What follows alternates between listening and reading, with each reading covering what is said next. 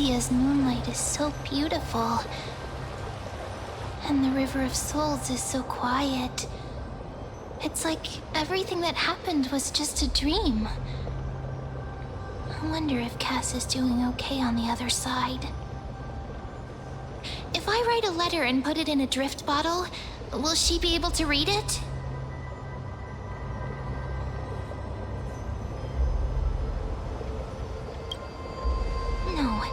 No, this shouldn't be so depressing. Now's not the time to feel down. We gotta pull ourselves together. By the way, it was Miss Cypher who asked us to come here. But where has she gone? Huh?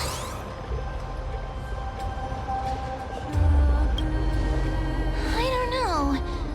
This aura feels so familiar. Let's go check it out together. Be very careful. I have a bad feeling about this.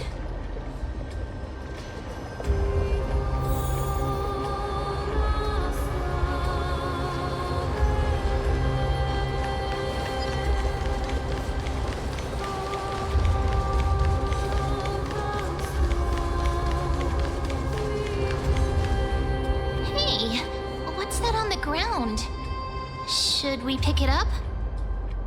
Careful, careful. It's a piece of black cloth. Now, where have I seen this before?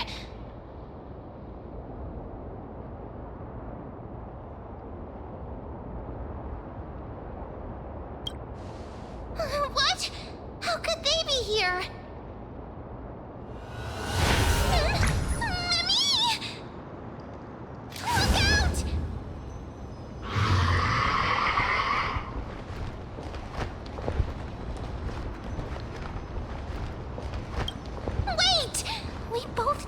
This thing can do. Let's try our best to deal with them for now, and we'll slip into the past with time's power as soon as we can.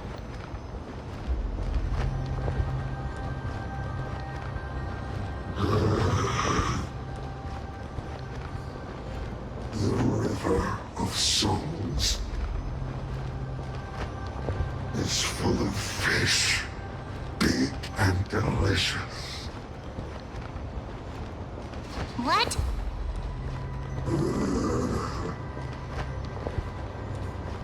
The flame chase journey stops. Meow, meow. Meow?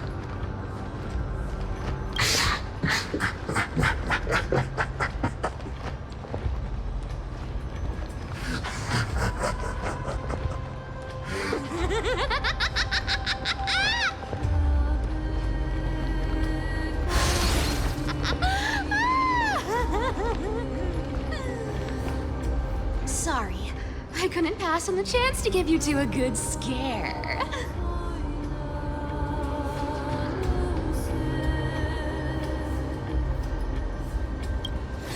Ah! Don't run!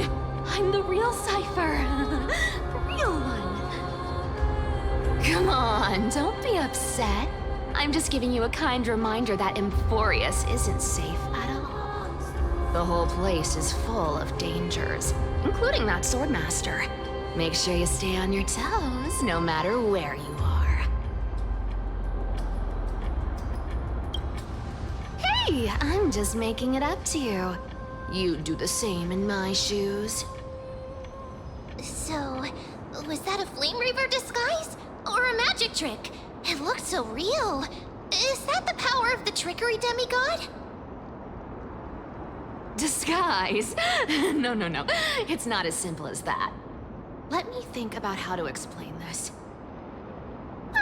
For example, what did you think when you realized that piece of cloth came from the Flame Reaver's cloak? We thought that maybe the Flame Reaver was around here somewhere? That's right. And then you heard some footsteps. What did you think when that happened? Well, We thought it must be the Flame Reaver coming this way. Yep, exactly. I just used some hints and, mental suggestions to help you believe in a lie. Lies are what Zagreus is best at. If everyone believes in a lie, then it becomes reality. A power to make lies into reality? That's got all my hair standing up.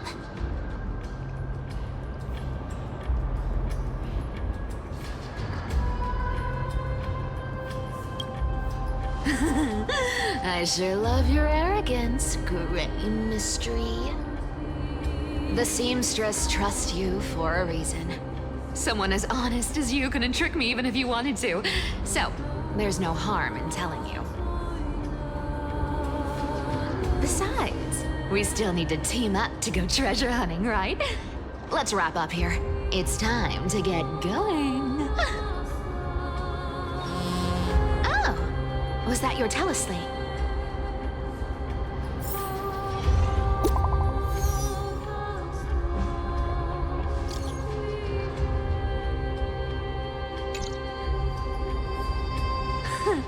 Aren't you a popular one?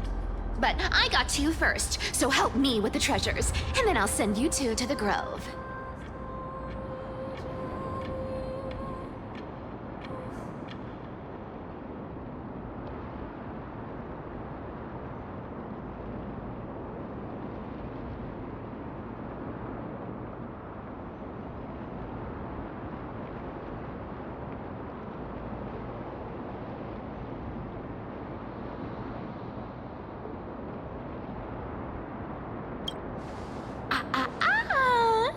Curiosity killed the cat, you know. Do you think I'll spend it all? That's so not why I hunt for treasures. Don't forget, I'm a demigod too. And there's a line reserved for me in that stupid prophecy as well. You shall walk with greed and die over petty change. But I don't believe in that. As long as I keep collecting treasures, then I won't need to care about petty change. And as long as I don't hurt other people when I get what I want, I won't be walking with greed. Right? Isn't that simple? So, as long as I keep going down this path, all those predestined prophecies and fates will never catch up to me. That was a long speech. I'm getting thirsty at this rate. The treasures of Styxia aren't gonna float up on their own. Come on, Gray Mystery. Show me what the authority of time can do.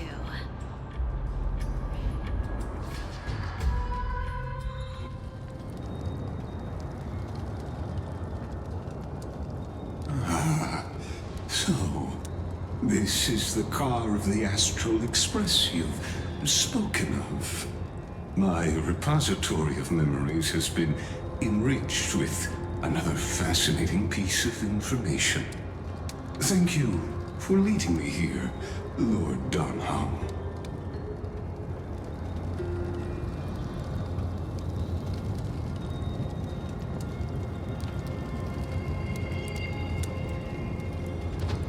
Archimans hold wisdom and knowledge in high esteem. If the citizens knew of your origins, I'm sure more would be intrigued by the Trailblaze. Sadly, discussions about the world beyond the sky remain taboo. It's been quite some time since you first arrived in Archiman. Presumably, you've been looking for a way to leave ever since.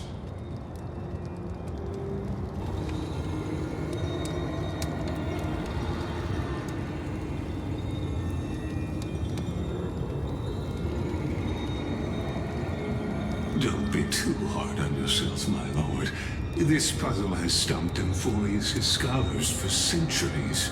It isn't something you can solve overnight, even someone as gifted as yourself.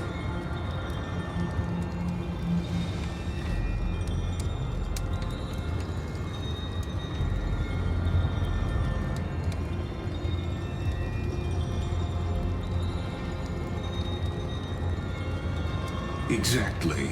Of the 12 titans of Emphorius, Aquila is known for being the most capricious. The weather itself reflects their mood. Tranquil sunshine, mournful rain. Aquila's breath is a brisk wind, and their cries resound as thunder in a storm.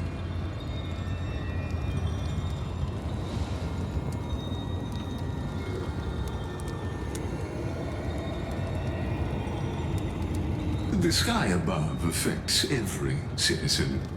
It's clear that Lady Aglaya's decision to confront Aquila at the end of the flame chase journey was a carefully considered strategy.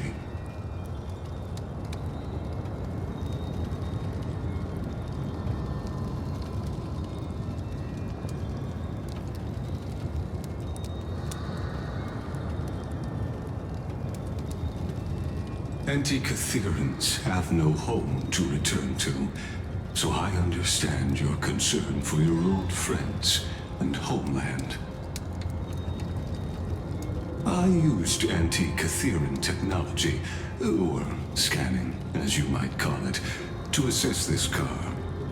Assuming my judgment is correct, I might be able to conduct a thorough overhaul of its power systems. Of course, that's only if you, my lord, permit me to interact with it.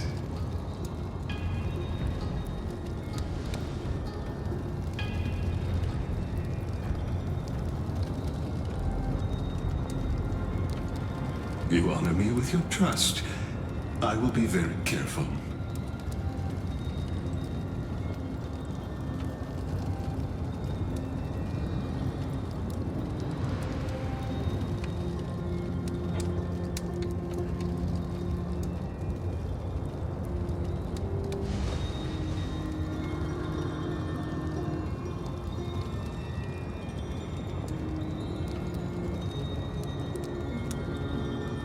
Not exactly, but we Antikytherans are inherently sensitive to machinery, carefully endowed our kind with a unique advantage for analyzing and learning.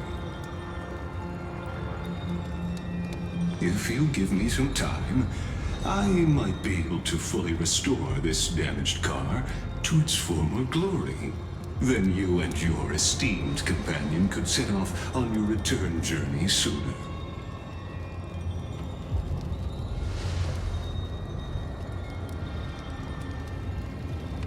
Hypothetically, Lord Donham, if I could open up a path out of Emphorius that circumvents Aquila's divine punishment, would you consider ceasing your support for the flame chase journey?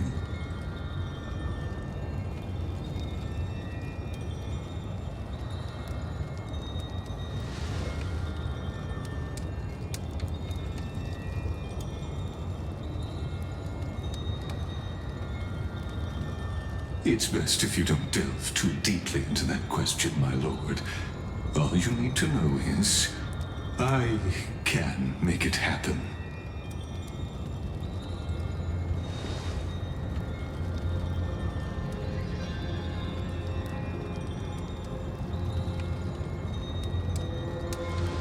The crucial point is, if you and your companion are unwilling to halt your support for the Chrysos heirs, it could offend certain interests.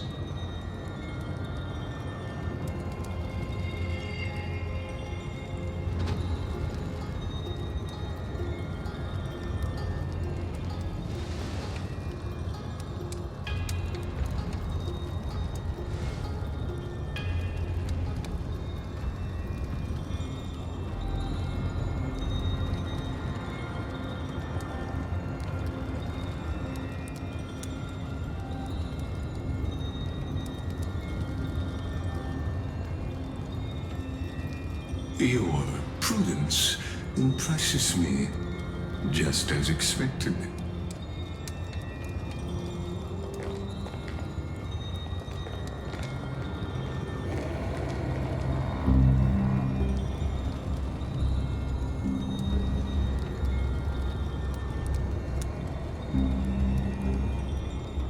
Please don't misunderstand, Lord Donhong.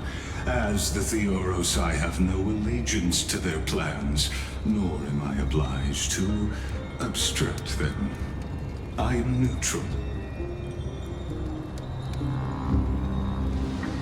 Out of respect for you, I hope to offer a peaceful solution to ensure the safety of you and your companion.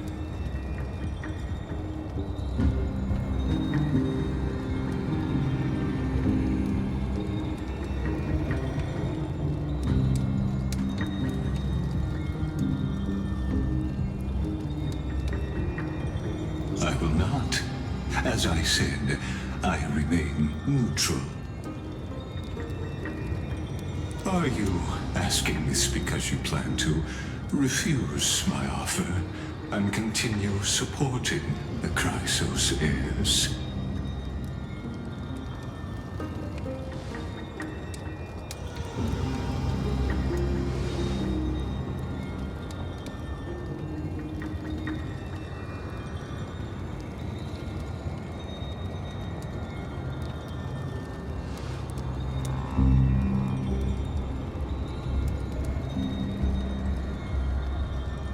So I see. This is what you call trailblazing.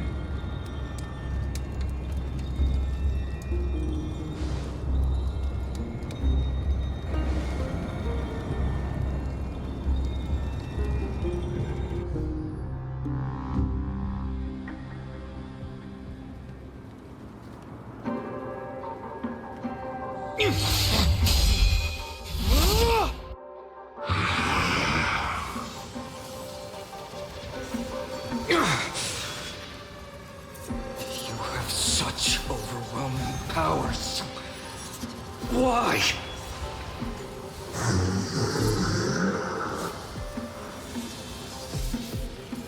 Answer me. Why do you stand in her way? Why do you want to take the core flames?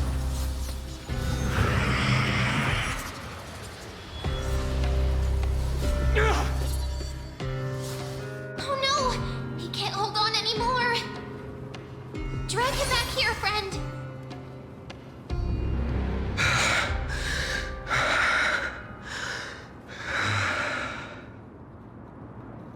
Are you okay?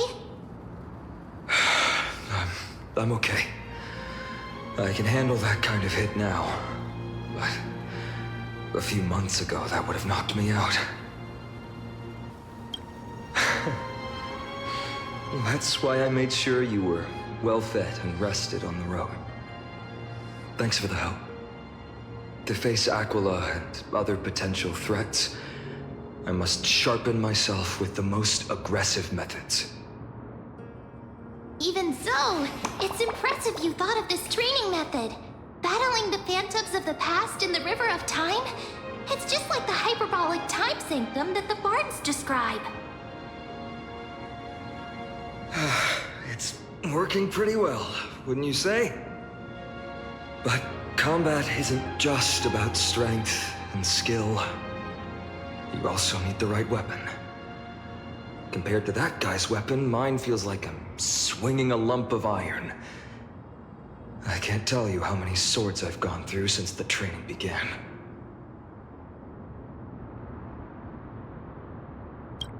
Don't worry, I've already arranged that. Of course I need him. I asked him to make a suitable divine weapon for me.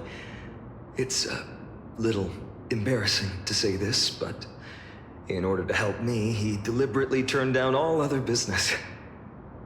Oh, Cartonis is part of this flame chase journey after all. Full of energy. Thinking about how he's been recently, maybe you're right. But, Finon, I've been somewhat concerned about you. Lately, you seem more and more fixated on that Swordmaster in black. That's quite the sudden shift in topic.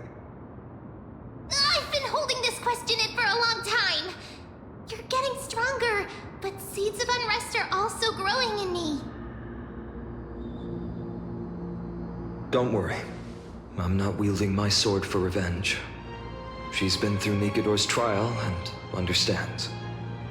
Those who can't walk out of the shadows of their past are ultimately weak.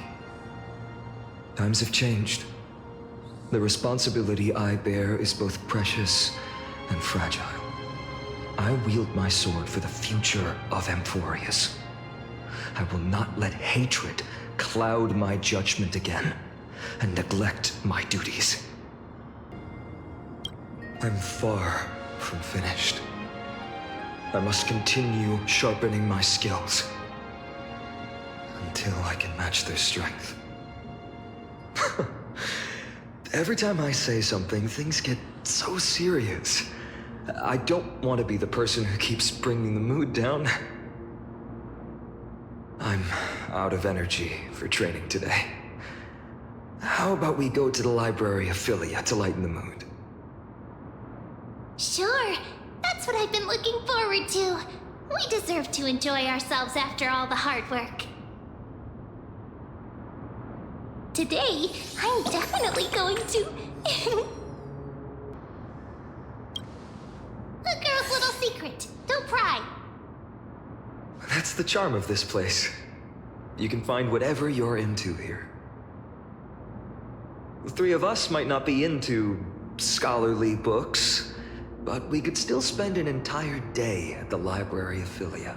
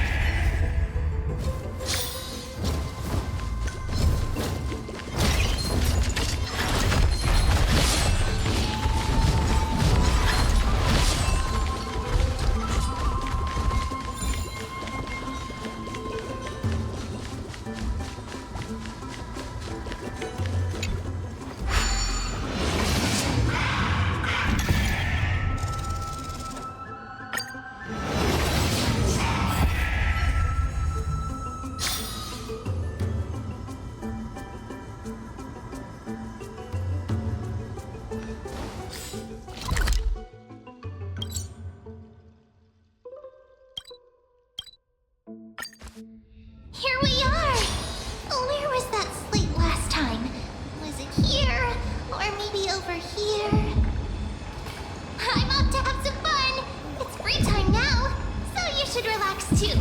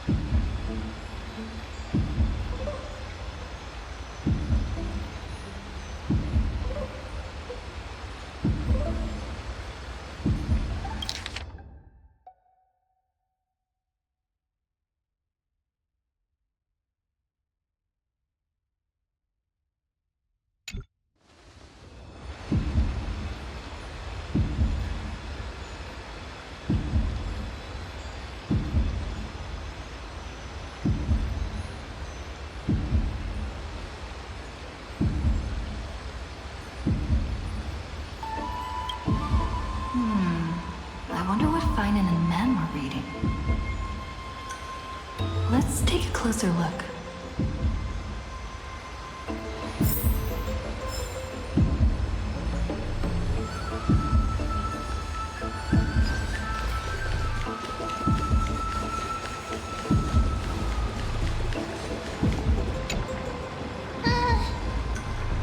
Month of cultivation, curtain fall hour, a time to feast on grains, a poor time for fishing. Then again, are there even any spots left to fish in Emporius these days?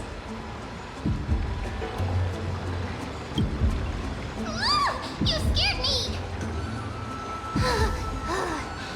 Bursting into someone's world like that can really catch them off guard. Well, no more jokes. There's nothing here. I'll go look elsewhere. Something's odd about Mem. What are they flipping through?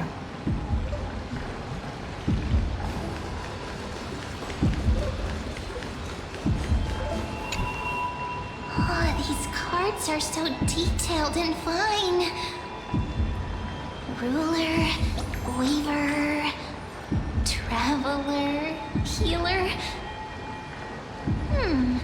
But the interpretation for each card is so long. Do I have to memorize them all?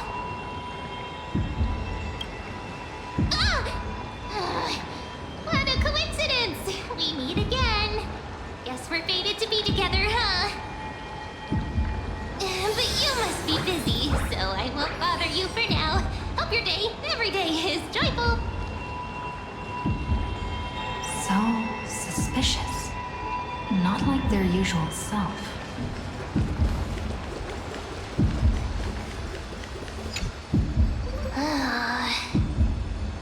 You sure are persistent. All right. I'm totally helpless against your charm. What are you guys chatting about? Is this the Emporius Divination Compendium? Why are you here too? Sorry, seeing you two chasing each other around, I suddenly found my book not that appealing anymore. Never thought Mem would be into divination. But it's not exactly a niche hobby, so why all the secrecy? I wanted to set up a surprise! Master it in secret and give you all a shock. But getting caught halfway through, it's only natural I'd feel shy. A girl's heart is more delicate than Aquila's ever-changing moods. A surprise, huh? Someone else used to tell me the same. She was really good at stargazing and divination, especially with cards. Yeah, just like the ones you're looking at. And you must be pretty familiar with all sorts of divination techniques with a friend like that. No, I know nothing about it. I've never really believed in using cards or bones to predict the future. If the good omens foretold by divination were true, my hometown, Hydes Elysiae, wouldn't have disappeared. Don't forget, we've got Lady Trina. Every other form of divination is just smoke and mirrors or cleverly rehearsed tricks compared to her flawless prophecies. To me, divination could be a power that guides our spirits. Fate always casts a shadow in front of us, clouding our view of the future.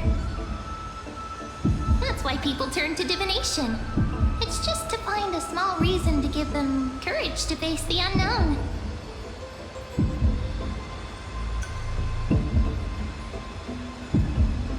After all, the first chapter of the Divination Compendium discusses the significance of divination.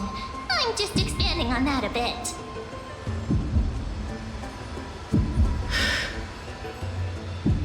Strange. That person I knew used to say similar things. Looking back, whenever she interpreted a card for me, I couldn't help but feel uneasy. Even though I never believed in the outcomes. Maybe it was her tone. Cyrene. She could paint a complete fantasy so vividly, it utterly captivated me as a child. Right, I still carry a card she once used. Do you want to see it? Oh, wow! It's so exquisite!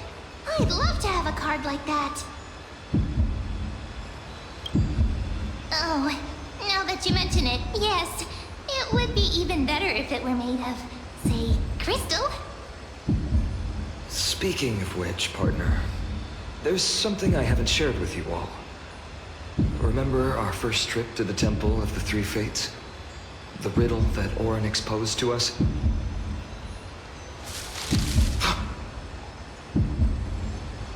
Who's there?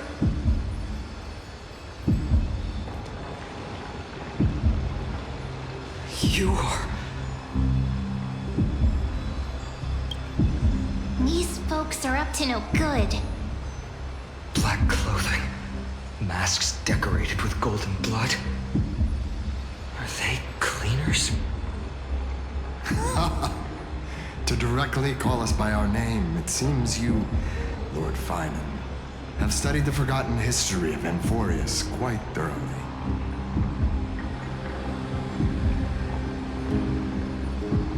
Your friend seems quite interested in us. Perhaps you could explain, Lord Finan. It would be the polite thing. We can't let our esteemed guests pass away without understanding. During the Chrysos War, to combat the Chrysos heirs, several cities formed an underground assassin squad called the Cleaners. Their task was to erase anyone with golden blood from existence. Assassination, poisoning, political persecution. They would do anything to achieve their objective. Well, this historical perspective seems biased, glossing over the Chrysos heirs' abuse of divine powers and their blatant initiation of war in order to defame our predecessors. Could you disclose the name of the author behind this popular legend, Lord Finan? I'd hate for the innocent children of Akama to be tainted by such slanted narratives. You should have stayed buried in the dust of history. The Citizens' Assembly has once again legitimized the mission of the Chrysos heirs. But as for you, not one citizen would cast their vote for you. Executioners lurking in the shadows. What does it matter? We've long since stopped expecting to be understood. People have become too accustomed to peace, and they've forgotten the disasters that arose from allowing generations of the Chrysos heirs to rule. Complete nonsense. Did you really travel all the way to the Grove just to have an argument? I enjoy dealing with people as straightforward as you, Lord Finan.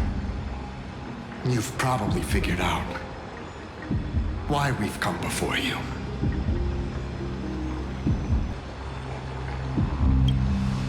Keep your cool, partner. They've come out of the shadows, which suggests they have something up their sleeves.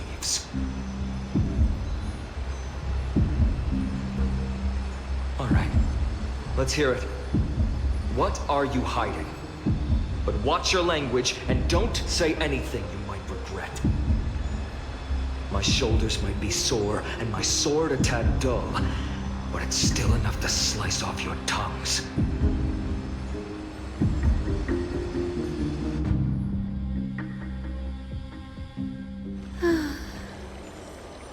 How's it going, Cinny? This place fits, doesn't it? It's a bit small, but the lighting is perfect. Thank you, Lady Treeby. With this, the Twilight Courtyard can be reborn in Akama. You like it here too, little Ika.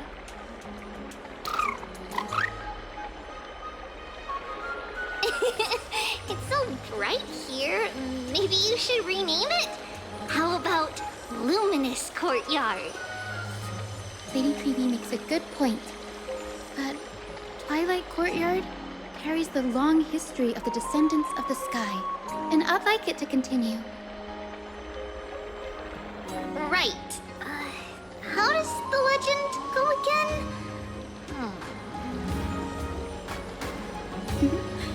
Even Lady Treby forgets things. We just haven't prepared lessons in a while now, so we're a bit rusty. Just give us some time and we'll remember. Ah! Now we remember. Kremnos and the Firmament, Volume 3, Section 5. With Seliosi, the Day Thunder Knight, striking down the Eye of Twilight, the divine war between Mikador and Aquila, which spanned centuries, came to an end. Thereafter, the Skyfolk gradually declined. Numerous sky fortresses were abandoned, and their descendants began to establish themselves on the land. Finally, those descended from Seliosi the Day Thunder Knight were welcomed by the scholars under Circes and established the Twilight Courtyard in the Grove. The historical records seem slightly at odds with our memories. But the details from that time have become somewhat hazy to us. Oh, I forgot. For Lady Treby, history is more than just words on a page. It's something you've personally lived through.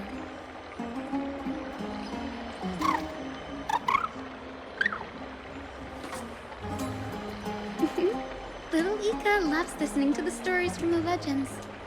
I'm sure you're also imagining one day you'll be as awe-inspiring as the winged beasts by Seliosi's side. That day will come. I believe it. Just keep growing. Lord Crediros? Miss Hyacinth. And Lady Treby. Good to see you're doing all right. I heard from the citizens you were nearby and came to check. Doing all right. What's going on, Crediros?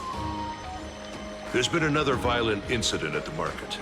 A shop was smashed and looted. It's the third time this week. How can this be? I always thought that with Lady Aglaya here, Akama would remain peaceful. That was true in the past. But these days, forgive my bluntness, her senses may not be as sharp as they once were. Peggy. In my opinion, malevolent forces have noticed the slack in the golden threads and are now plotting to exploit the opportunity.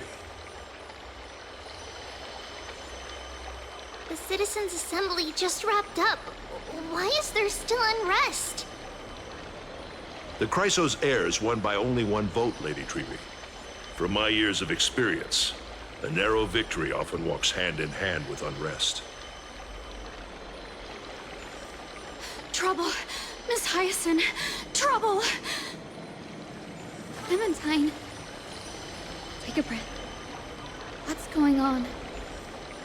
Please, something terrible has happened at Marmorial Palace. What is it, Doctor? Calm yourself and talk us through. Lady Aglaya. It's Lady Aglaya who's in trouble.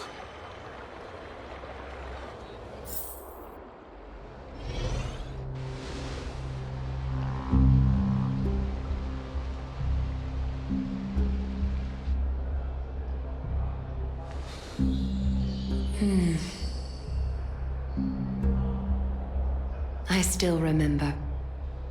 This bath that overlooks the entire palace was built by the Council of Elders 900 years ago. Its purpose was to commemorate the first Flame Chase journey and to remember the heroes who made great sacrifices for Amphorius a millennium ago. Rules were set then. No one was allowed to enter. apart from guests invited by the Gold Weaver. But, I guess, you're no longer pretending to follow the rules, are you, Lady Kindness?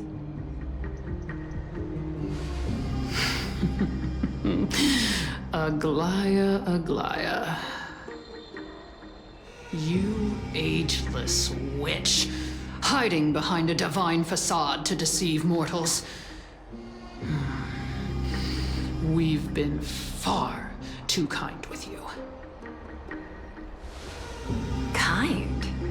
There's no need to use such a word to cover up your incompetence. Anaxagoras humiliated all of you before the citizens.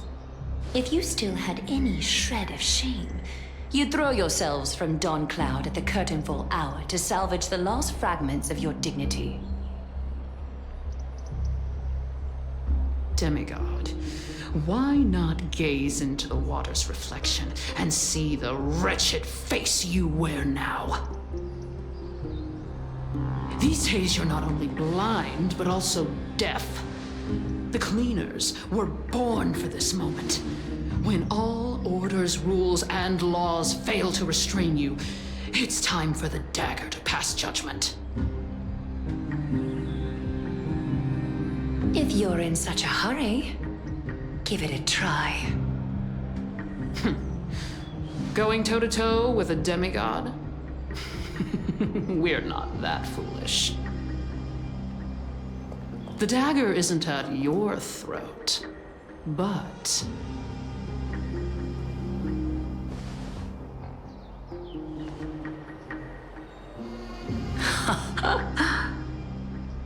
Your gravest accusation is that my humanity is fading. And you claim my concern for mortal joys and sorrows is nothing but a facade. If that accusation holds, what makes you think the lives of these civilians will sway me in the slightest?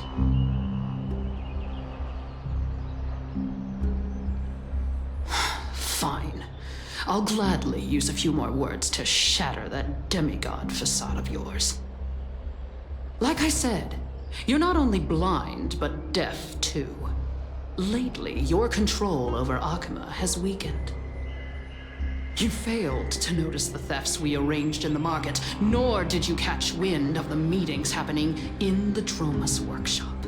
Plots are unfolding right under your nose, yet you remain indifferent. Humanity? Fading? Aglaya, why not use your precious golden thread to peer into my thoughts?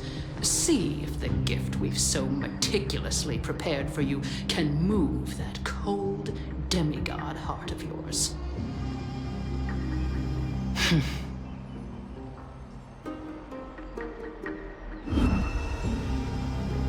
In this moment, I only regret not being more ruthless.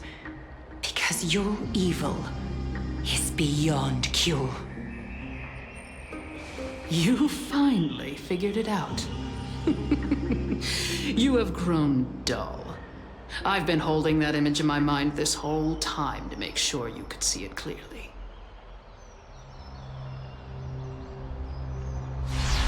I want you to have this knucklebone talisman, Big Sis. I hope it brings you luck every day and keeps you safe from bullies. That girl who can't speak or hear. What if she accidentally lost her eyes too? You know better than anyone what it feels like to lose your sight. Imagine if 1,000 years ago you, already blind, had also lost your voice and hearing in your youth. Would you still have become the Aglaya you are today? Look at those broken, pleading eyes. How disappointing. We overestimated your cunning. If this plan fails, we still have dozens of splendid parting gifts prepared. Demigod, would you like to hear about them? I thought I could buy some In these 1,000 years, I've witnessed the fall of 10 titans. From my naive arrogance at the beginning to slowly learning how to guide others.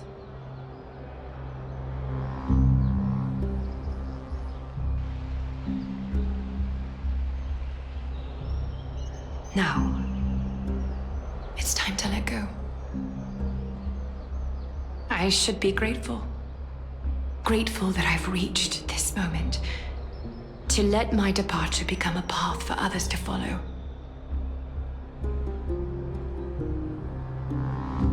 Have I done enough?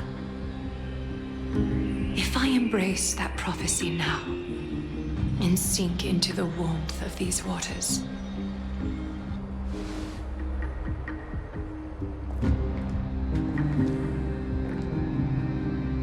will the wandering wind stop to mourn me? Cyphra?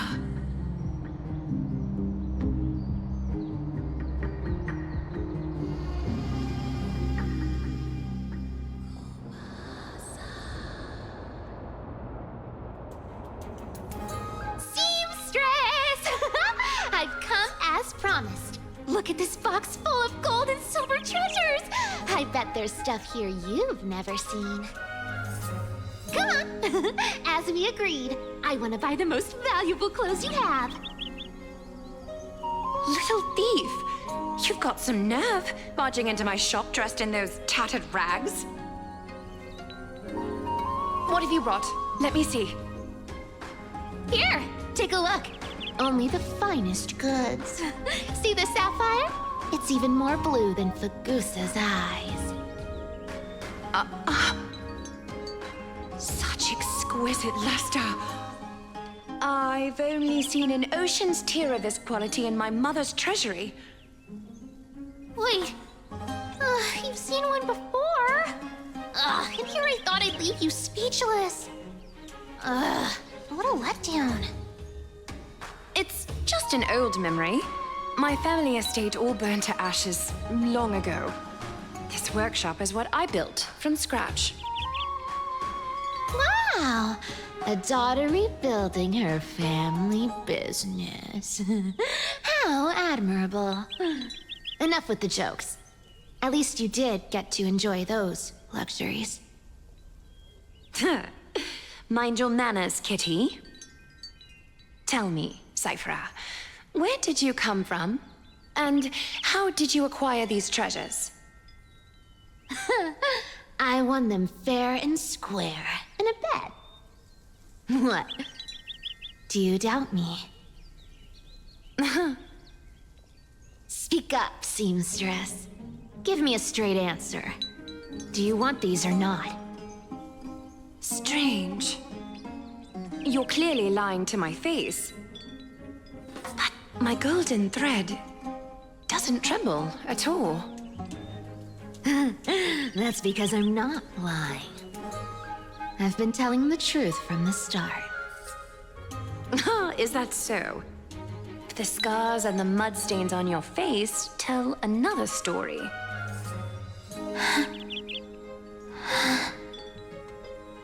Come on. Can we just do business without all this chatter? Don't worry. I didn't leave any evidence, so no one will bother you. How can I trust a word you say when you're so skilled at lying? Dealing with you rich people is such a pain. Always wasting my time. Fine, if you don't want it. There are plenty of others who do. Hold on. Your treasure? I'll accept it. But these alone aren't enough to purchase the gold weaver's finest clothes. That said, I do have something that would suit you perfectly. Oh. What do you have in mind? Look. Come a bit closer. Oh, it's shimmering gold. Absolutely stunning. These golden boots are the gold weaver's greatest treasures. Though not as valuable as the most precious gowns, They hold a magical power. Legend has it that Zagreus blessed these boots, allowing anyone who wears them to move swiftly and silently. Put them on, Cypher, and don't get caught again. A face as lovely as yours deserves better protection.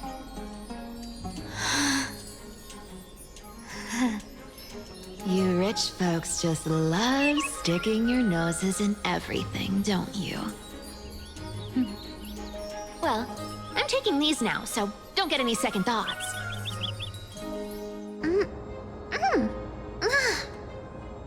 What's wrong? Do you have a smaller size? These are way too big for me. Well, I suppose you'll have to grow into them.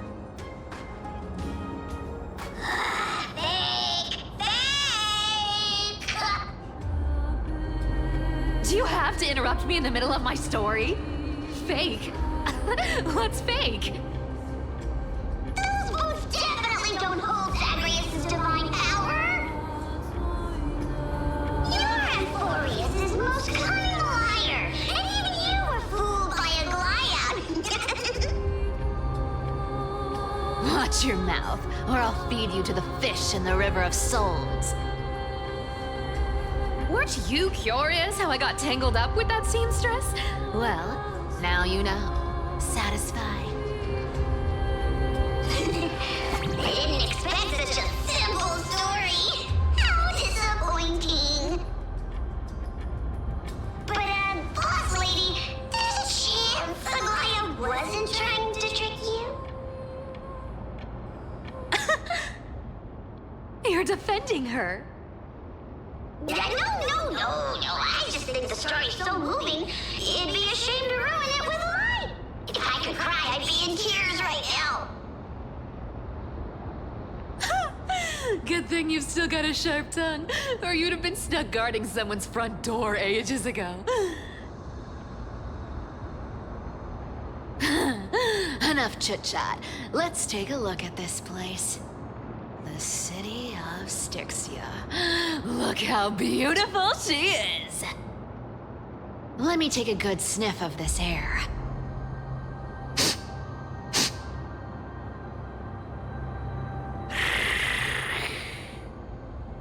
This air, it's filled with the scent of treasure everywhere.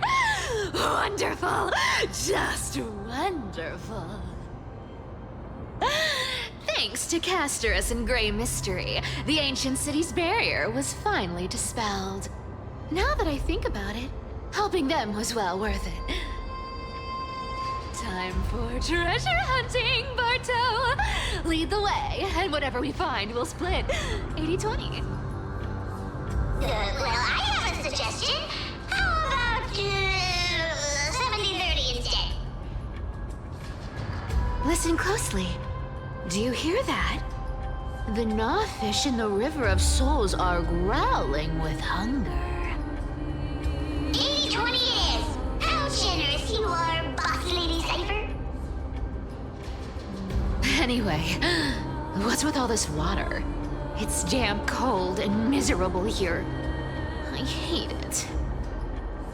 Ooh, the mighty demigod of trickery! Uneasy around water? You wouldn't understand! The people of Dolos are talented in many ways. Just, not in swimming. Why don't we have a race? Long distance, sprint, or laps? Take your pick! What's got you so worked up? Relax. Who would have thought the fearless Lady Cypher was afraid of water? Cats hate getting wet. What's so hard to understand about that? Now, hurry up and figure out a way across, or I might have to reconsider our split. Don't rush me! Let me take a look around! Got it! Let's use that thing! Come on, follow me, boss lady! Not a good imitation. play along. Let's see where this goes, Bartolos. Tell me, how did you hunt for treasure when I wasn't around, boss lady? Trying to trick me into saying something. Not a chance. You're as sharp as ever.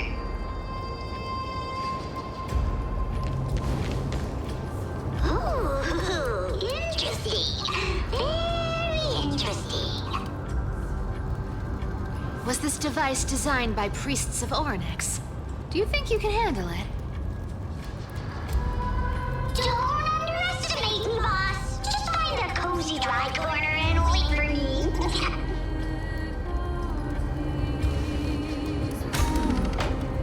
Mission accomplished. Now you don't have to worry about your tail getting wet. Not bad, but just a warning. If this thing fails while we're halfway through the water... Don't worry, trust me. For that sweet 20% cut of the loot, I'll make sure you're taken care of.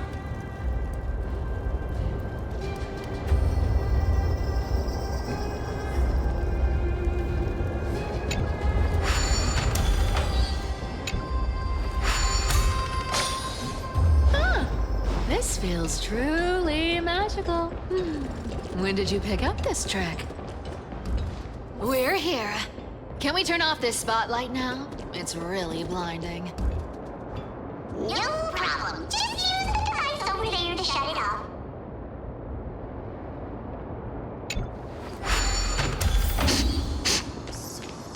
The scent of gold coins, gems, and fine leather. It's so refreshing. The treasures in this ancient city are all floating back up thanks to Gray Mystery and that pink squirrel. Yes, right here. What are you waiting for? Start digging. Roger that. Watch me.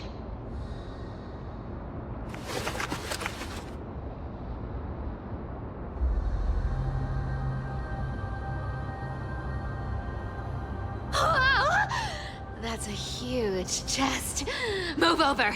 I want to open it myself.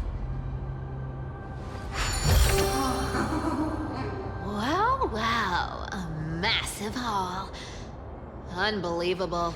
It's hard to imagine the kind of luxurious life the people of Styxia once led. As expected for a realm of Fagusa's disciples. This entire chest is filled with ornaments made from ocean's tears. Here, take this. See if it suits you. Thanks for the gift, boss. Much appreciated. Look at the clarity of this purple crystal. It matches my skin tone perfectly. Oh, safer. You truly have the most refined taste of all these and glorious. Let me try this on. Huh? Where is my treasure?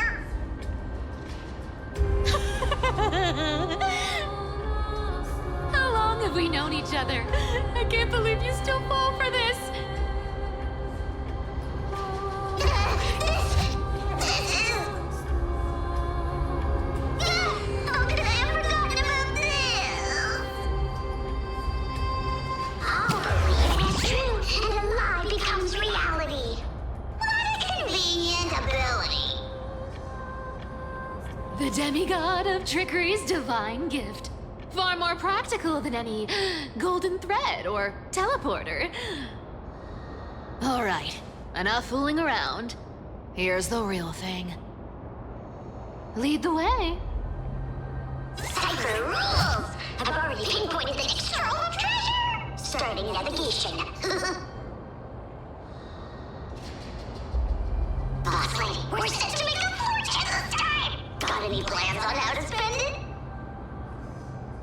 Of course, spend nothing. Have you forgotten my silly prophecy? I remember, of course.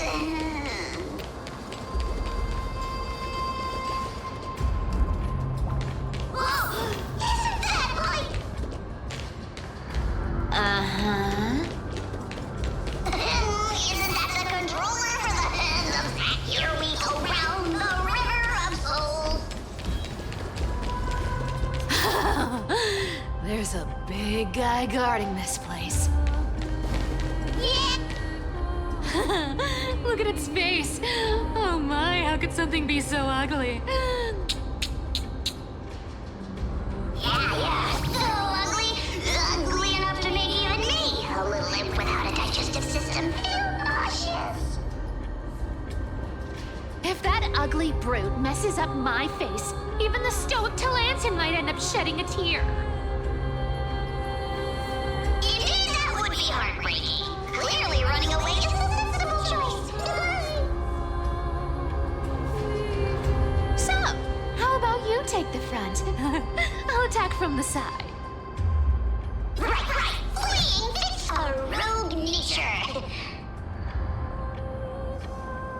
Huh?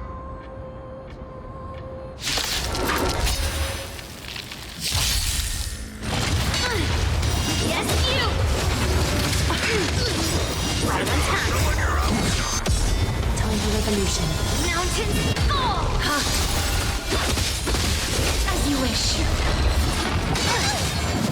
Yes, you! Embrace a new life.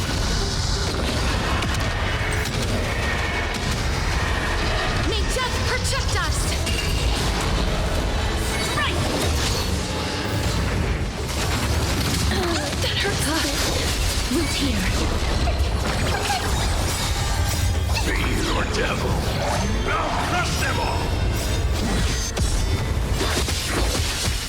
Send to Earth!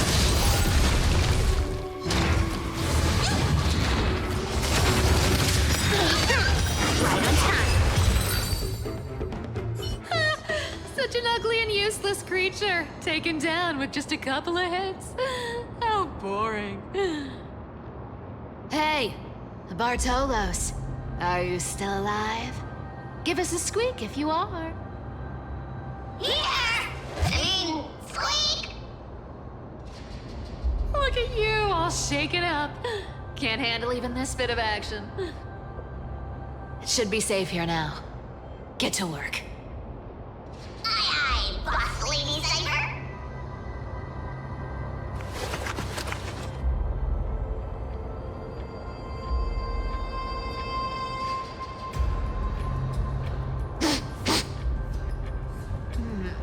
It doesn't smell like anything valuable this time. Since we've already dug it up, let's open it and see.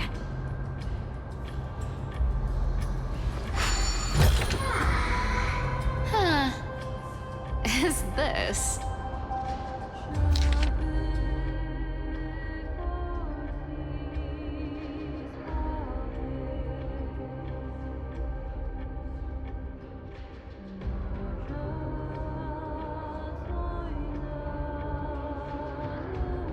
This looks tragic. Do you think they made it to Akuma? Probably not. I've never seen or heard of anyone from Styxia and Akuma. At least, I'm still left for Dolos. Guess this city wasn't so lucky. Huh. It does seem unfair, doesn't it? Just because they were born in the wrong place, they had to face such devastation. Meanwhile, those in Akuma, simply because they're supported by the world-bearing Titan, continue to survive. Yeah, the world just isn't fair, is it? Speaking of the world-bearing Titan, Cypher, didn't you tell me once you used to be an apprentice at Kephal's priestly court? Huh? Did I? Yeah, you definitely told me, and I remember it clearly. Maybe it's been so long your memory's gotten a little fuzzy. Ah, right. I did tell you. It wasn't a big deal. I just snuck in with a bunch of mumbling priests and watched them do their spooky rituals around some glowing rock. Honestly, I was only interested in the wallets of the old grandpas on the council back then. Don't remember much else. It's been what, nearly 1,000 years? Oh,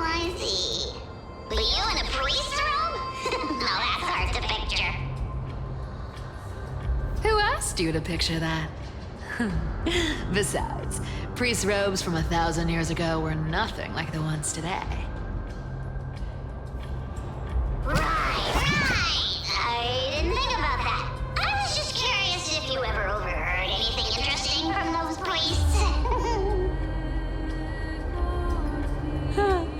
How ridiculous.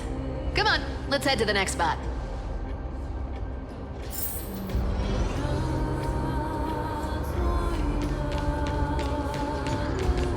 Where did this roadblock come from? Ugh, this is so annoying. The treasure is right in front of us. Oh dear, we're stuck here. But I have a plan. Should we call on that big, noisy, cumbersome hand of Zen? Never thought that thing would actually come in handy. All right. Do you want to handle it? Leave it to me, boss. I don't need a controller. After all, you know.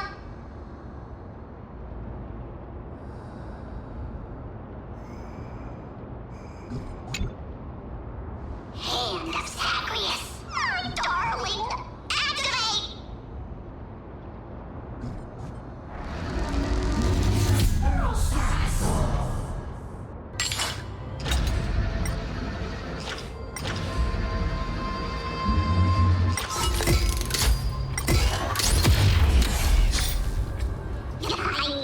Works like a charm. Not bad. However, I still don't see how this ties into trickery. Let's go to the next room. Hey, slow down! That question you asked me earlier. I think I just remembered something. What did I ask? You know, that question. The one you specifically asked me. Right after we dug up the second chest. Forgive me, boss lady, but have you been under a lot of stress lately? I didn't ask anything. You must have imagined it. Oh, is that so? Maybe you're right. I have been a little on edge lately. I need to relax. All right, let's move on to the next treasure trove. Treasure, let's go!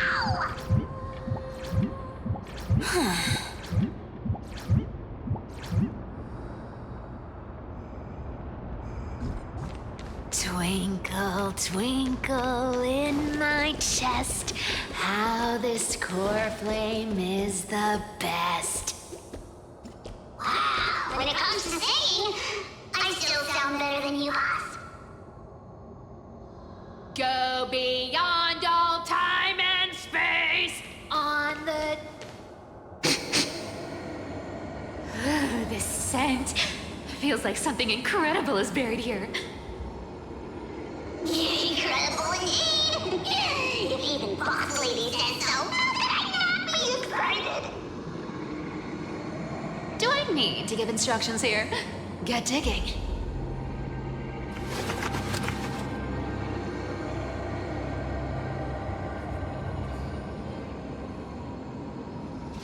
What? Oh, isn't this a golden scapegoat? Interesting. Looks like whoever buried this treasure wanted to play a little game with us. Oh, isn't there a myth about this thing? Those who feared fire became sheep. Those who did not became human. Sheep, humans, whatever. All I know is unlocking this gets us treasure. Here, this honor's all yours. Puzzles and tricks are right up my alley. Just leave it to little old me.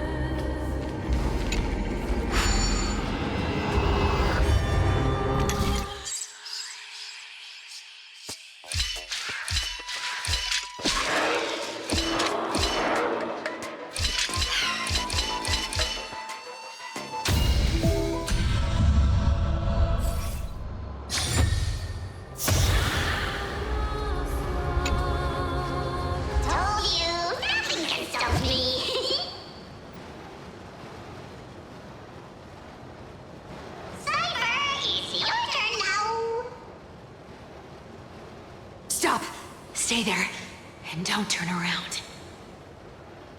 Huh? What do you mean?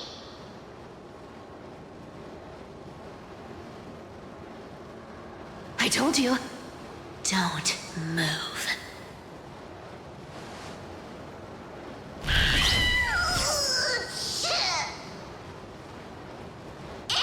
My poor old back. What are you doing? Shh, quiet. Don't say anything unnecessary. That seamstress. She's listening. What? Boss, do you mean? Stay put and keep quiet. I'll handle her. Whoa, whoa! Seamstress. Getting sneaky, aren't we? Did you think I wouldn't notice your little spies lurking around me?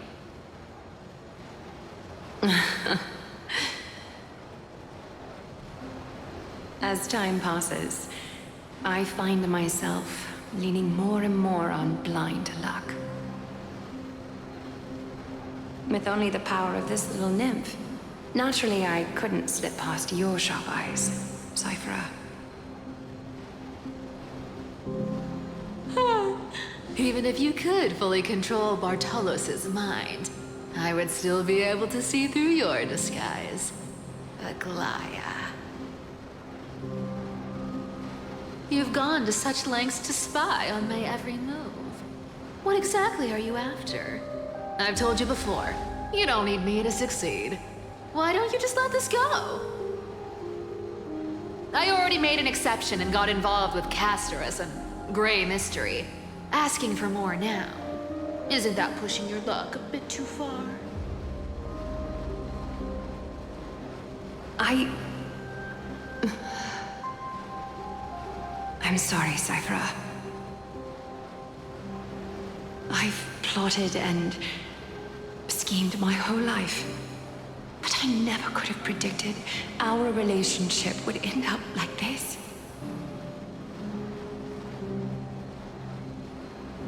I've spent centuries trying to figure out where I went wrong, replaying every moment over and over.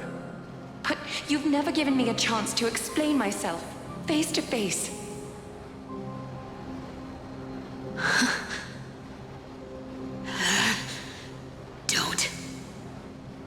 Don't talk to me like that. You know I can't take it.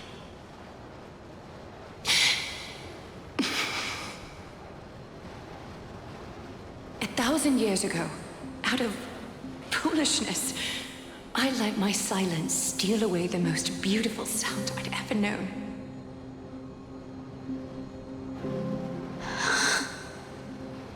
My silence. So this time, I must say this to you, even if it's all in vain. I need you, Cyphera. The Chrysos Heir's mission needs you. The finale I've delayed for far too long. It's finally here. Whatever resentment you still hold against me will fade once I'm gone. Please, come back to Akama. I'm begging you. Without you, they don't stand a chance.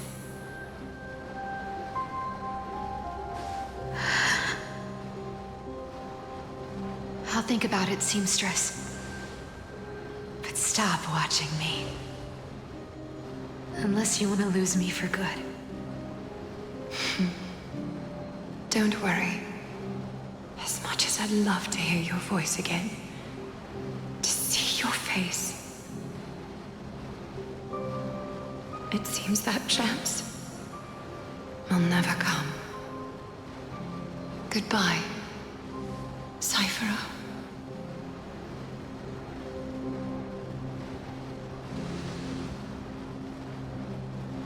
Goodbye, Aglaya.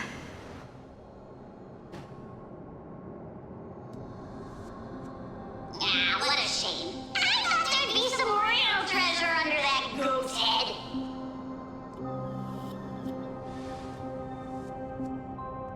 Turns out, everything in that chest was soaked in water from the River of Souls. Nothing valuable left. Those relics were once priceless. But time has eroded away all that they once were. Aww, hearing that from you makes it sound so sad. Wait, why am I getting all sentimental? I haven't even processed what just happened. That horrible woman. When did she... Oh! If you see her, let her know this. As demigods, we can't avoid our duties forever. Could it have been back then? When? Do you remember now? Looks like you don't need me to jog your memory. She must have slipped that nymph into your pocket while you were distracted. Don't underestimate that bug. It's every bit as dangerous as the seamstress's golden thread. Let your guard down for even a second, and it might take over. Make you spill secrets you'd never share otherwise. Whoa! That's like some brainwashing monster straight out of the Black Tide! Creepy. Boss, how did you realize something was wrong? I'm curious. What exactly did that nymph make me say? Actually, it gave itself away very early on. Speaking of the world-bearing titan, Cypher, didn't you tell me once you used to be an apprentice at Kephal's priestly court? We've been partners in crime for 1,000 years. We've talked about everything there is to talk about. Except for that one experience at Dawncloud. I never told you about that. I absolutely wouldn't have shared that with anyone. But, boss lady, there's a chance Aglaia wasn't trying to trick you? And as far as I know, the embodiment of trickery despises that golden thread which forces people to speak the truth. You'd never defend Aglaia. Isn't that right, Zagreus?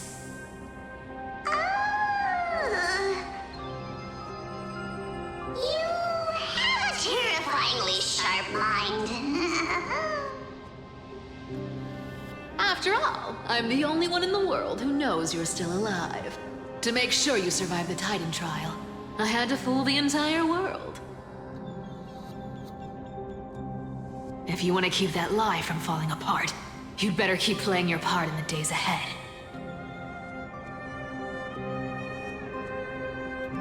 Even if it weren't for saving my worthless little life, I'd still walk through fire for Cypher without hesitation.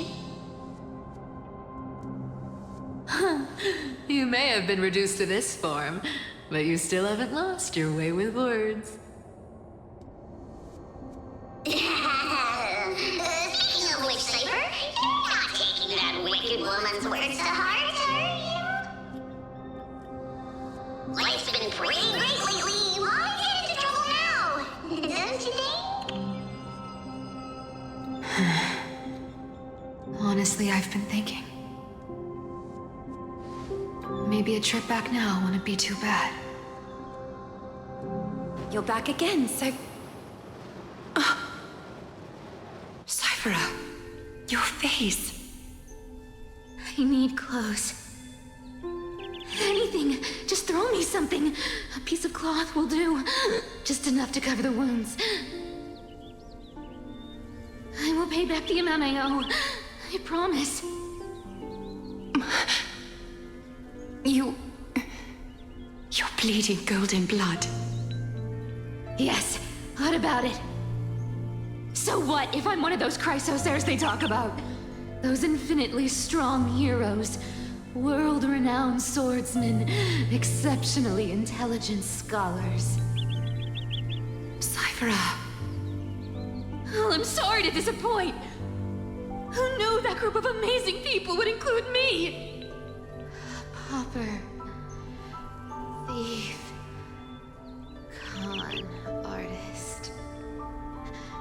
Maybe I should just make another cut to drain all this yellow stuff out of me. Stop it, Cyphera. I'll give you clothes, warm you up, and stay here. Stay in my workshop until you're healed. Aren't you going to ask me how I got these wounds?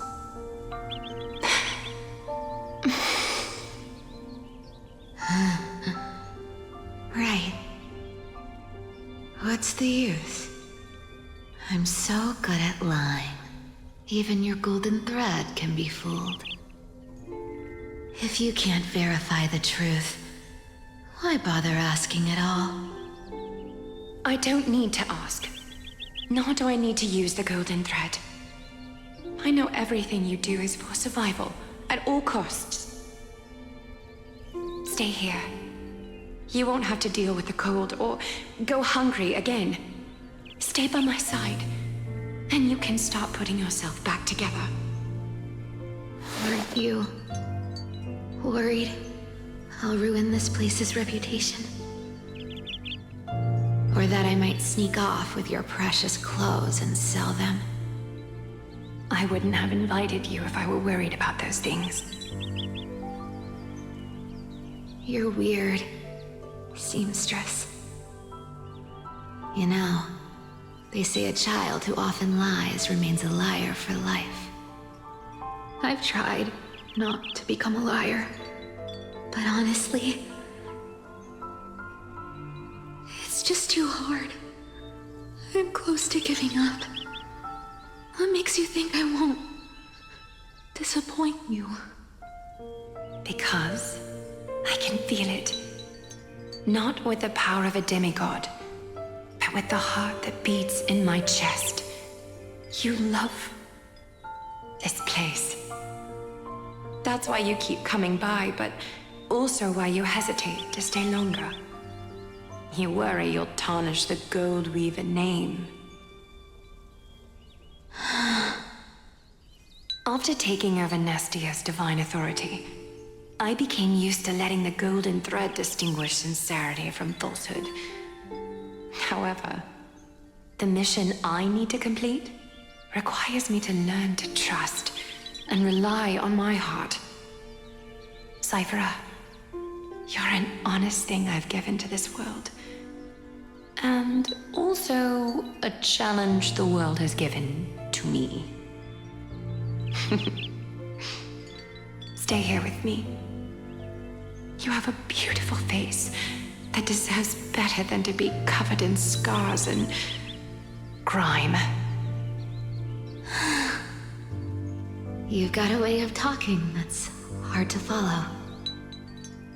All right, let's make it a deal. You have 1 day to change your mind. Once the action hour passes, there's no turning back.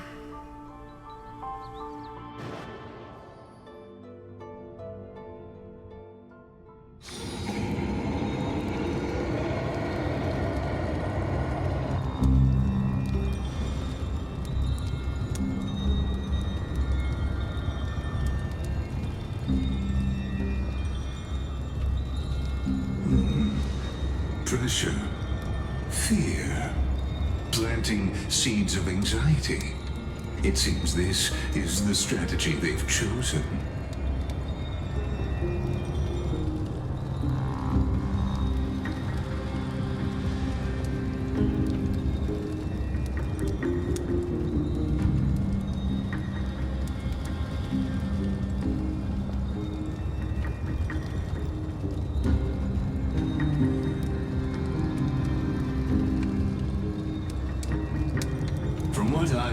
These stories are true. The kindness we know today, strictly speaking, is the 27th kindness. Objectively, the rise of the cleaners was both inevitable and necessary. Yet their ruthless and twisted methods earned them nothing but disdain and condemnation from history.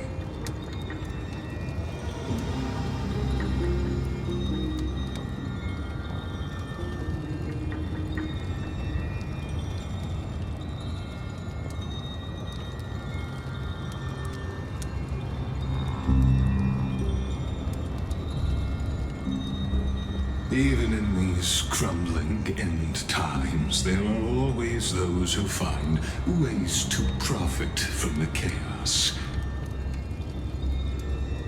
To ask the vested interests to abandon their status, wealth, and ambitions in this world for a distant ideal may be no easier than creating a miracle.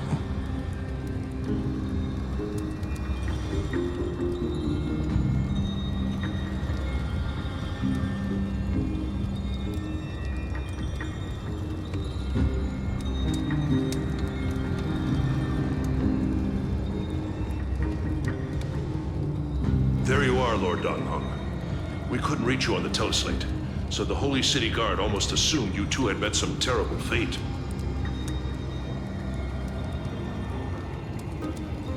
You pests crawling in the shadows, back off. Your plot ends here. You played your hand. Run while you still can. It might be your only chance to survive. Stay away from Akama forever. If you set foot there again, the fury of its people will tear you apart. Because Aglaya is dead, and in the eyes of the Holy City citizens, her blood is on your hands.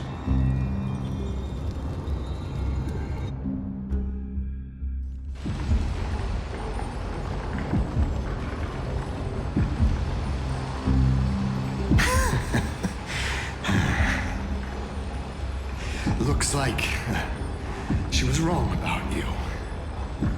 She? Are you talking about the mastermind behind all of this? Well, she thought you were weak. She believed that even when you were facing the evil that you claimed to oppose, you'd hesitate to strike. Misinterpreting mercy for weakness shows how arrogant and foolish your master is. They're still alive. With proper care, they'll pull through in a few days. But I must warn you, I haven't fought a human in ages. I can't guarantee I'll always be able to hold back. They're lucky they're still alive. If you feel as lucky as they are, try me.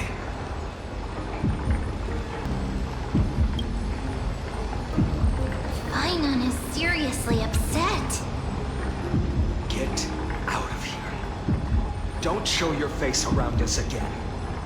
If your master wants to stop the flame chase journey, she'd better bring an army that makes Kremnos at its peak look like child's play. I've said it more than once, Lord Finan. We're not here to start a fight. We came only to ensure you weren't anywhere else. While you were unaware, we already accomplished our mission to buy time. So, Lord Finan, until next time.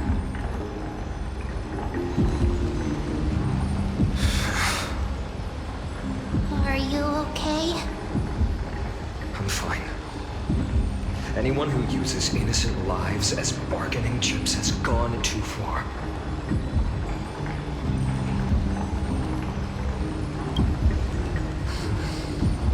I guess the opposition within the Council of Elders is still desperately fighting to obstruct the flame chase. If the conspiracy is exposed, they'll be hunted down in the Holy City like rats with nowhere to run, no matter where they hide.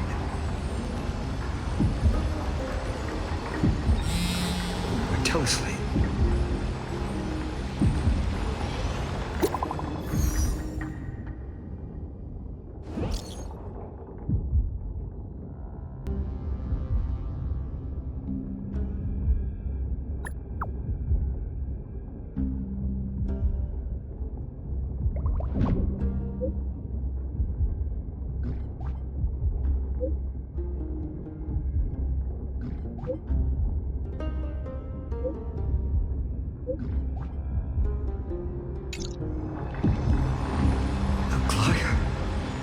Is this blasted? Those guys.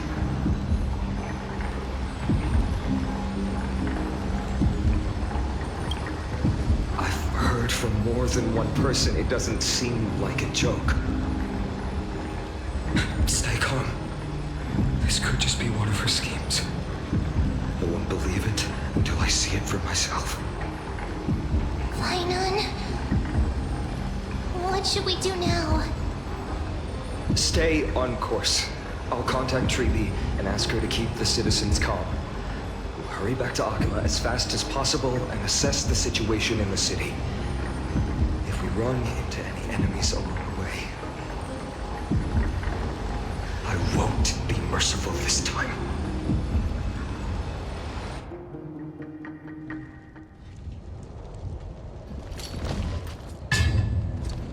Cartonis?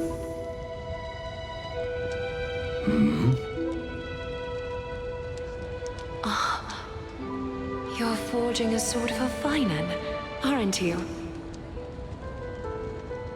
I haven't seen you wield the hammer in so long. I couldn't help but be entranced by the sight. You, Aglaya. In this form, you come to me. It means... That's right. At this moment, my physical form is already shattered. My journey as a human in this world has come to an end.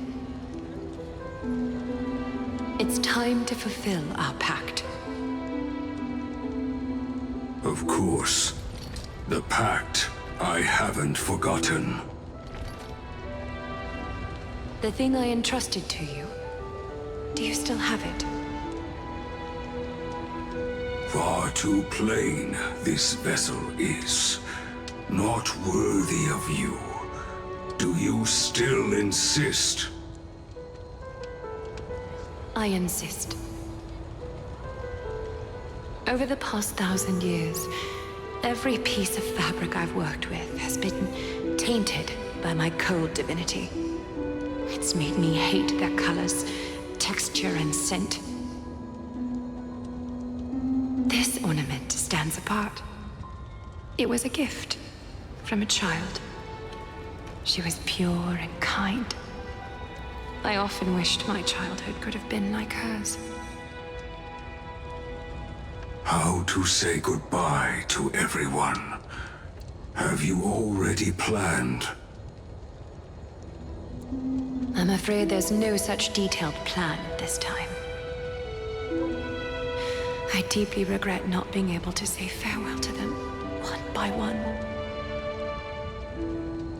The moment has come. My departure will give them one less thing to worry about. This parting gift should help ease the regret of such a sudden goodbye.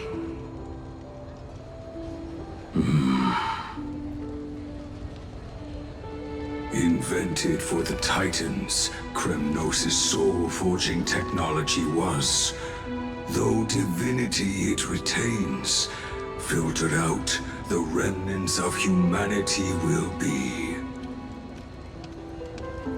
Is that what you want, Aglaya? You've confirmed this with me repeatedly. Yes, Cartonis.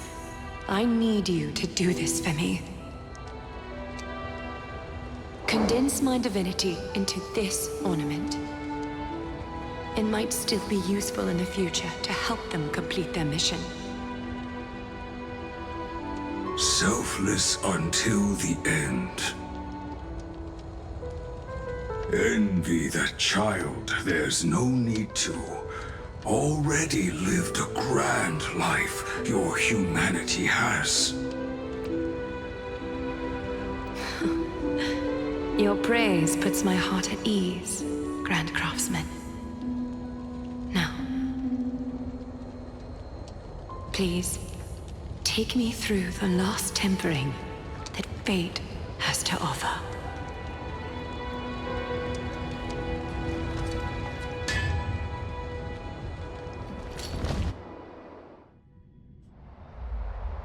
And the city is silent, and tension is building with every passing second. The news is probably spread by now. Every household is locked up tight. and all the market stalls have closed down temporarily. I can't imagine how she could have been taken down by a handful of assassins. Unless it's all a part of her plan. If this is all part of a larger plan, TB must know something. She just couldn't say it in the message. Let's go find her.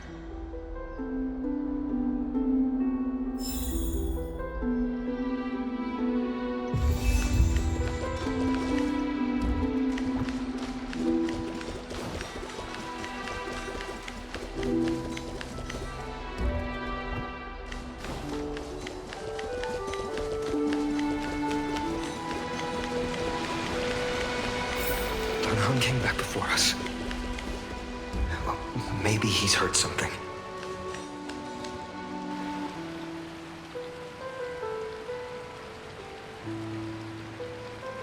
Don't worry. The cleaners didn't lay a hand on us. Lord Krateros, were you in the city when it happened? What exactly went down?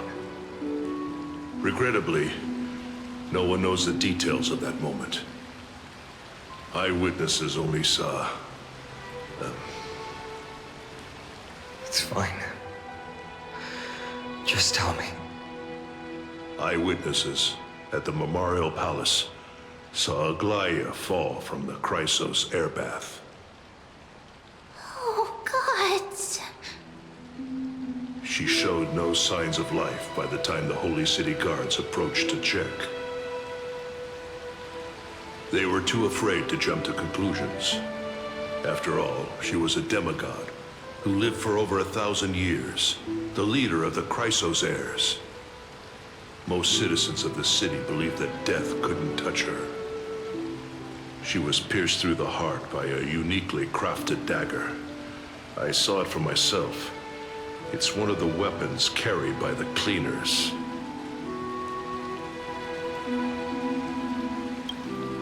I also don't understand.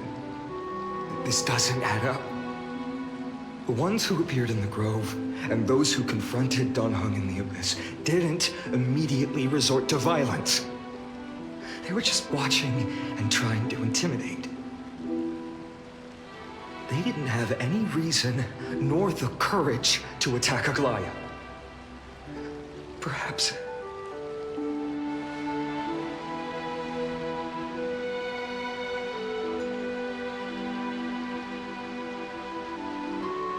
I'll stay here to lead the guards and maintain order.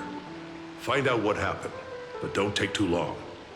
With Aglaya gone, someone has to take her place and lead Akama. Also, Miss Hyacinth was the one who declared Aglaya dead. You might want to speak with her. Thank you, Lord Krateros.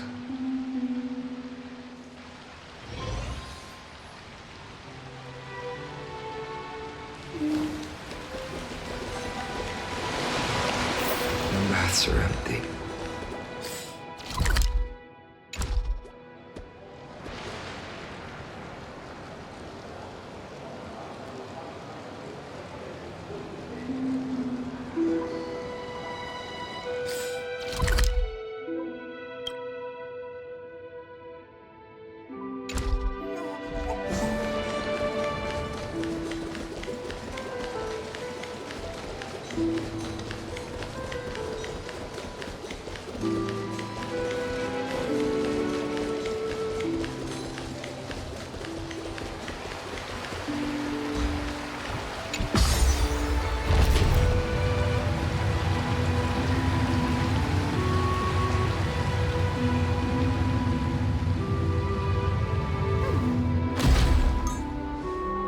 Hyacinth.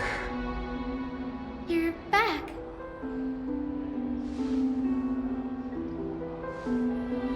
I'm fine. I've been staying close to Lady TB and Lady Trinan after the incident. It's great that you could come back so quickly. They need someone with them now.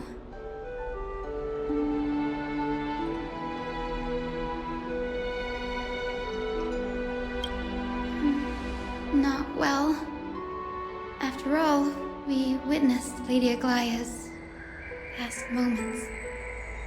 I tried to treat her immediately, but even the sky's blessings. Declaring her death was the hardest thing I've ever had to do as a doctor.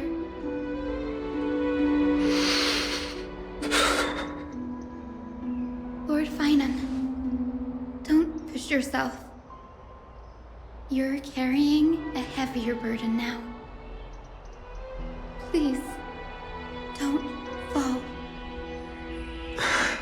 It's fine. I can handle it. What I've lost is a mentor and a comrade in arms. But for Treeby and Treeman, they've lost a 1,000-year-old bond. Like they're losing a part of their lives.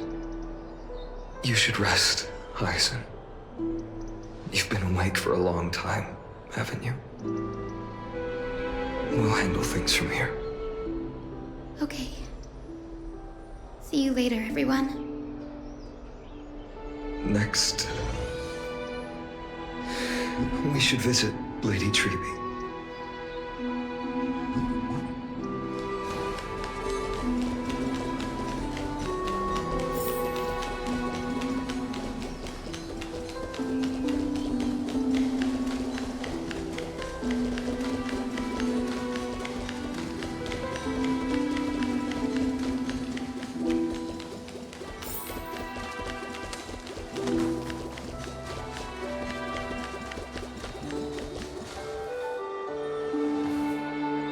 Snowy. Little Gray. You're back. Lady Treeby, Snowy, don't. Please don't apologize to us.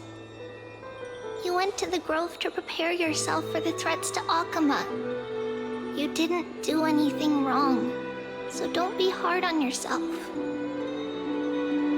We were always by Aggie's side throughout this long journey, so we understood her thoughts better than anyone. She knew she wouldn't see the end of the Flame Chase journey, yet she gave everything without hesitation for the future of everyone.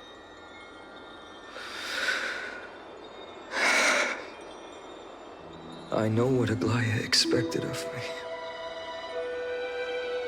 Right now, the last thing Akama needs is a leader wallowing in self-pity.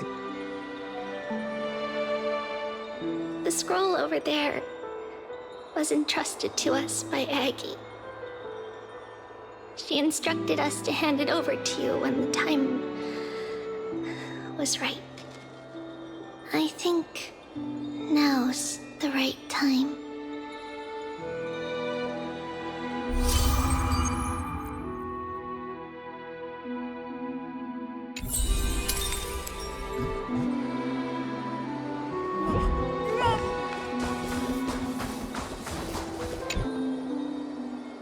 Finan, my humble student, my trusted colleague. As I write this, you are locked in a battle of words with the Council of Elders, fighting for the survival of the Flame Chase journey on a battlefield where the smoke of war is invisible. I deeply regret and feel guilty for hastily pushing you and the Trailblazer into the debate. But please forgive me.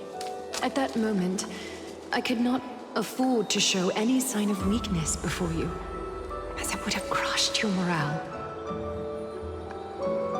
I considered the debate a routine affair, assuming I could win merely with the support and experience we'd accumulated over centuries.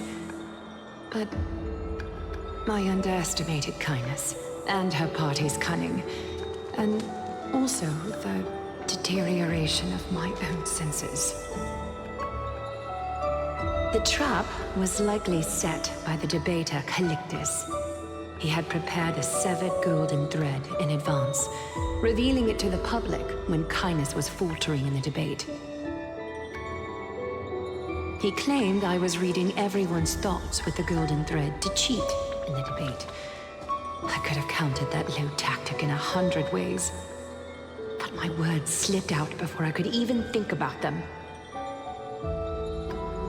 With deceitful scoundrels like you in the crowd, I have no choice but to rely on the golden thread to keep watch over everything in this holy city. You can imagine the reaction that comment provoked. At that moment, I felt my time was running short. The divinity in this body might be eternal, but that is not the essence of me. I am a daughter of humanity, born of my mother, and I will die as a human. Realizing that my humanity was fading, I began to plan my exit. What kind of departure would not waste such a belated death? I have yet to find the ideal answer. But I knew I couldn't simply fade away in my sleep like anyone else. The serpents have always lurked in the darkness, terrified of their heads being cut off by the golden thread. If my departure were to be calm and uneventful, it would only lead to a swarm of those serpents emerging from their nests. Regrettably, a peaceful death is a luxury I cannot afford. I must feign weakness deliberately to make those serpents lose patience and act rashly. Just as they think they've struck and sunk their fangs into my heels, that's when I'll strike back, igniting the final blaze to burn away the threats hidden in the shadows. The blaze soaring into the sky might sow fear and confusion, but I have no worries about people losing their way. After all, Alchema still has you to guide them, Finan. You're not perfect, Finan. I've witnessed your confusion, recklessness, and deep sensitivity, dawn after dawn. The heavy burdens of your past have always weighed you down, inflicting deep pain. Yet, in your way, you are perfect. You embrace everyone's imperfections, always ready to find the precious qualities hidden beneath their rough exteriors. Unconditionally. That might be what sets our Sky Father Kefili apart from other deities. They recognize the imperfections in their creations, yet still choose to shine their light on them, offering protection with unconditional love. Finan, while you zealously pursued strife, believing it to be your destined path, from the very beginning, my thoughts have never changed. You are the destined world-bearer of Amphorius, the gate to Amphorius's future. Go, complete the flame-chased journey of the prophecy, ignite the stars, and inspire hope in the hearts of humanity. I will be waiting at the end of the West Wind, looking forward to the miracle you will create.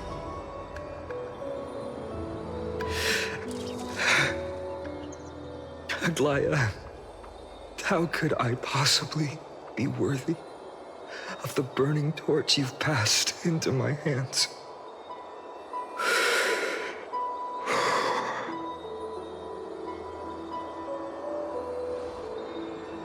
Alon, can you do me a favor?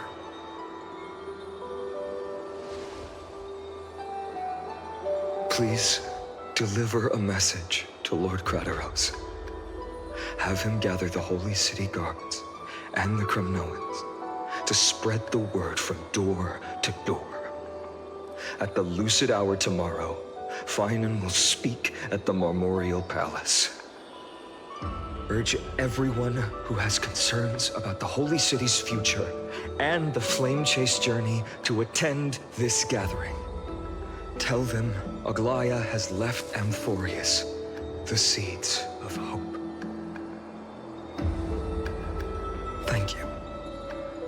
It's been a harrowing day for everyone.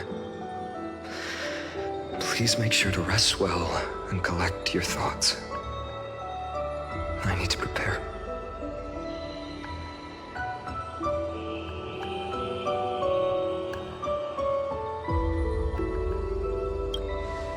Cartonis, what brings you to Memorial Palace? I plan to get everything settled before coming to see you. Is there something urgent, Cartonis? How are you holding up, I wanted to see. Better than I expected, you seem. There's no room for doubt anymore. It's time to take action and show everyone that the leadership of the Chrysos heirs is still strong. Right, your assessment is. Now, here, take this. Is this it? You've completed it. Dawnmaker. The name I've chosen for it. Before dawn, prepare for battle. For tomorrow, wield your sword. Befits your stature, it does. Chrysos heir. Dawnmaker. Unbelievable.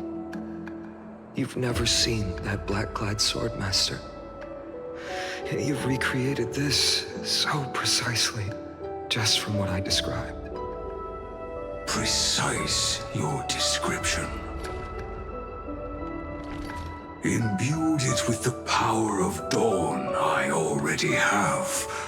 Guided by your will, gleam with golden flames, its blade will. Wield it. May triumph always be yours. Thank you, Cartonis. I will use this sword to protect the beings of Emphorius. Another thing there is. What's this? Stored here, the remnants of Aglaya's divinity are.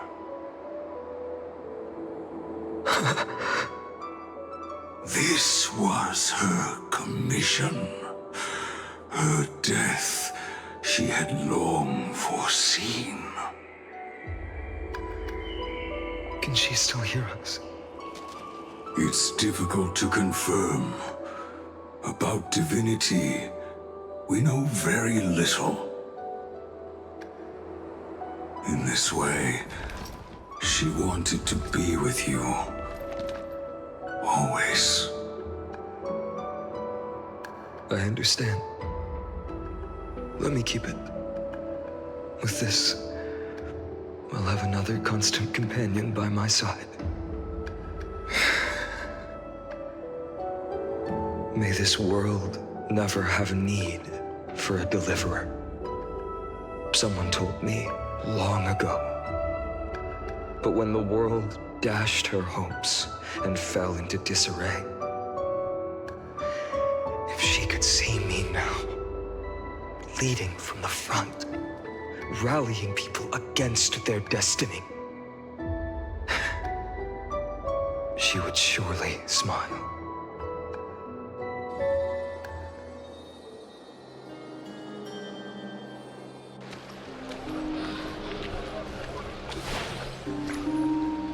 How will the Holy City continue without Lady Goldweaver?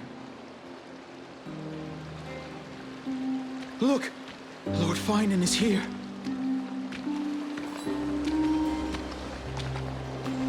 Will he step up to lead Akama?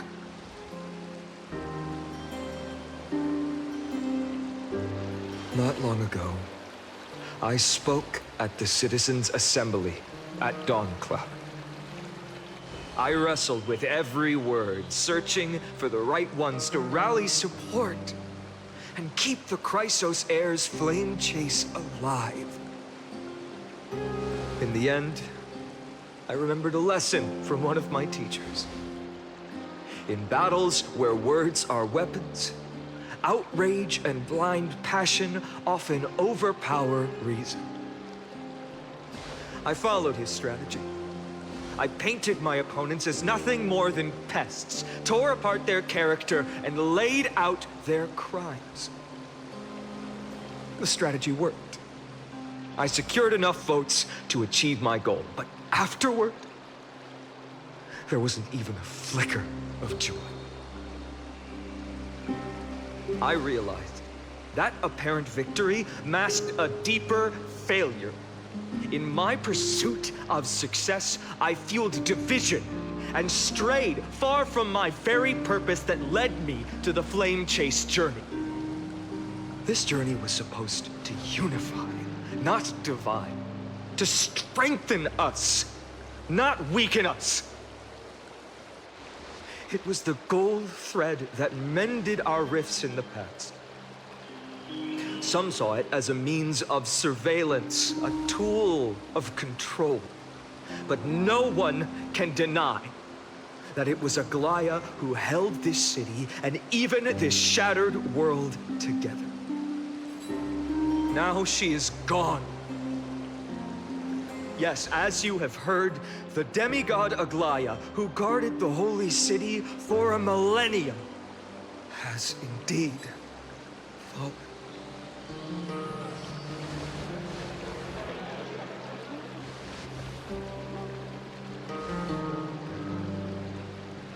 Who murdered Lady Goldweaver? Find the murderer! Make them pay!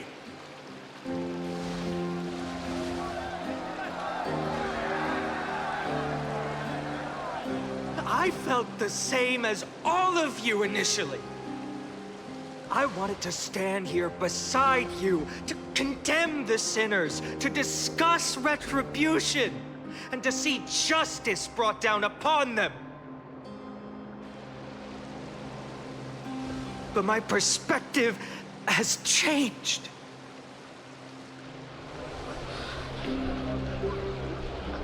The golden threads that once bound this city have unraveled.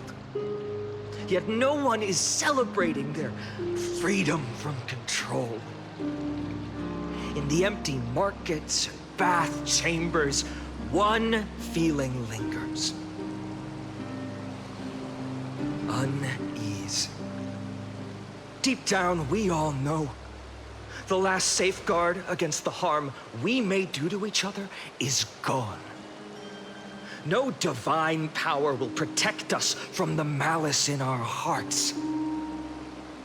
From now on, only the moral code we choose to uphold for ourselves will stand between us and the abyss.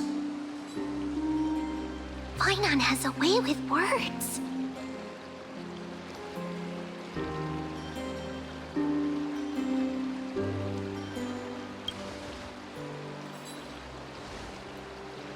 Oh, all right. The flame chase journey is nearing its end. With only one Titan left for the Chrysos heirs to conquer, Aquila.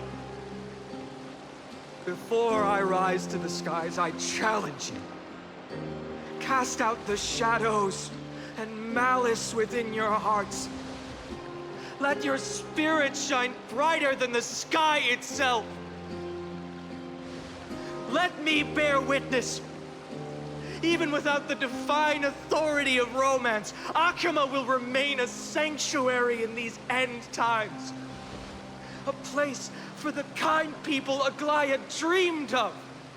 The kind of people foretold in prophecy. A better people! Better people! Better people! Better people! Better people! Better people! Better people!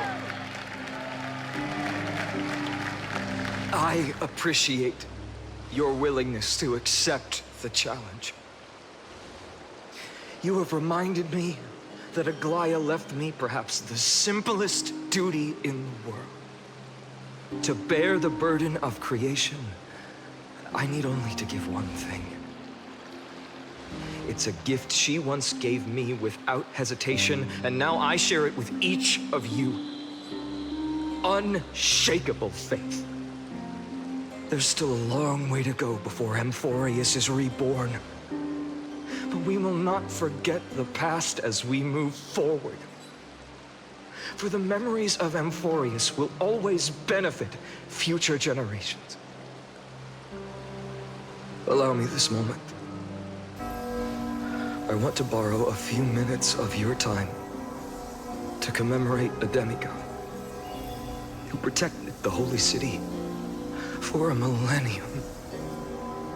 She was Akima's dressmaker, the leader of the Chrysos heirs, the gold weaver, Aglaya, and her greatest feat was being a selfless person.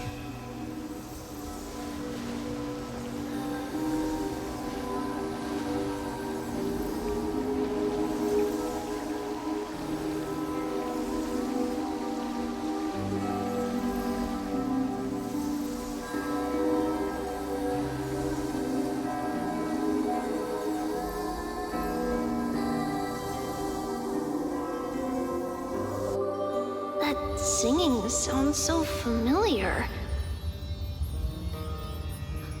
That's our song, and Snowy used to love it.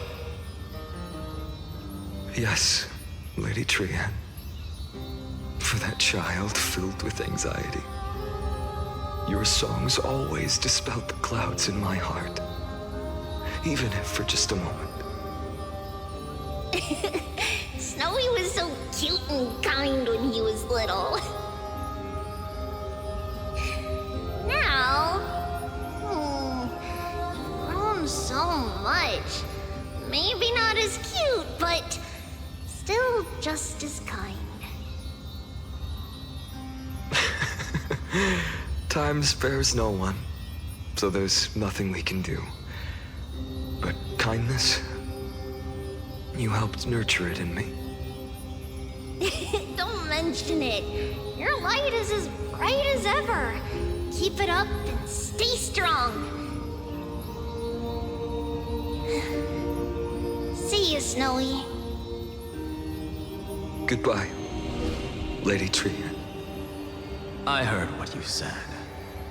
Are you suggesting the debate tactics I've taught you are nothing but sleight of hand? Not at all, Professor Anaxa. Honestly, without those techniques you taught me, the Flame Chase journey might not have survived. Good thing your head's still clear. The Chrysos heir of Kefali. I had no idea you had it in you while I was drilling those formulas in your head in class. Who could have thought, Professor? By the way, I've completely forgotten those formulas now. Some things never change. In our next lives, I'll teach you how to truly embrace your divine duties.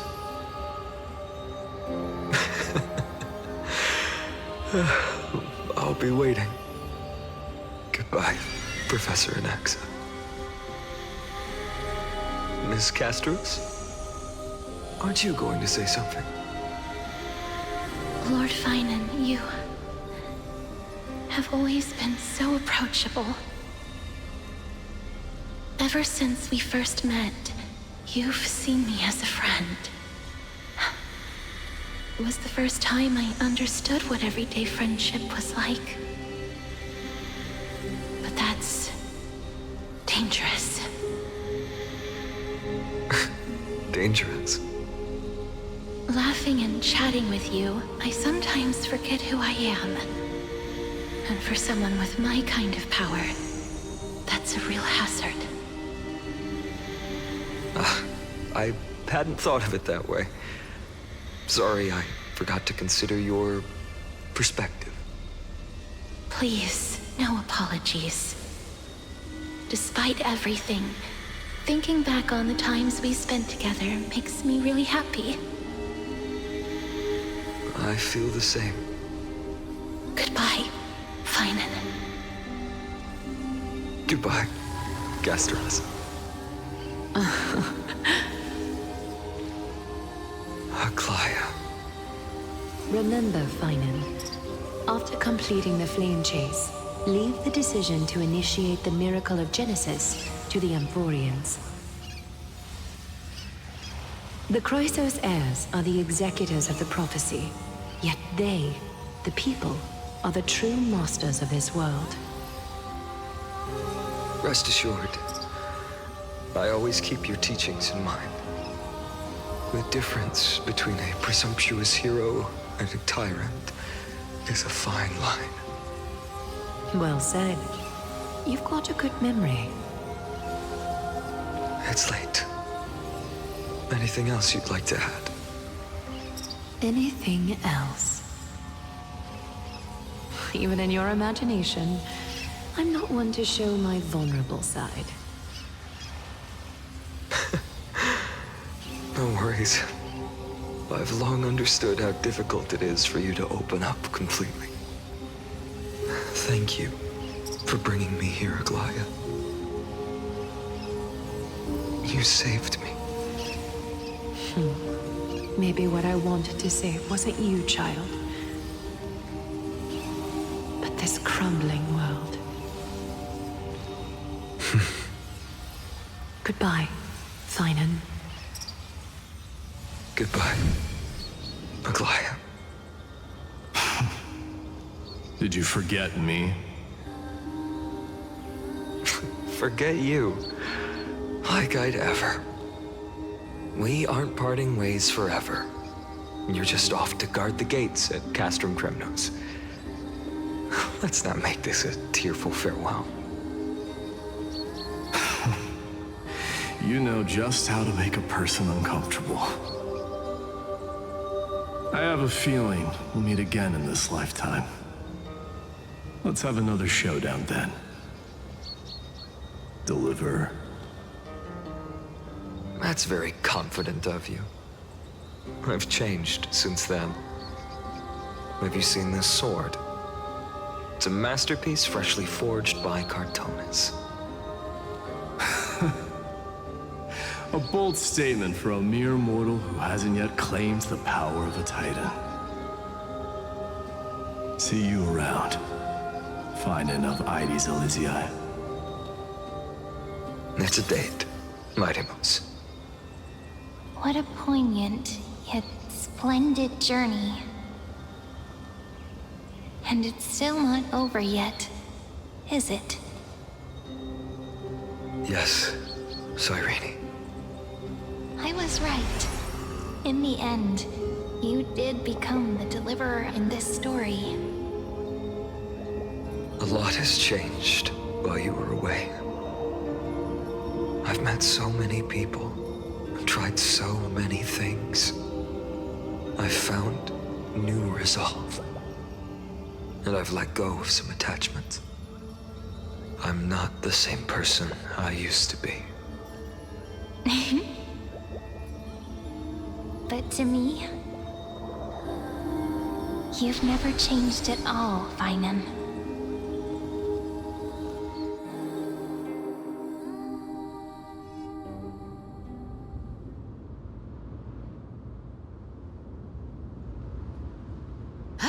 Dawn Cloud, this place holds so many different kinds of memories.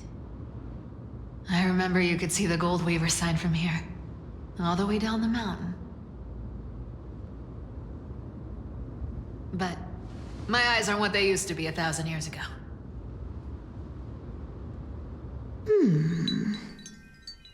Cyphra, you...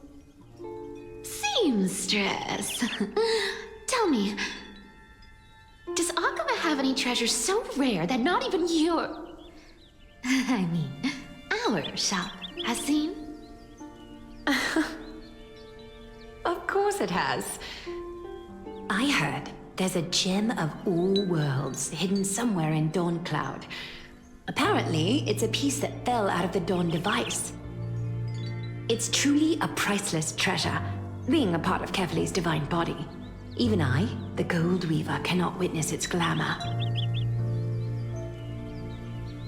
Gem of all worlds. Nice! Got it! Well, please keep looking after the shop while I... Let me guess, Cypherer. You're probably already plotting to sneak into Dawn Cloud to steal that gem, aren't you? And your next move is probably trying to sell it to the highest bidder, then distribute that money to the poor and the refugees in the Holy City? Look, seamstress. Are you sure you aren't peeking into my head with your golden threads? You might be skilled at covering up lies, but your compassion is all over your face, plain as day. Don't lie to yourself. Do you honestly think this is the right thing to do, Cypherer? What else am I supposed to do? That's the only thing I can do with my power. You keep talking about how I have the potential to become a good person, or even what people call a hero. But I don't know what I need to do to get there! I can't weave golden dresses like you! I can't sing as well as Miss Hyceelins! And I definitely don't know as much as Big Sis Treeby! The only things I'm good at are the underhanded street smarts that no one even respects. But I still want to be worthy of you. I want to prove that you've made the right choice. Even thieves can dream. Right?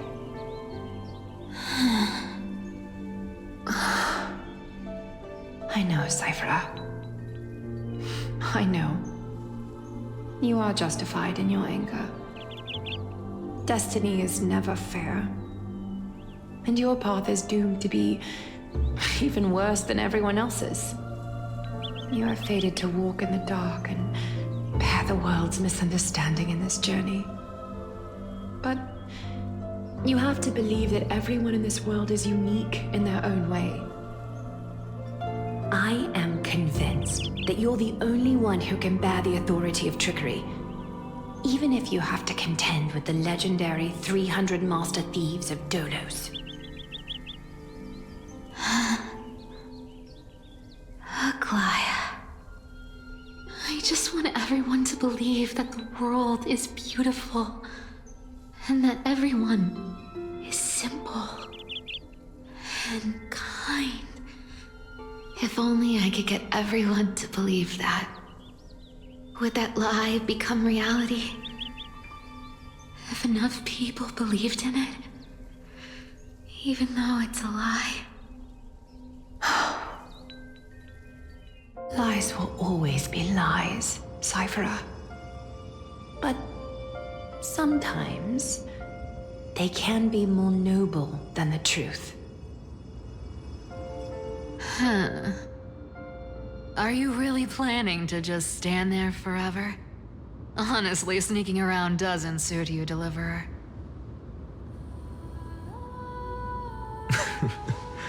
I never thought I could slip past your sharp ears, Miss Cypher. I just didn't think it'd be right to interrupt when you're obviously lost in thoughts. Still as charming with your words as ever, boy. Your speech at the public baths wasn't half bad, I'll admit. It managed to touch my heart. Just a smidge. Thank you. I had a feeling back then that you were in the audience. Intuition certainly is a thing of wonder. Oh, and you didn't call me out on the spot. You waited all this time to tell me. Well, I thought you'd need some time to yourself.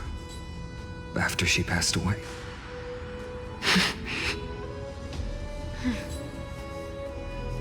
None of your business. Enough small talk. Tell me, what kind of trouble did you run into that you need me, the super old-timer, to step in?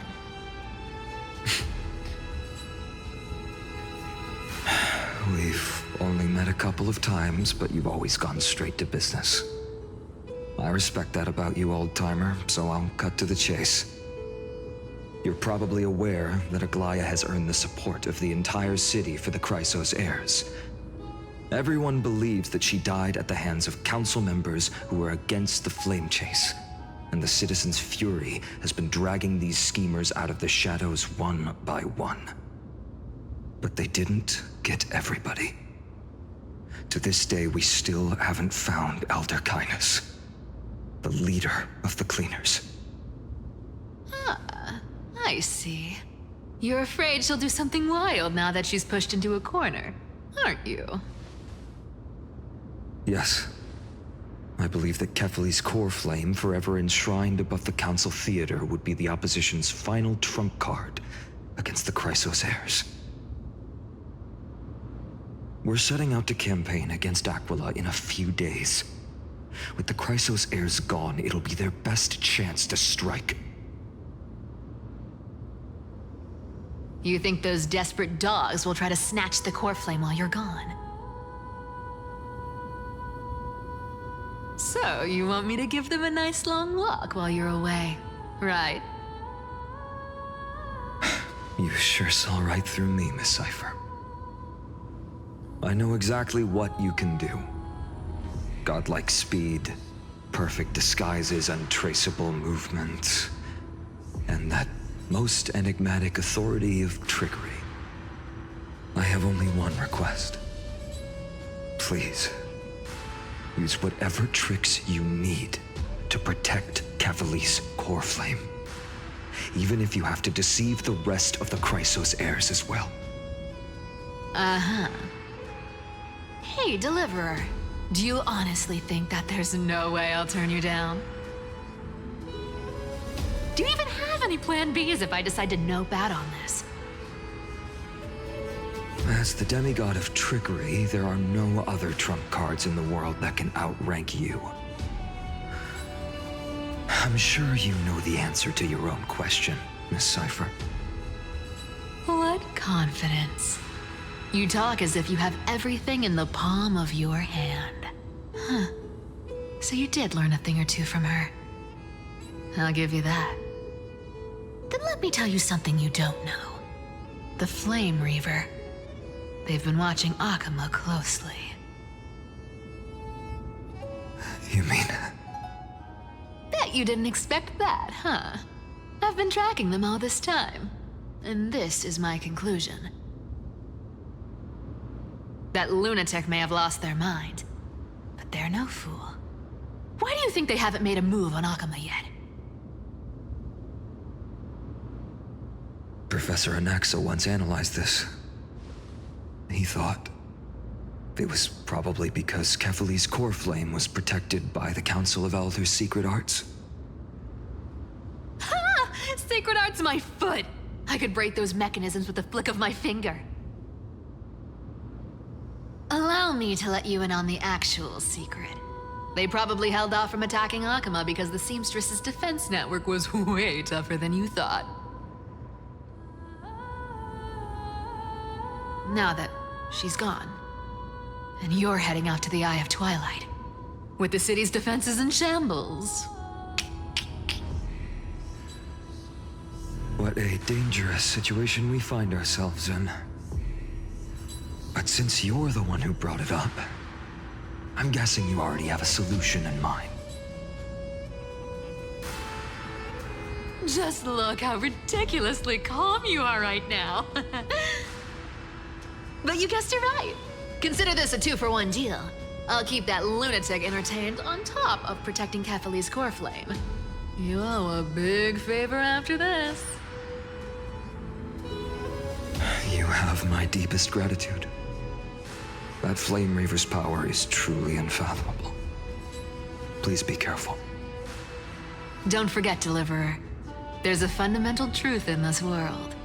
Cyphera will always get the last laugh. No need to worry about a demigod. I'll do my job. So you need to make sure you don't die before you pay me.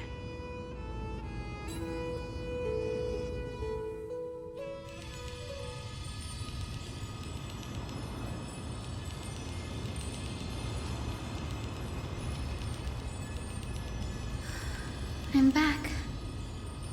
I've been trying to stay away from here since the Black Tide destroyed the grove. And through that, stay away from the memories that might make me sad.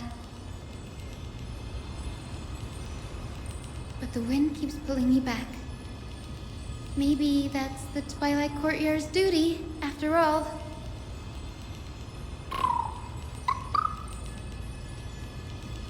I know, little Ika. I know. I too miss the days when we all studied together. But we have an even more important mission this time round. Lord Finan has already set the date to campaign against Aquila. Being a descendant of the Sky People,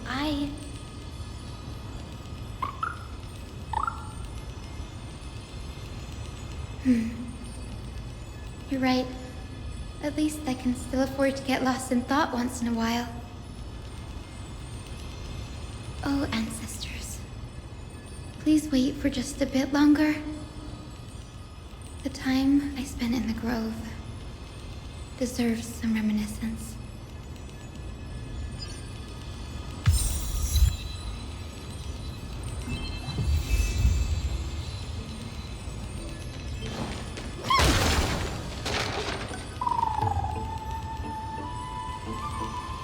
This was where Professor Anaxa gave us the lesson. I can still see that day in my mind. And that was your last lesson in the grove. Now, each of you will head off on your own path. How much the grove's teachings can help you in the real world depends on how well you can put knowledge into practice. However, heed this warning.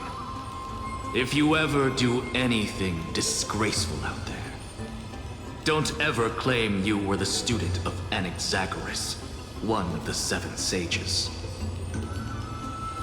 Professor Anaxa, there are still other classes scheduled on the calendar. Are you sure you didn't...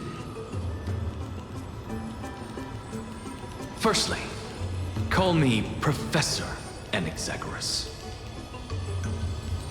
Secondly, to clarify, the last lesson means the last lesson I will teach you. I will be entering seclusion from today onwards to research ancient alchemy, and all my teaching activities will be put on hold. Ah, I see. So you're saying that the lessons taught by all the other teachers aren't good enough to be considered lessons? All you do every day is wag that sharp tongue of yours. That's a credit deduction, Finan of IDs Elysiae.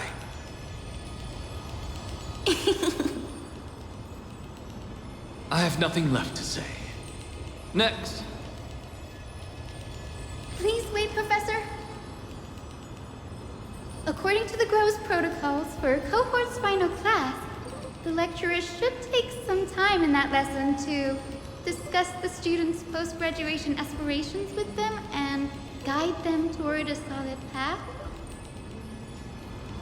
Surely you can't skip such a crucial step, Professor.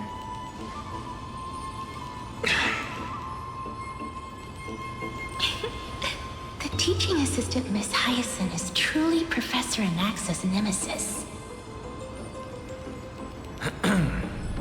Fine. Since Hyacinthia insists on this, let's go through the process. Since some of you are so eager to speak, why don't we start with you, Finan of IDs Elysiae? What is your post-graduation aspiration? Me? Well, It's not exactly an aspiration, but the only thing I want to do is to protect the people I care about. I see. So you want to be a hero? How boring.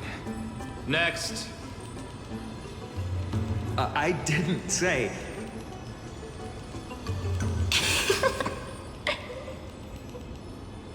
Castoris, you've been giggling for quite some time. How about you go next?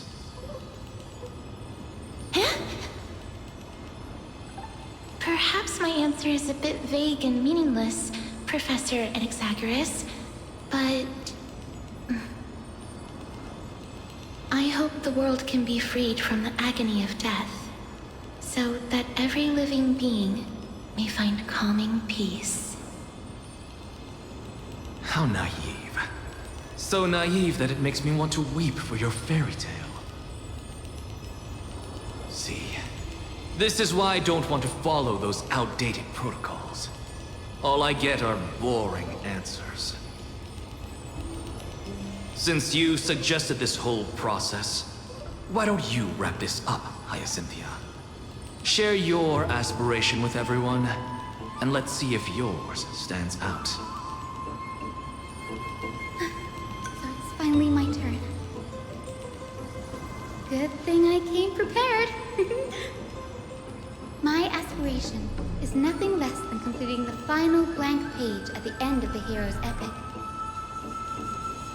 Blank page? An interesting description. Do explain, assistant. I've read all of Amphorius's heroic epics while studying at the Grove, and a common thread came to my attention. Almost every epic ends with a description of the hero's achievements. But few mention how the everyday people of that time lived. No one recorded the struggles and suffering the commoners endured.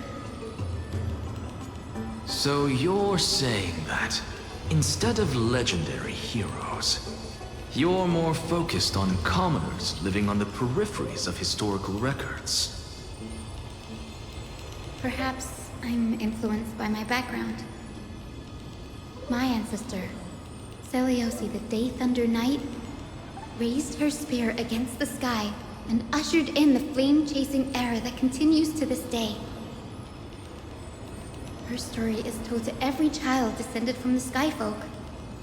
We have no doubts about Seliosi's greatness, yet her towering figure overshadowed every record from that entire era. What about the Day Thunder Knight's family, allies, and friends? What about the survivors and those who died in the great battles? Whenever I think about their stories by the campfire, I realize the details of those legends have been long lost. And only Seliosi's name remains.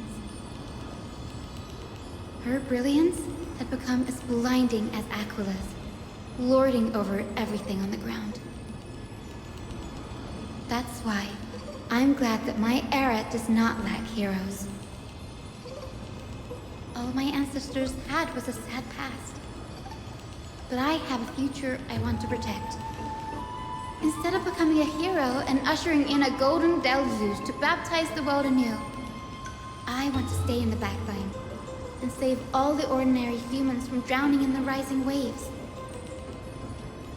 I wish not to return to the sky, but to walk among the masses on Earth. I believe it's the only way for the saga of creation. To include a footnote for the everyday people in its blank page.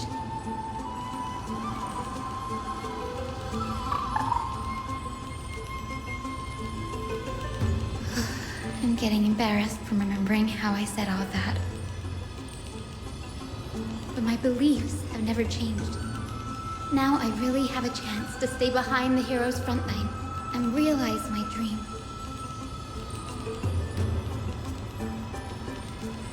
Denny, what are you doing here?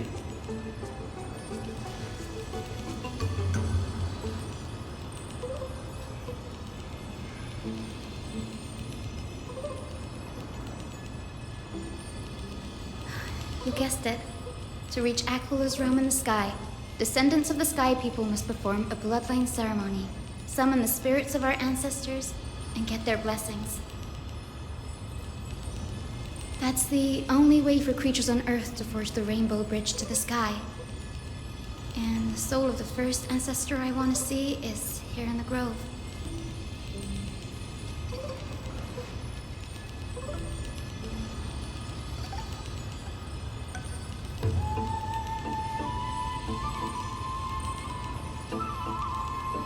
Don't worry. I have little Ika with me. You will protect me, won't you?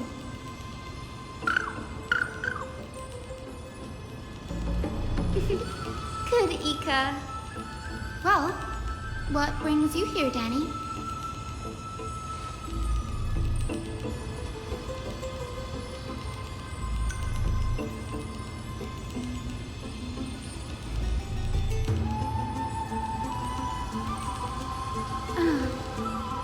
Right.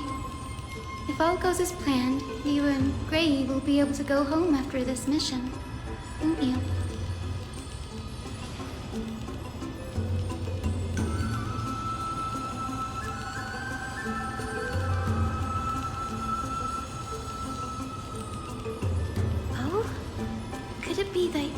Too have some kind of hidden powers to make prophecies now?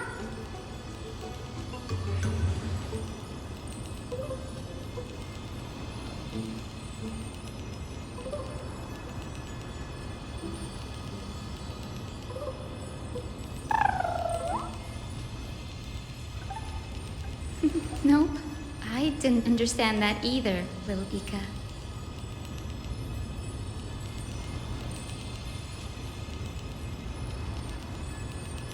Since we've already met up, why don't you come with me, Danny?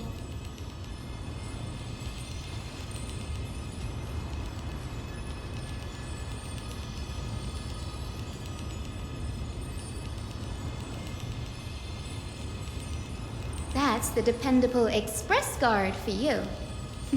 So, shall we get going?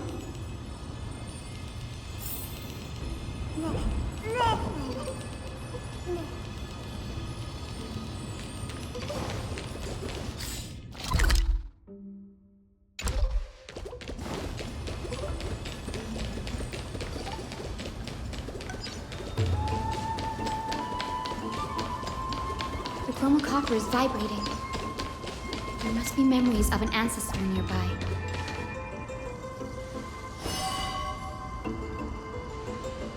This is the divine object of the Sky People, the Chroma Coffer.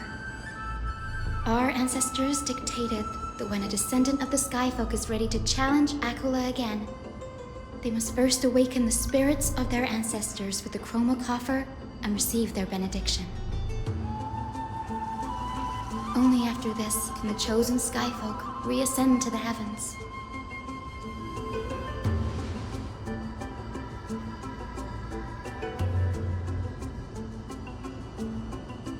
Very prudent, wouldn't you say? The soul of an ancestor slumbers here. Now, I will awaken them.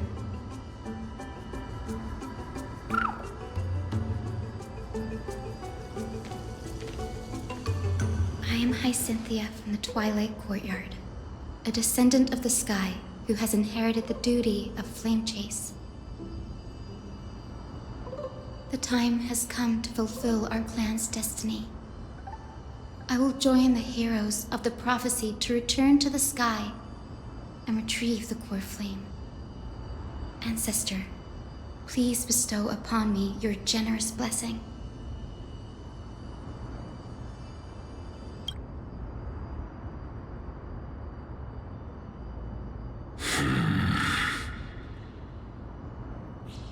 Who has awakened me?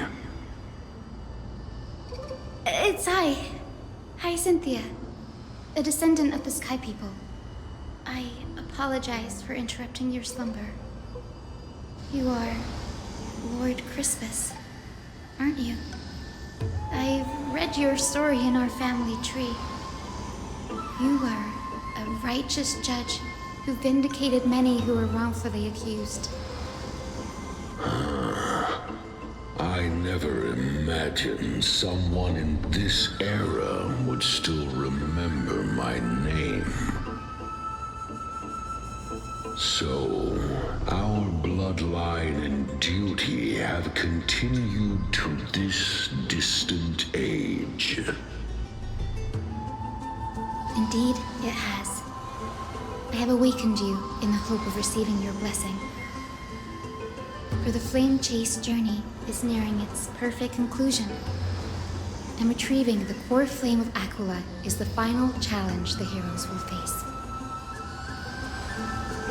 Perfect conclusion.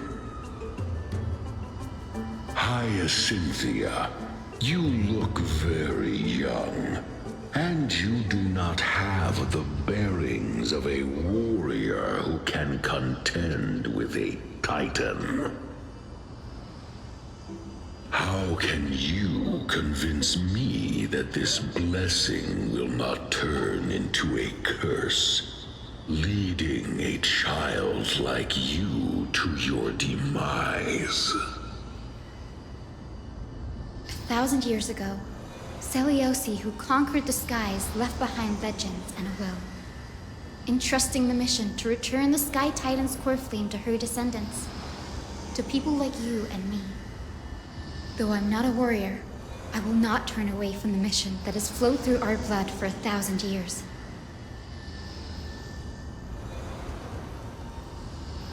And I am not fighting alone. I have the strongest and most tenacious companions in the world. Amphorius is in an era brimming with heroes. The burden of retrieving Aquila's core flame no longer rests solely on the shoulders of the chosen Skyfolk.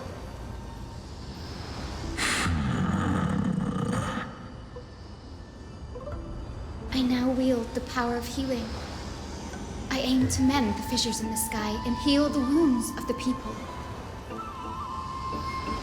I desire to define the mission of the Skyfolk in my own terms, to conclude the vigil that has spanned millennia.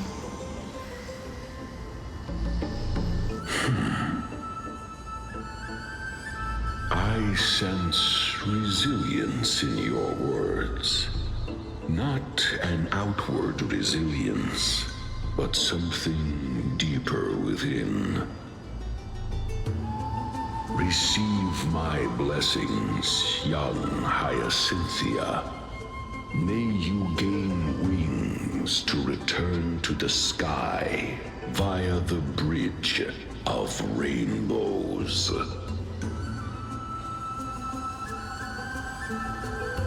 Thank you for your trust, Lord Crispus. We won't let you down.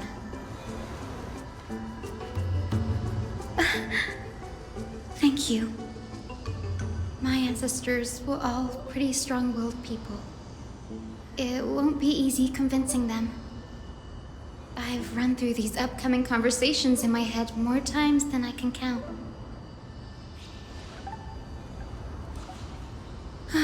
Now, the next ancestor on the list.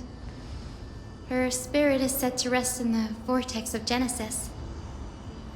Pity that the ceremony has to be performed in strict order. Shall we head back to Akama together, Danny?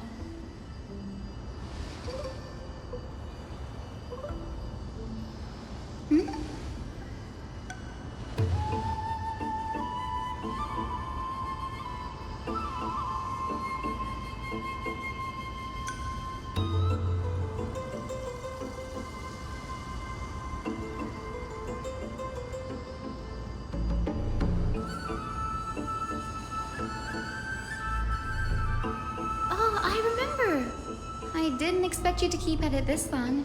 That's so like you, Danny.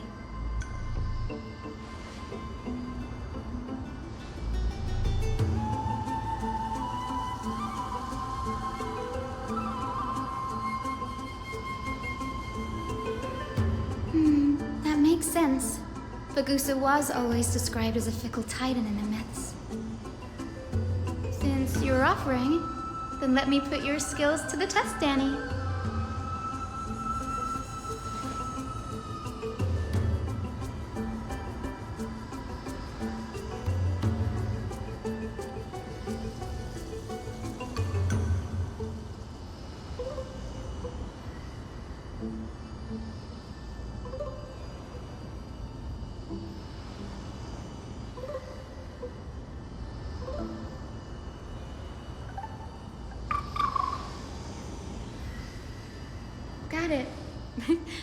counting on you, Danny.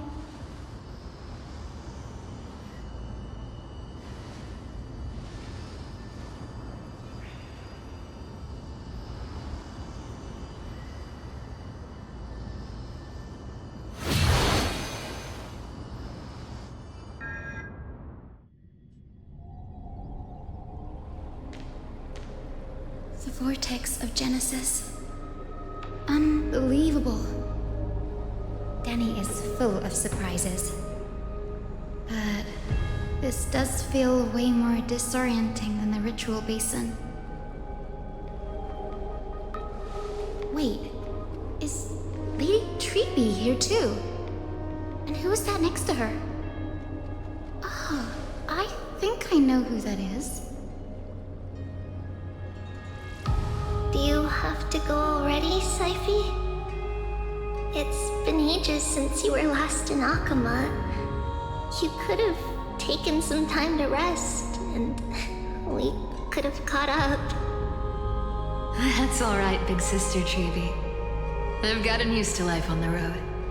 Staying in this bustling city actually feels off. Besides, your prize student gave me an incredibly tough mission to handle. Cut Snowy some slack, Syphie. He's still so young, yet he's shouldering all the responsibilities Aggie left behind. Besides, Snowy's not the kind to ask for help lightly. Since he came to you, it means you're the best person for the job. You really spoil him, big sis Treeby. Guess I'm past the age for someone to look after me. Syphie. Just kidding. I get it. That deliverer boy does have a certain charisma about him. It reminds me of a Glaya in her prime. Anyway, I'm about to head out. Oh, big sis Treeby. Before I go, got a little gift for you.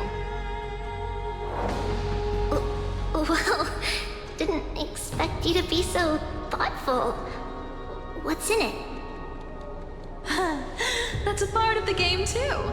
If you want to see the full picture of what's inside, you'll have to wait until nightfall. A gift with a mysterious twist? Seriously? Huh? Looks like we have company. Lady Treeby, and this graceful lady must be Miss Cypher. I'm Hyacinthia from the Twilight Courtyard. Everyone calls me Hyacinth. Pleased to meet you. Bright and cheery as a lamp. Well, hello there, pink child. I'm Cyphera from the long-fallen city-state of Dolos. As for the rest, it's all in the history books, so I don't need to repeat it here. So, you're from the Twilight Courtyard. Does that mean... Yes, I'm a descendant of the Sky People, the Chrysos heir about to take over the authority of Sky. Whoa! That's unexpected. I figured Celiosi's descendant would be, I don't know, taller, stronger. Don't judge a book by its cover, Syphie. Zinni is a master of her craft. She's the most skilled and dependable physician in all of Amphorius. Don't worry, Lady Cypher. I may not be as strong and warlike as Lady Celiosi from 1,000 years ago, but I'm confident I can carry out the mission of the Skyfolk. All this talk about missions, you're making it sound way too serious. You've got to look out for yourself, girl. Don't push yourself too hard. I'd hate to see that cute face all scratched out by Aquila's claws. Syphie cracking jokes? Looks like you haven't forgotten what Aggie said all those years ago. Anyway, I've got a mission to handle, so I'll get going. Good luck, Miss Hyacinth. And if things get tough, Just let that deliverer take the lead.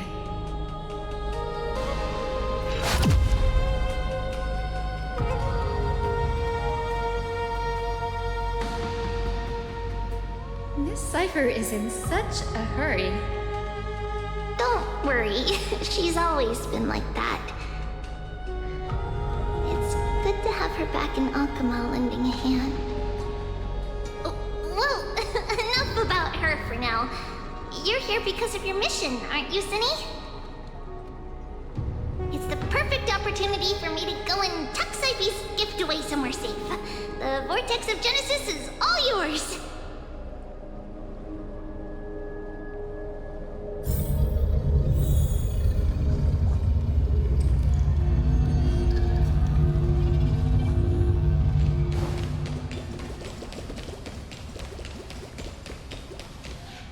I will join the heroes of the prophecy to return to the sky and retrieve the core flame. Ancestor, please bestow upon me your generous blessing.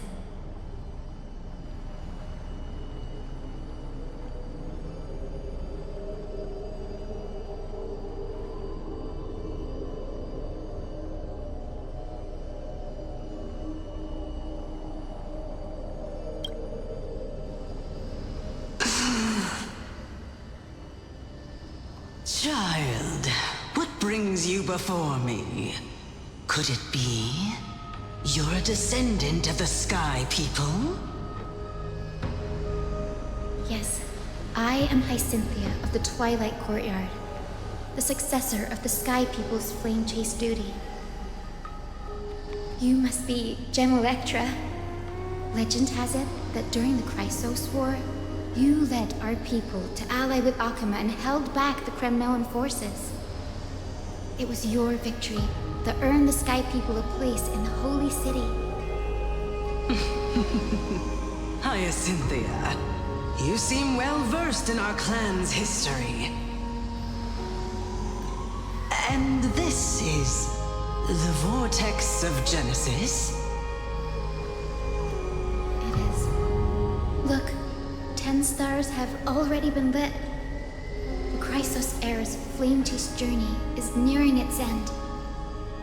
Are those the core flames of Fagusa and Georios? Does that mean Hycelans and the Mountain Dwellers successfully carried out their duty? As fellow pillars of Amphorius, who would have thought that Sky's duty could only be fulfilled after 1,000 years? It's because Sky shelters all beneath it. If it were to shatter, the world would fall apart with it. That's why Lady Aglaya made the core flame of Aquila the final step in our campaign. Aglaya? Is she still on the flame chase journey after 1,000 years? Unfortunately, she has recently left us. But you're right. She was indeed still guiding the Chrysos heirs forward. Incredible. That girl actually managed to endure the merciless erosion of time, and lasted for so long. Answer me, Hyacinthia. Since you recognize me, you must have also read my writings, no? Every record regarding my lineage is etched in my memory, including your words. In that case, you're probably aware of the prophecy I sought from a certain Trebios. Yes. At the end of the Rainbow Bridge, the Sky Folk will mend dusk and dawn. But unfortunately, no ancestor has ever been able to truly decipher its meaning. I see. Yet, Trebios' prophecies never fail. Perhaps you'll be the one to witness its fulfillment, child. May the prophecy lead you to a gentle fate. Thank you, Lady Ektra. Whatever fate the prophecy holds, I'll face it head on. It's only by giving everything we have that we can truly accept any outcome with a smile. Won't you agree? I like you, child. I wish this conversation could go on a little longer. Take my blessing, Hyacinthia. When I first saw you, I indeed had my doubts. But your resolve has touched me. If Sky's divinity is fated to pass on, I hope it incorporates your optimism and kindness. Your blessing is a treasure beyond measure, General. Rest well. I'll make sure your gift is put to its best use.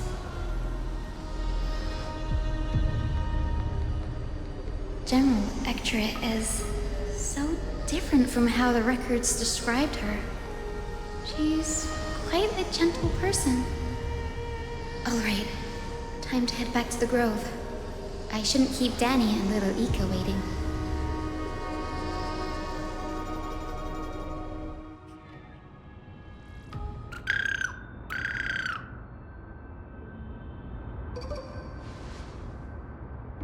It went great. Your spirit water art was a huge help, Danny.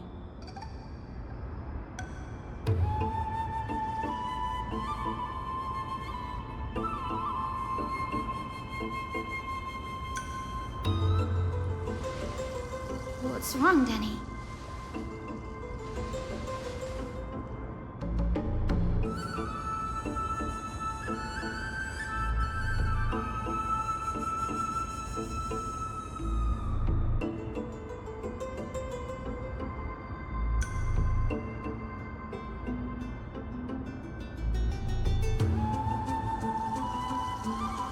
You've always been a bit of a sensitive soul, haven't you, Danny?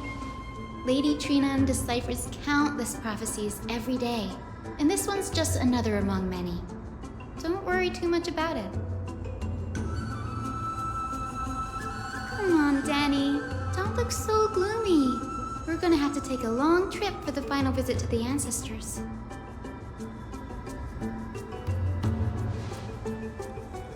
Our final stop is Lord Mighty's home, Castrum Kremnos.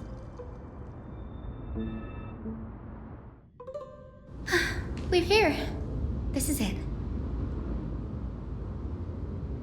Lord Mighty has been fighting the Black Tide here, alone day after day. I'm worried about him.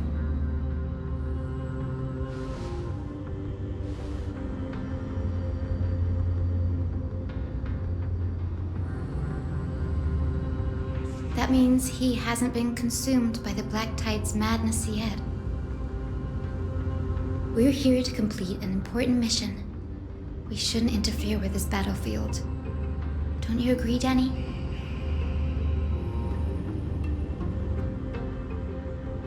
There. That sleeping spirit is my grandmother. Yes, my grandmother Jacinta was a warrior. She represented the Twilight Courtyard in the Kremnos Festival. She fought her way through every challenge and reached the final stage of the Kremnos Festival. She was just one step away from securing a peace treaty for the Skyfolk, but was ultimately defeated by the champion warrior of that time. I've never looked too deeply into the details of such ritualistic violence. The scroll simply described it as a glorious duel. But behind the glorious duel was a tragic end. Not long after the festival, my grandmother's injuries worsened, and she passed away far from home. This prophecy tablet was left here by the Kremnoans to honor her final wish. Her death marked the final collapse of the Twilight Courtyard, already fragile under the shadow of war.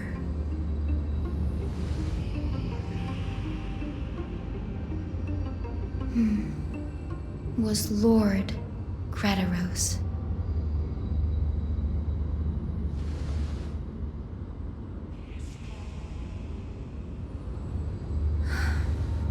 Seeing him lying there, gravely wounded, bleeding out. I can't put what I felt at that moment into words. But when I heard Lord Craterhouse took that fatal blow to protect Lady Trianne, all those tangled feelings faded away. To quote Lord Finan, Craterhouse must have done that to become a better man.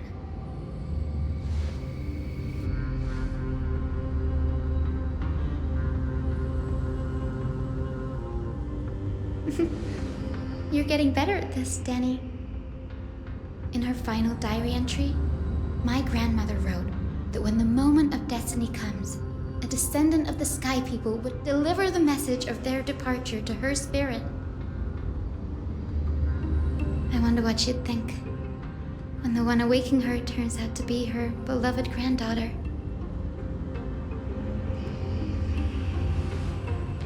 I will join the heroes of the prophecy to return to the sky and retrieve the core flame. Ancestor, please bestow upon me your generous blessing.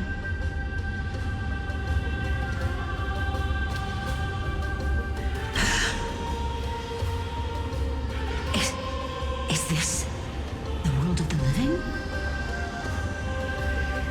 Wait. You... Could you be... Grandmother? It's me. You're Hyacinthia. Hyacinthia, my little hummingbird. Why? How? Why is it you who awakened me? I have never imagined this. I thought I would feel happy for all my ancestors when this day came, but now... I can't even experience the joy of seeing you again. Do you remember that you and Father took me to my very first sky ride when I was 8? Back then, you wanted me to pick one accessory out of 4. The sun crown representing nobility, the storm bracelet symbolizing strength, the ice ring embodying wisdom, and the radiant pendant signifying kindness.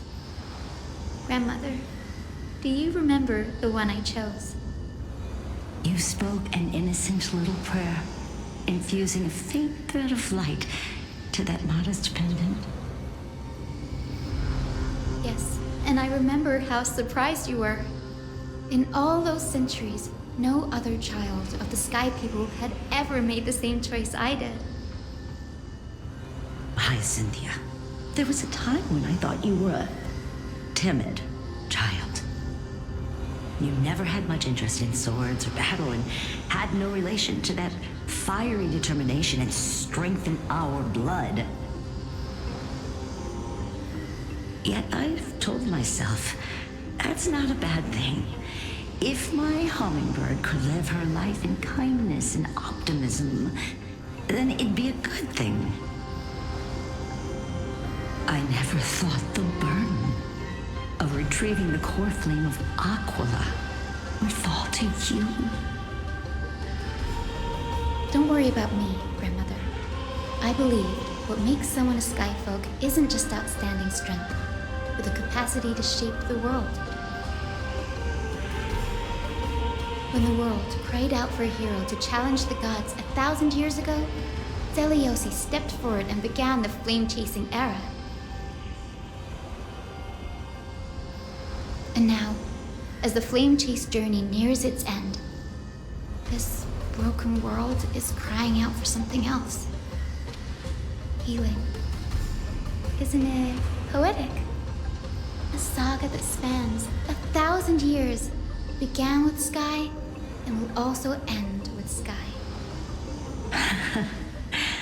You're still as optimistic as ever, just like when you were a kid. If your mind is set, Hyacinthia, then carry your resolve through to the very end.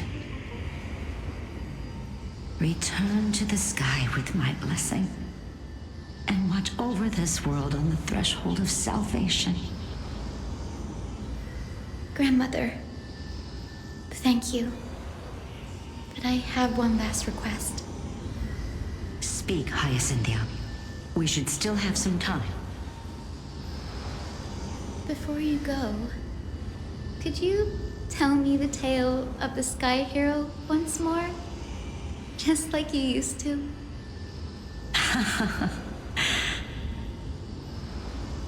Then listen closely, my dearest hummingbird.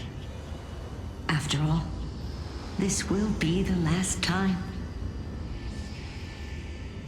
For millennia, the Titans waged relentless wars, leaving the world scarred and ravaged. A century of the Chrysos War plunged the nations into chaos and decay. Until a spear, fueled by mortal rage, pierced through the smoke and flames that buried the prophecy of deliverance. Aquila, the celestial shaper, the 100-eyed divine bird crowned with the blazing sun and wielding thunder. Those struck blind in 99 eyes by Nicanor, they kept one eye glaring at the children of Twilight who received divine blessing, yet turned their weapons against the gods. The Chrysos heir of the sky, Seliosi, the Day Thunder Knight, ascended the forbidden lands of the Eye of Twilight at dusk, clad in wings. To her left was the lion-headed Solipus the Sunlit Wings, whose roars breathed divine flames and scorched the world. To her right was the horse-bodied Lunibus, the Moonlit Plume, whose graceful steps trampled the stars in the heavens. The one warrior and her two beasts challenged the ruler of the sky, determined to seize the divine core flame through plunder. The Titans' every roar summoned lightning bolts, and their every movement stirred cyclones. The wounded Titan's blood poured down like boiling rain upon the world and converged into scalding torrents. In the final moments of battle, the sunlit wings set the Titan's wings aflame, while the moonlit plume sealed the divine body. The battered hero of the sky, with her wings broken and her body covered in wounds, struggled to lift her spear and pierced the last monstrous eye. The Titan's divine body crashed to the ground, and with it, the sky tore apart like fabric, about to fall with its god. The fear and pleas of mortals urged the hero of the sky to rise again. Seliosi, the Day Thunder Knight, the first of the Chrysos heirs to slay a god in this world, charged into the crumbling body of Aquila with her two fearless winged companions. She merged with the Titan, holding up the sky once more, only to leave behind a powerful message for the world. My descendants will be blessed and cross the Rainbow Bridge back to the sky. At the end of the prophecy of Genesis, they will reclaim the core flame from my hands.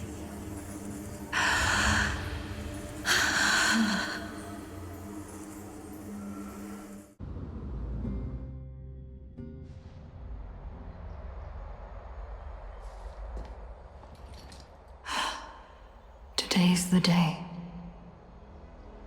Wow, I didn't expect it to be so lively up here. Are these people here to send off the Chrysos heirs? There's Sveinen. Let's go talk to him.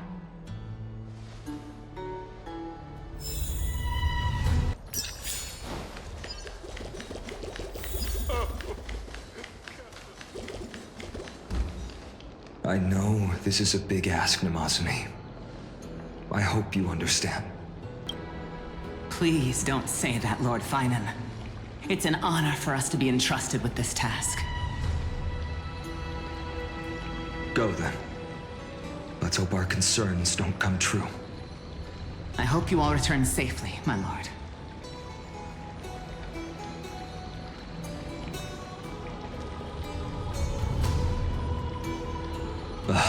There you are, partner. You didn't oversleep this time, did you?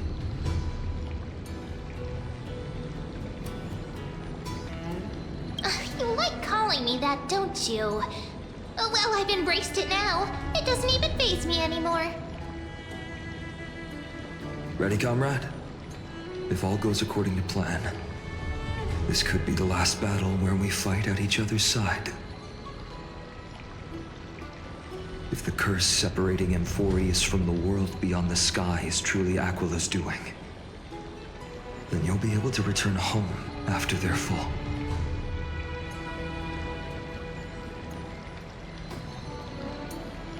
Really? That's the first time I've heard that. She just makes things up. Don't take it too seriously.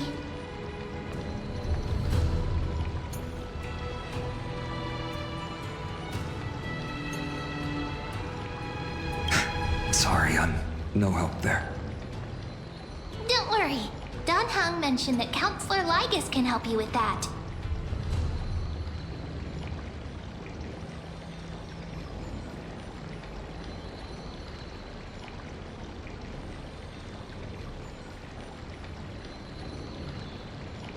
You sound a little insincere there, buddy. That was totally insincere, partner.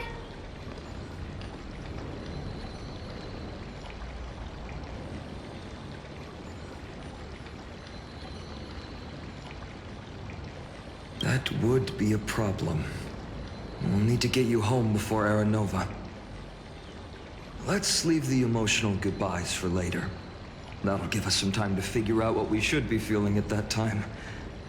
Besides, when we were playing the Seal Slammers, that bumping seal game, didn't you teach me something back then? Crack the champagne at halftime to watch victory slip away.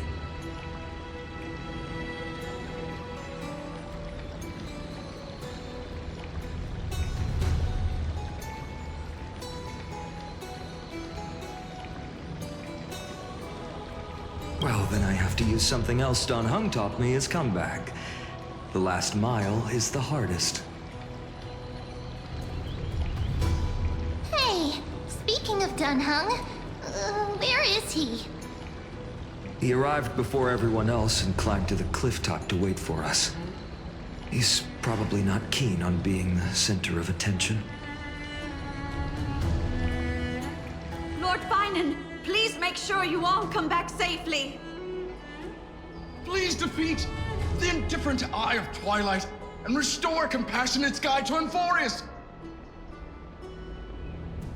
Thank you all for your blessings. Rest assured, we're fully prepared. But I'm not the main attraction today. Please don't hesitate to cheer for Miss Hyacinth when she arrives. Miss Hyacinth, the chosen daughter of the sky, the pride of the Twilight Courtyard. She's not just the pride of Akuma, but all of Amphorius as well. And furthermore, while the Flame Chase journey is led by the Chrysos heirs, it's not just those chosen by Aglaya who contributed to it. Let's extend our gratitude to the two warriors of the Outlands who bravely stepped up and risked their lives for those they've never met. Hero, your saga will be chronicled in epics and celebrated across the New World. Warrior from the Outlands! Endowed with the might of Orynyx, the vanguard of deliverance!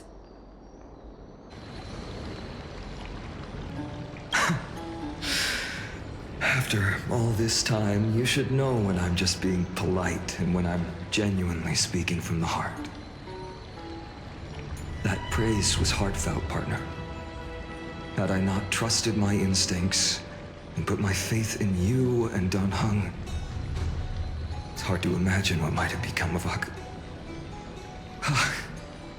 The guest of honor has arrived.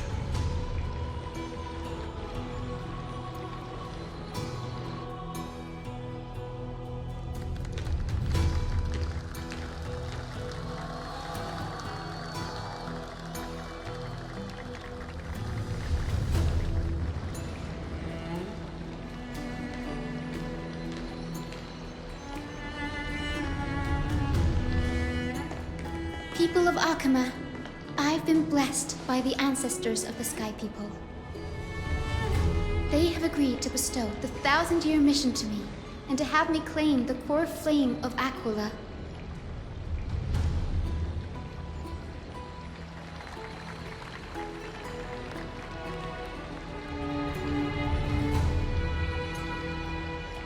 Today is the year 4932 of the Light Calendar. 1,062 years since the hero Seliosi initiated the Flame Chase journey. I, Hyacinthia of the Sky People, am prepared to lead the children of humanity back to the sky. History doesn't breathe evenly. At times, it suspends its breath for millennia, as though time is frozen. At other times, it pants rapidly, as if poised to topple the world and our civilization in an instant. Its hurried gasps have sparked a tempest, sweeping all of us along. Hyacinth, as an observer, you've witnessed the return of 4 core flames. And now, it's your turn to fulfill your duty. Please, guide us into the heart of the storm as the executioner of this mission.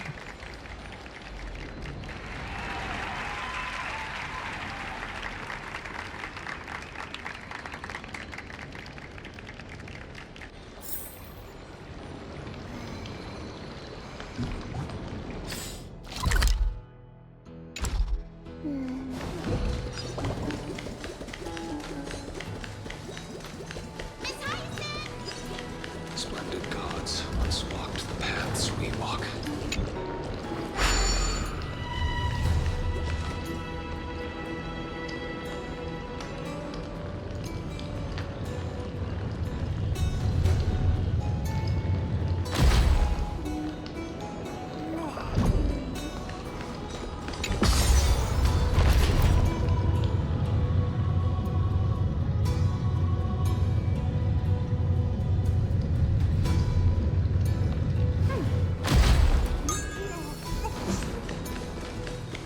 Association triumph.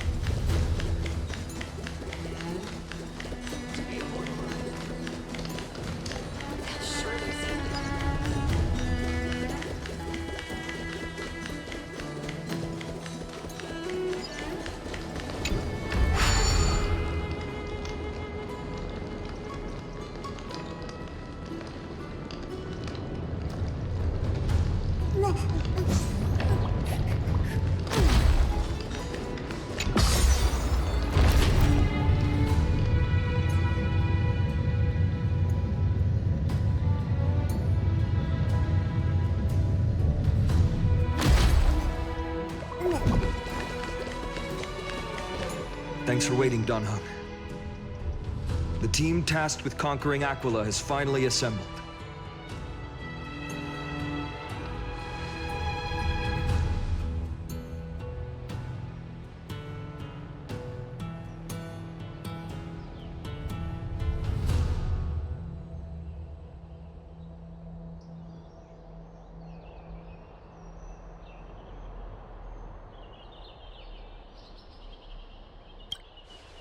so full of energy, comrades. Seems I chose the perfect day. Hyacinth, it's all yours now. Legend tells of the Sky Folk once divided into many tribes. The Sun Folk worshipped the sun. The Rain Folk were devoted to storms. And the Winter Folk waited for signs in the snow. Our ancestors lived under Aquila's light. Yet they were blinded to all but one color. They forgot that the light that illuminates the world is made of countless different colors. That's why the rainbow is my favorite. For not only does it reflect the many colors, it is also a bridge. And I want to use the Rainbow Bridge to link everyone's hearts and give hope to every soul on Earth. Ancestors, with the rainbow as your guide, lead me back to the home of the Sky Folk, a land we have not seen for 1,000 years.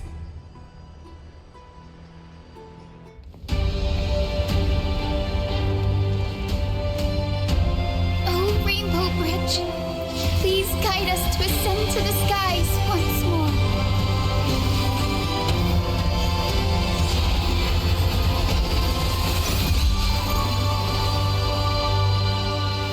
Friends, let us soar together.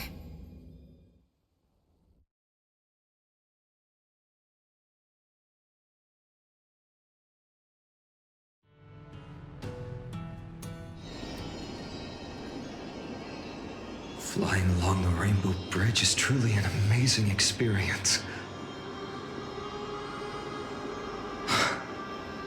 The Eye of Twilight. It's the legendary sky fortress of Aquila. I never imagined that one day I'd be able to step foot on it. My ancestors once built a magnificent civilization among the heavens. The Eye of Twilight, which we are standing on, is the home of Aquila and the heart of the city-state in the clouds. This must be where the hero Seleucus stood when she challenged Aquila and began the first step of the flame chase journey. We are here to end the journey she began. Even legends are corroded by time, but that won't change what we must do. According to historical records, the civilization that worshipped Aquila once mastered advanced technology, which made their strategically located sky castrum the only force that could face Castrum Kremnos head-on in the Chrysos War. But they were divided within. The frequent wars started by the Chrysos heirs drained their power, especially after the prophecy descended. In the end, they had to hide among the clouds, far from the conflicts raging below. Apparently, the division was between the two most important sky tribes, the Sun Folk and the Rain Folk. And Seleucus' frustration towards the endless strife among her people made her turn her spear towards the Titan above.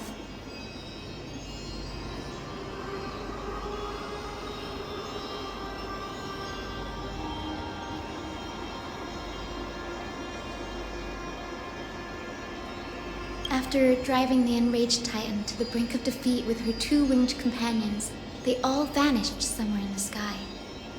Her courage was unparalleled. Yet she still could not end Aquila, nor bring back the core flame of sky. Some say she sealed the wrath of the god within herself, trapping them deep within the Eye of Twilight to support the heavens of Amphorius forever. In other words, she became one with the Titan. I would have considered it a fairy tale, but after seeing what happened with Professor Anaxa, not anymore. As that Titan and that fused hero been looking down on the world from here for 1,000 years?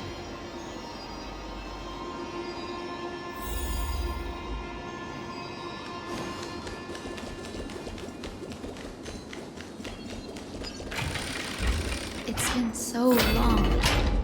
Maybe the Eye of Twilight has already turned into ruins.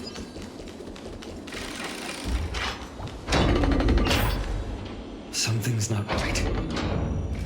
I can kind of feel how big and empty this place is. But all I can see is darkness. Maybe it's the celestial mural.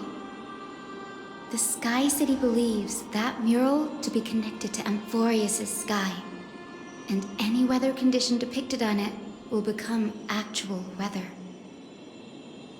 The mural would reflect Aquila's shifting mood, like clear skies, fog, snow, or thunderstorms. The Sky Priests would gather here during peaceful times and pray to the god for warm breezes and good harvests. To put it in words that Gray and Danny would understand, just think of it as a massive screen.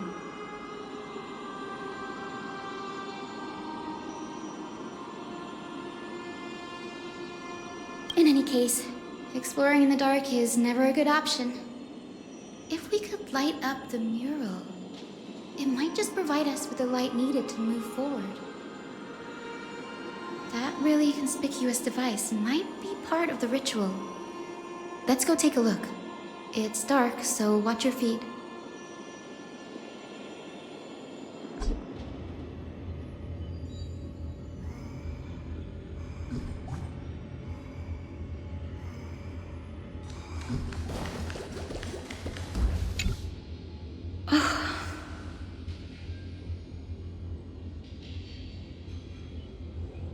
I have no idea how to turn it on. If only we had help from the wisdom of those who came before us. That's it! I almost forgot. Gray, Memi, can I borrow your powers?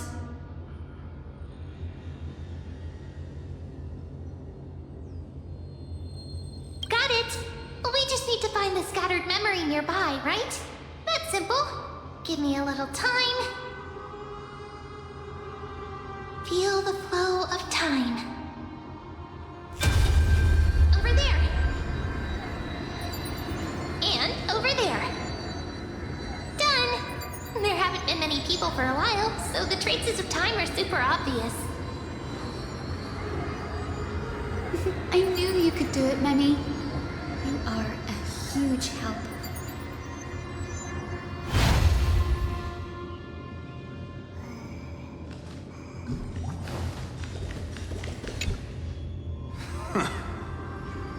Foolish rainfolk.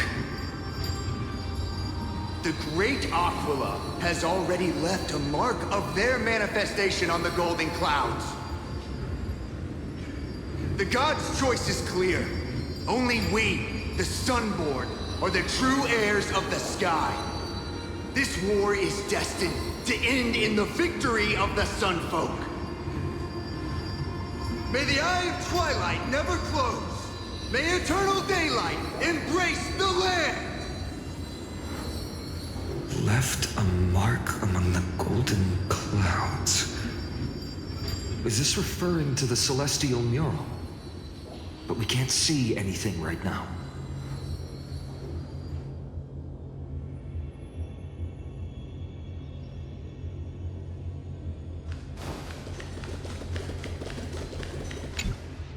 Arrogant Sunfolk. The Titan will condemn your brazen disrespect. But Aquila, you that shape the sky, why do you avoid the pursuit of dark clouds? Are not clear skies and stormy rains equally your creations? The Sunborn see your behavior as an act of favoritism towards them, and weaponize this reason to oppress my people. The Rainfolk will not suffer in silence. Oh God, if you remain silent, we shall have to forge our own weapons and resist the malice concealed under your brilliance. May the Eye of Twilight never open, and may torrid rains descend forever. Avoid the pursuit of dark clouds. Aquila doesn't like rainstorms. It seems a little hard to believe, but we should write this clue down first. It is as the rumors said. The Sky Castrum was far from united. My guess was right. This venue is indeed where celestial rituals were performed. Memi, can you retrieve even more memories? No problem at all. Here goes. There we are. Wind, snow, rain, shine. In the name of the sky's 100 eyes, I bring celestial phenomena upon the world. The turn of dawn and dusk, commanding the celestial globe. Awaken, celestial mural. Stop, foolish Cloudborn! How dare you tamper with the celestial globe and distort the weather? This is blasphemy! The Titan bequeathed the celestial globe to our ancestors, so that we could divide the light and dark equally between day and night, so that all things could grow beneath the celestial phenomenon they preferred. But the Sunborn have asserted control over the celestial mural. And now the days are endless, subjecting the land to drought and burning. And you have the gall to accuse the Rainfolk, who you've oppressed! The land? It is our eternal nemesis! How can storm clouds and rain, unloved by Aquila, lead the Skyfolk to victory in the Chrysos War? Your character is as weak as your faith. Go seek out a corner untouched by the sun and weep solitary tears in the shadows. Huh. That's all you lot know how to do anyway. Cry in silence. Then let us show you what we are really made of. You? What are you? What are you trying to do? Fanatics whose minds have been muddled by the heat. By Aquila above, meet your demise!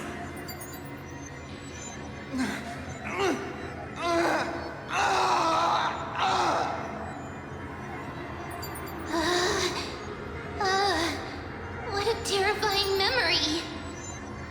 The brutal internal strife is sad to see. It appears the Sky Cities didn't fall to external threats after all. The proud Sunfolk saw themselves as divinely chosen, exacting long-standing oppression on other tribes. And the Rainfolk suffering beneath them began resenting the divine, and plotted their retaliation.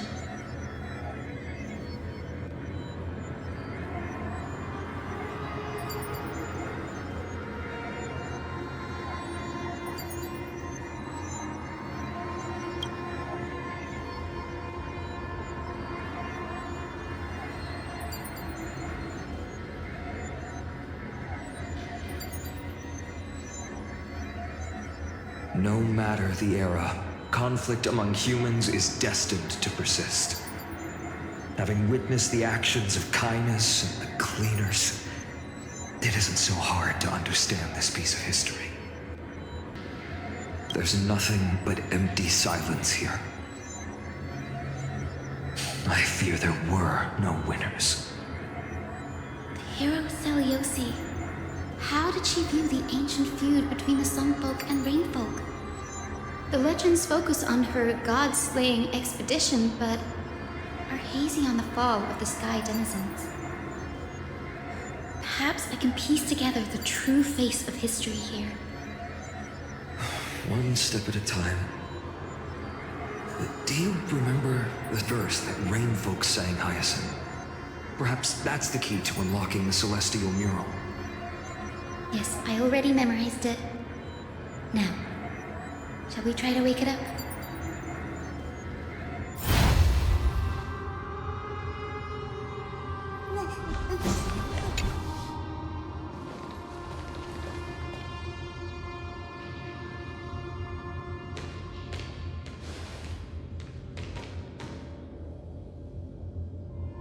Wind, snow, rain, shine. In the name of the sky's 100 eyes, I bring celestial phenomena upon the world. The turn of dawn and dusk, commanding the celestial globe. Awaken, celestial mural!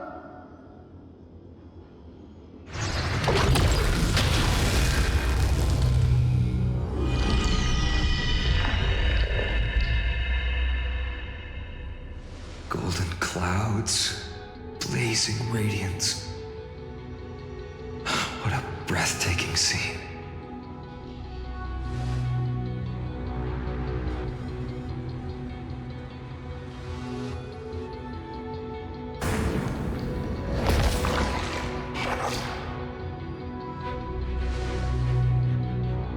How chilling. I wonder if Aquila is also watching us. I remember the Rainfolk mentioned the Titan dislikes overcast days. We might be able to use this to our advantage and change how the mark is behaving by changing the weather on the mural.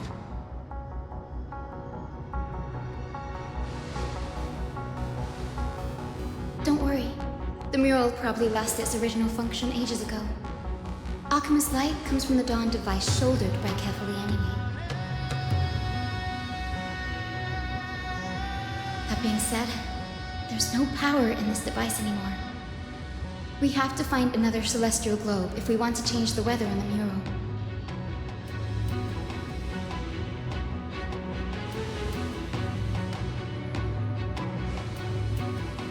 There! That circular device. I'm quite familiar with it. That's a west-winged compass of the Twilight Courtyard. We can use it to create a miniature rainbow bridge to walk on. Who knows? It might even lead us to other areas of the Eye of Twilight. Technology passed down from the Golden Age is finally proving useful. Let's go. Leave the adjustments and calibrations to me.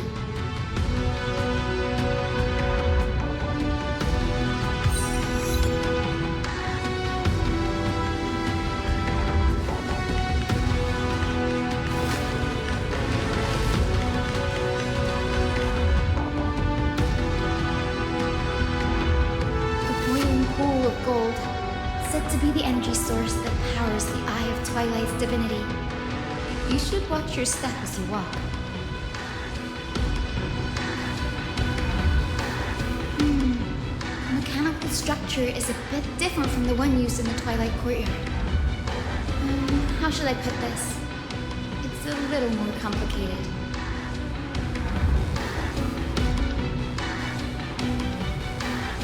Can you handle it, Hyacinth? This might take a while, but I think I can manage.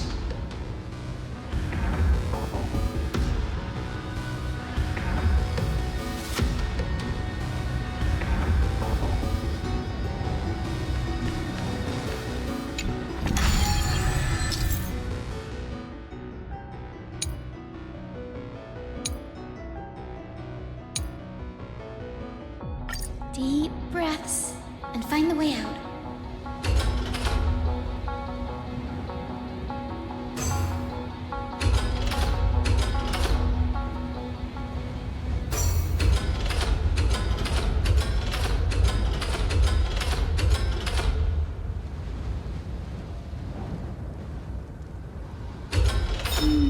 I think this should be right.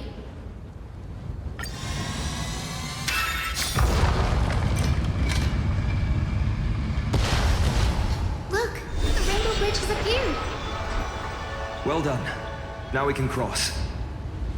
Hey, careful!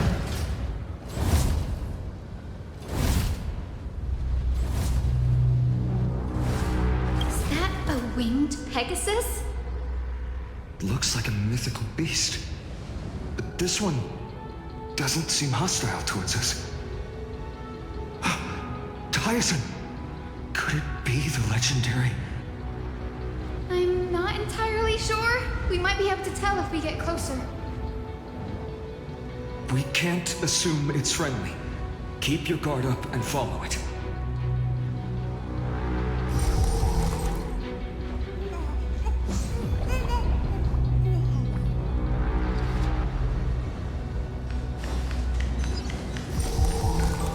Legend has it that the hero Seliosi was always flanked by two winged companions, Solibus and Lunabus. They were her steeds and comrades. If they are still alive, they might help us. It disappeared. An illusion? Or the memory dissipated? How strange. That Pegasus was different from the other memories. It was surrounded in an air of sorrow. Oh, it's so heavy that it's hard to breathe. Was that Lunabus's phantom? Did it appear here because it has unfinished business? If that's really the case, there must be a super strong obsession keeping it in one piece. Could it be some remaining bits of Celiosi's will? We can't be sure of that yet. Let's take the elevator up to the Eye of Twilight's core first.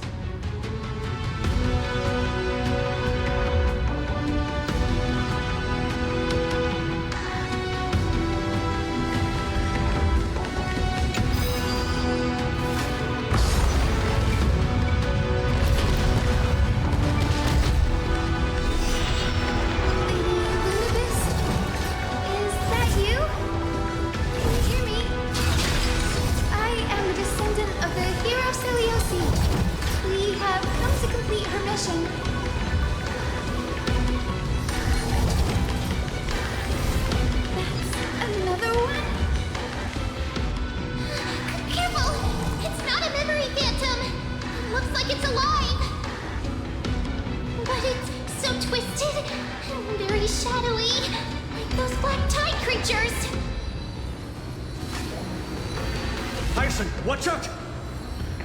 So, you're Lady Lunabus, aren't you?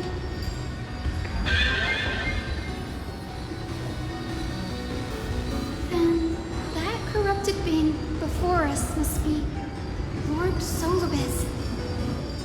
Did you lead us here so we can free your companion?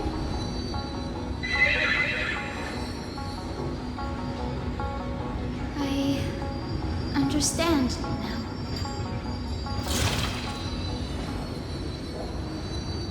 You must have been tormented by pain for so long. But you didn't give up. And you've held on to what little is left of your will with such tenacity. Don't be afraid. You're not alone anymore. I am Hyacinthia, the healer who inherited the hero's bloodline. Seliosi, the Day Thunder Knight, was once your comrade, wasn't she?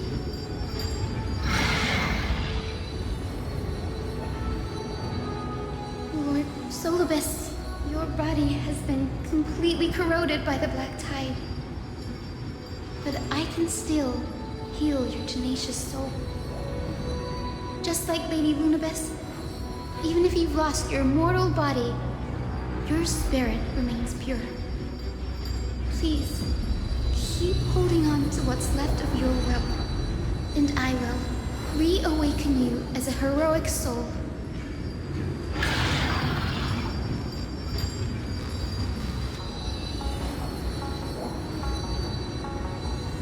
It must have understood me. It's a creature of wisdom and tenacity, despite being mired in the agony of the Black Tide. Solibus, the sunlit wings that once accompanied the hero. If this battle can remind you of your great deeds from back then, it would be my honor. Come on, heroes!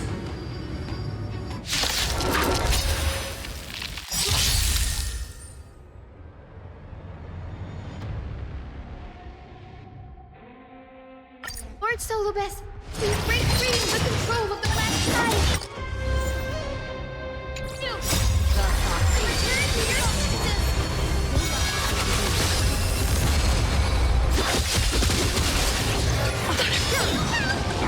Right on time. Root here. Mountains fall. Yes, you. Embrace a new life.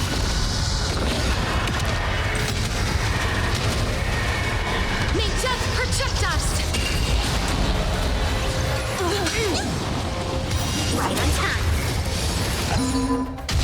So fragile, like a wisp of silk.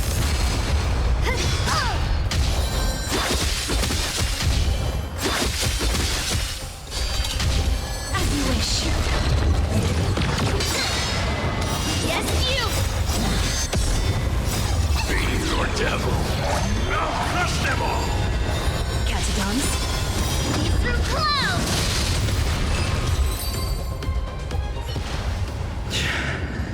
It's over. Solobes.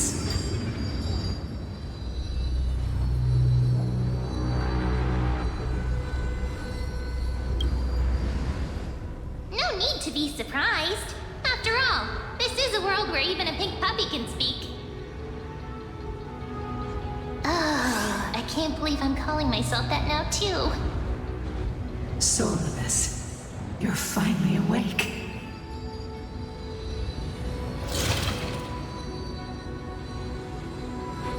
My consciousness has been lost for far too long. Finally, I have been released from the Black Tide's cage. Little girl, are you Celiosi's descendant? It is me, Lord Solobes. My name is Hyacinthia, and my companions call me Hyacinth. Hyacinthia, you don't have the scent of her on you. It's been 1,000 years. Celiosi's blood may have been in my veins, but the resolve of the Sky People has never been eroded by time. I've journeyed here to fulfill her dying wish. How much do you know about her dying wish?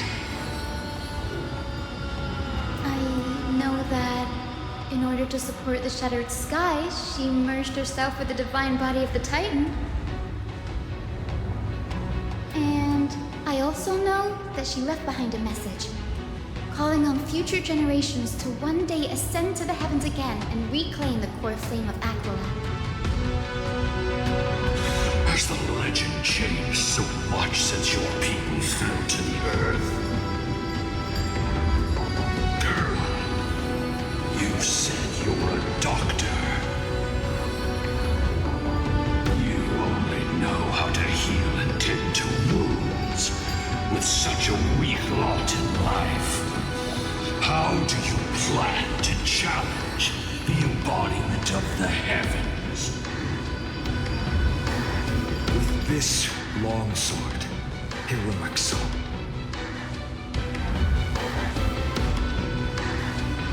As you can see, we're all Hyacinthia's companions and comrades.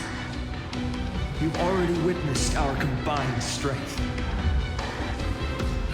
It's not bad, but still lacking compared to her. Solobes, let go of your ego and accept their kindness. You've been trapped in time by the Black Tide, while great change has spread over the world. If I'm not mistaken, the god of war Nikador also fell to the hands of these warriors. We've laid all the other Titans to rest, one by one. Now the final target for the flame chase is the master of this sky fortress. Please guide us to an audience with Aquila, heroic souls. Celiosi initiated the era of slaying gods and attaining their flames. Even if she could not witness the end of this era, you will all at least bear witness on her behalf. Confidence and fierceness. Yes, I do indeed see a shadow of her in you.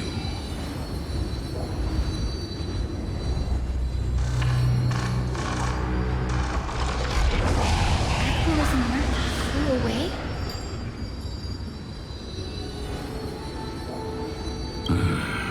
Maybe they detected our awakening.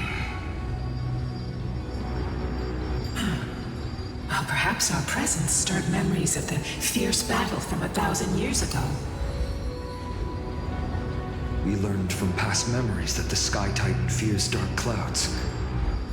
Would you know more about this topic? What the memo sprite said is true, but you all still need a guide. Follow me, Hyacinthia and fellow warriors. Let the hunt for the gods start again. Is Lady Lunabis not going with us? I will be waiting for you all at the next destination, Hyacinth.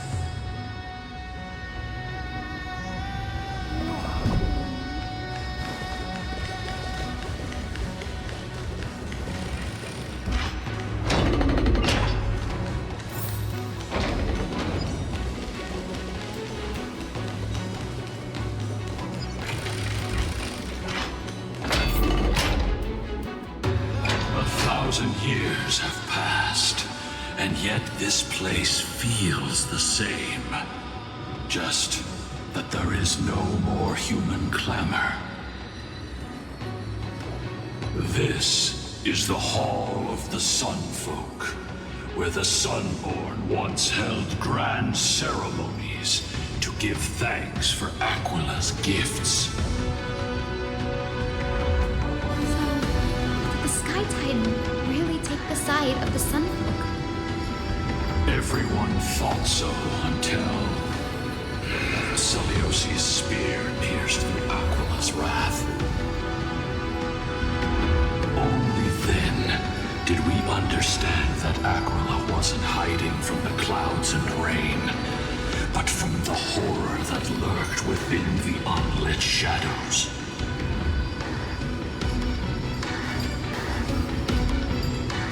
The Black Tide's threat has forced the Chrysos heirs to complete our flame chase journey, heading toward the prophecy's miracle of Genesis. Chrysos heirs. In our time, that title used to stir up waves of outrage. But you all seem to be revered as heroes. It's all thanks to those who came before us. Trebios and Aglaya. You must have heard of these two names. So it was those two who made it to the end. What does that mean? Let's not elaborate on unrelated topics. You now know how to activate the celestial globe. So go and force out the Titan in the mural. The road got sucked away by the wind fan? Did Aquila do that? You have nothing to fear. We can use the power of time to rewind it if we have to.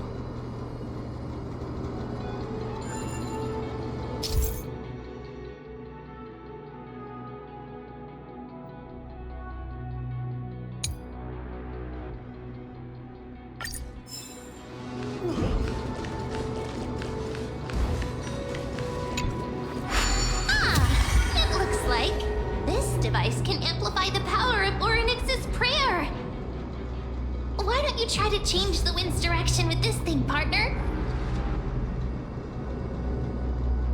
Now the prayer should rewind for even longer. Let's try to control the wind's direction with this thing, partner.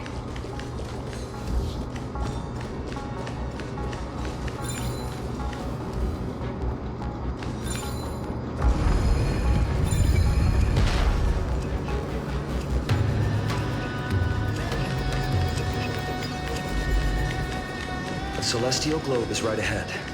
Let's go and force Aquila to come out. The turn of dawn and dusk, commanding the celestial globe. Change, celestial mural. Celestial shift didn't work.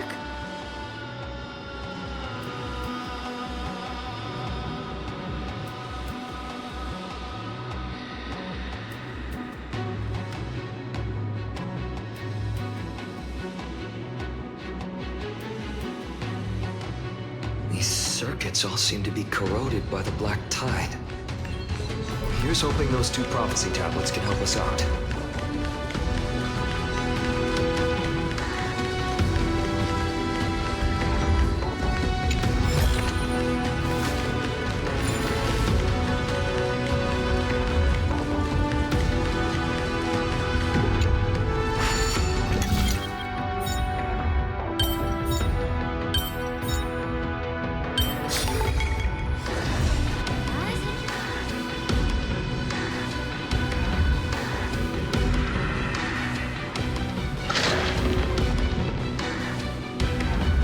Sailing so far.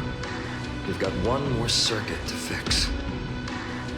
Let's keep going and find the tablet on the other side.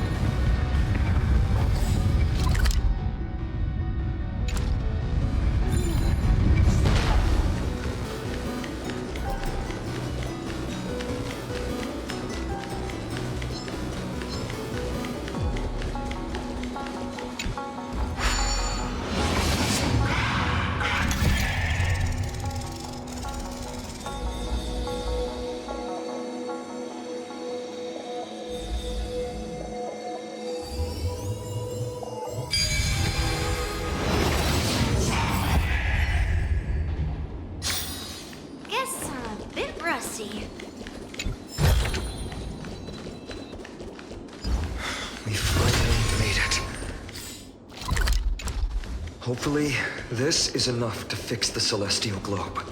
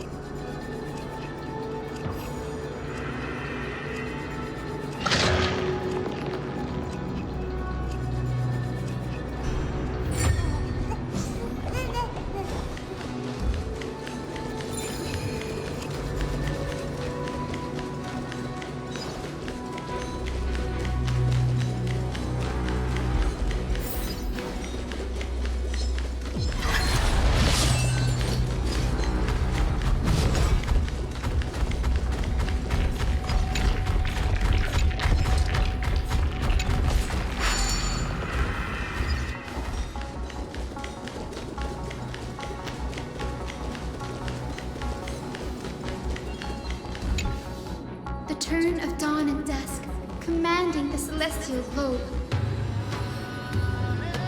Change, celestial mural.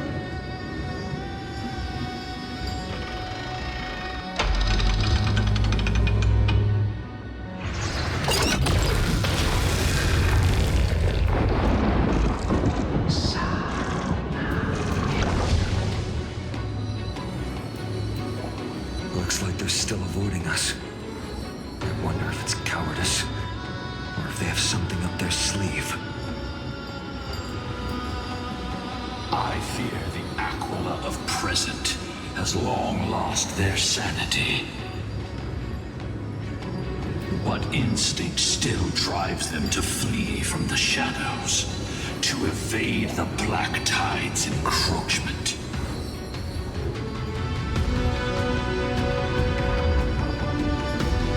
Do not mistake their behavior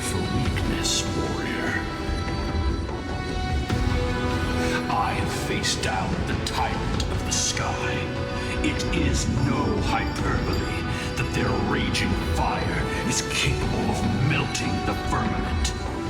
Amphorius's heavens exist because of their authority. It is time to leave this place. Lunaris awaits you at the next stop. A moment, please, Lord Solibus. I have one more thing I wish to do. What is it, girl? To honor the pact with Selioci. Her descendants spent a millennium looking up at the sky. I believe my countless ancestors who lived for that purpose deserve to know the truth behind her legend. If you don't mind us knocking on the gates of the past, maybe I can peek into this place's history.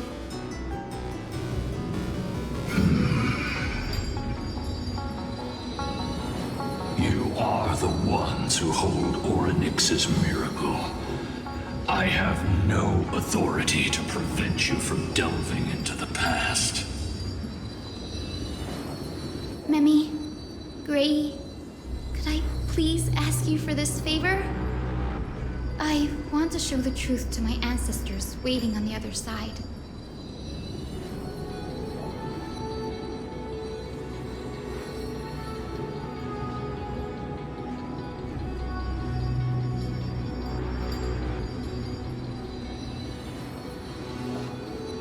If there are falsehoods in the legends, then there must be a reason for its embellishment. The scene here and the previous memories gave me a bad feeling. What else did the Skyfolk encounter after Selioci challenged the god? I must figure out the truth behind the legend, even if it's for my ancestors' sake. Hyacinth, you're such a good child. Don't worry, I'm here. The memories surging here are even more intense than at the entrance. I'll gather them up now, and mold them, and mold them. All done! Thank you, Memi. Everyone, please, witness history with me.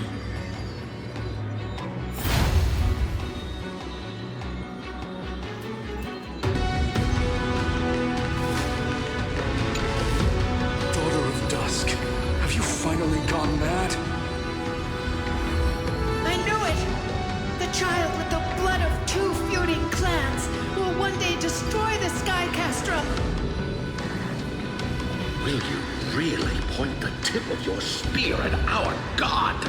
Stay your hand. Your recklessness will only bring divine retribution.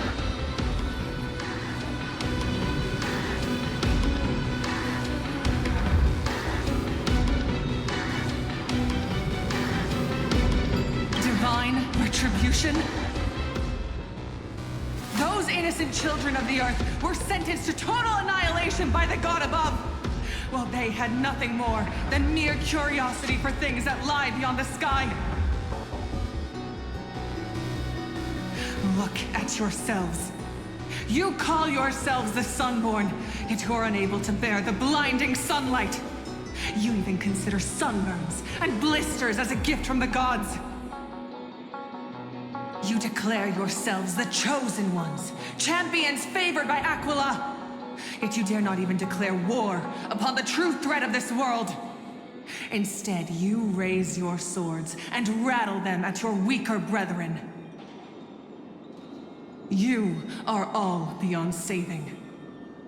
My father was also a disciple of the sun, but he taught me resilience and justice and guided me towards the light. He taught me wherever there is light, there is hope. Wretched people, I see no hope left in any of you. Even a shadow has more dignity than you lot. Even so, Daughter of Dusk, even so, you should not shatter our faith. Not just our faith. Aquila forged the sky. Nay, they are the sky itself. If they fall, what will this world turn into? A prophecy echoes from the horizon's edge. It heralds the advent of a new age. One not ruled by the Titans, but created by mortal heroes. I choose to believe in that prophecy. I must believe in any sign that promises to break the chains imposed on us by the old era. Any sign that will lead us to a new chapter of the world. If you wish to stop me from slaying the god, you'd better muster your courage and draw your bows. Let's see if I will be pierced by a hail of arrows first, or if you will be burned to ash by Solobis! How can we even fight you? You're the powerful Day Thunder Knight, a warrior goddess capable of trampling all lands. I am not a god, but the only mortal in this cage who is brave enough to defy the Warden.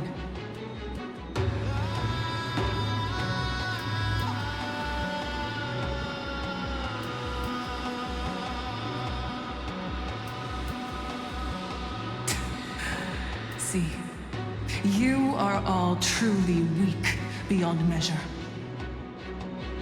The hunting ground beckons. Come, Solobis!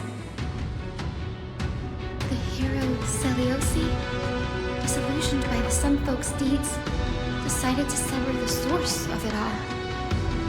The god they so blindly placed their faith in. She was brimming with compassion at that time.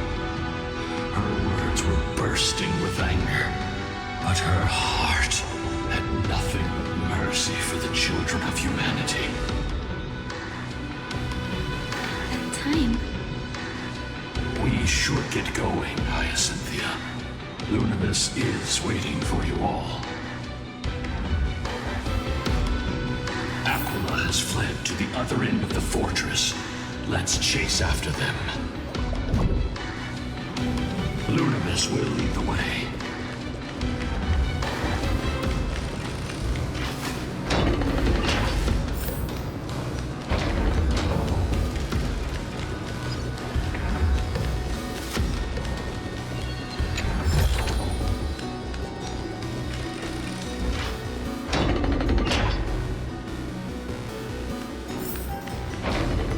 Lady Lunibus, we're here. Aquila, even though they had been corrupted by the Black Tide, they still maintain a connection with their kin in this fortress.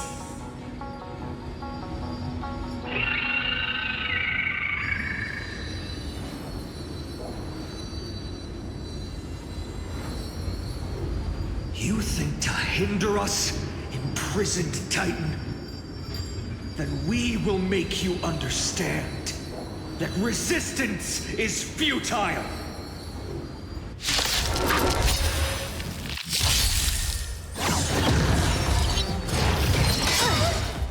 Right on time.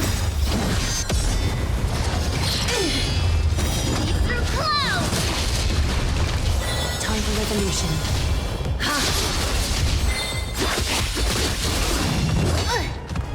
Right on time. As you wish. Embrace a new life.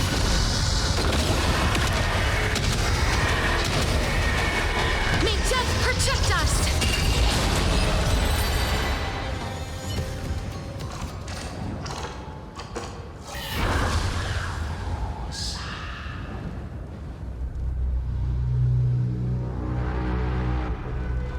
Don't stop. Follow it to the Titan. Even if plunged into madness, Aquila is still the Sky Titan. We mustn't let our guard down. Heroes, over here! Let's keep going and aim for the next West Wind compass.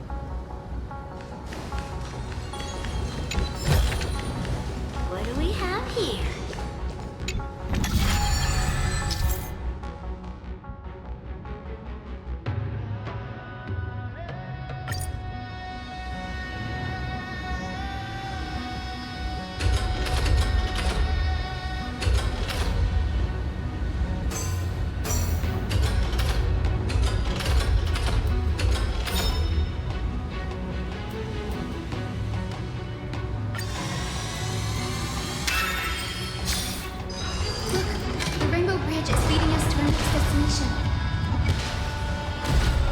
Let's hurry on. Follow Lady Lunibus.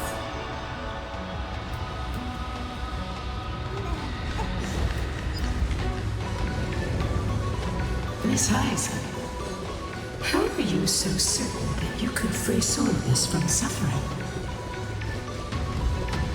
My apologies, Lady Lunibus. I was not all that certain. But if even the healer loses hope, then how will the patients repossess their hope for life? What a kind answer.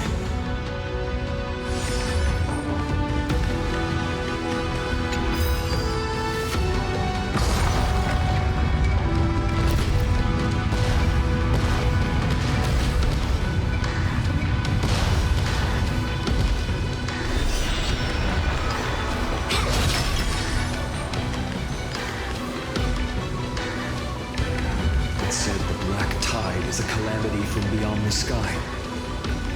If that's true, the sky's defenses would naturally be the first to be breached.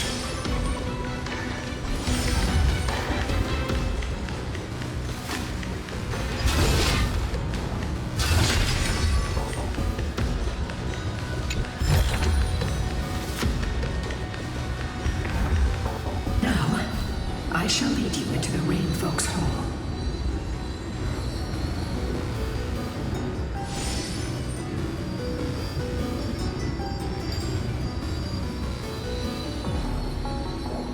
Legend has it, Celiosi's father was a Sunfolk warrior who spent his years fighting and rarely returned to the Eye of Twilight. Her childhood was mostly spent beside her mother, a Rainfolk priest. Correct. That was true. It was also during her formative years that the conflict between the two tribes began intensifying. The Rainfolk feared the other half of Celiosi's bloodline, and never truly saw her as one of their own.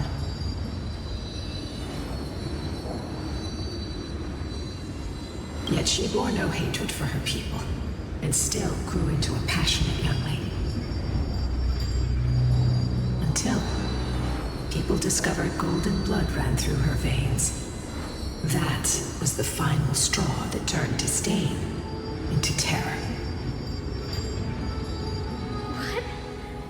The epic said Celiosi left to live in solitude, so she could train her spirit and hone her martial skills. I never would have imagined that she was cast out of her tribe for her lineage and her golden blood. Even so, she did not despair. She met Solidus and me while she was living alone. We hunted, spent our days together, and forged an alliance. I think that oath, stronger than fate itself, kept Solidus and me here to watch over this abandoned fortress. Despite experiencing betrayal and exile at the hands of her own people, she was still willing to set out on the path to slay the gods for them. Was Celiosi's love for humanity truly so boundless and unconditional?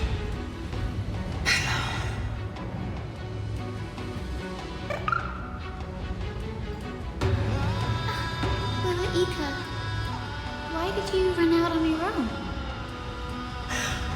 This little one.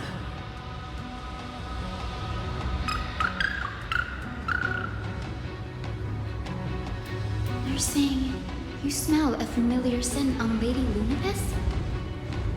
They look completely different.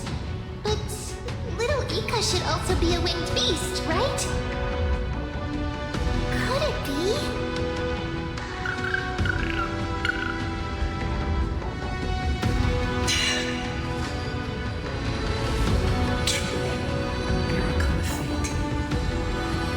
Perhaps we did leave something behind for this world. Celiosi. Lady Lunibus? Is little Ika your... Please press on, flame-chasing heroes. I can sense it. The radiance of Aquila shines ever brighter.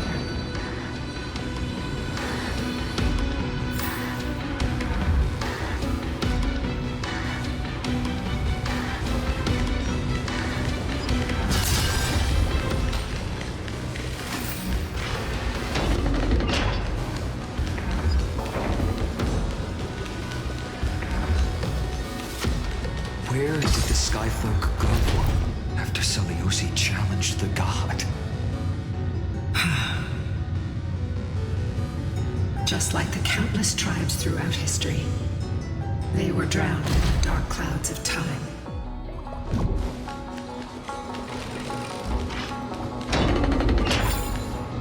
Aquila, they are indeed here. The celestial globe is right ahead. But there are black tide creatures guarding it. Looks like we can't skip this fight. Let's go get them.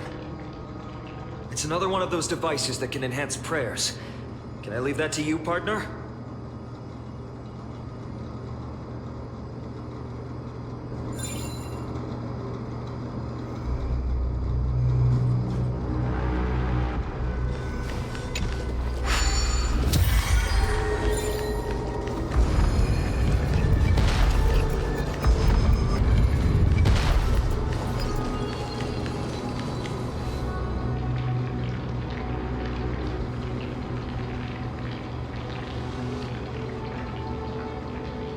Before it was consumed by madness, it must have also faithfully served the Titan, don't you think?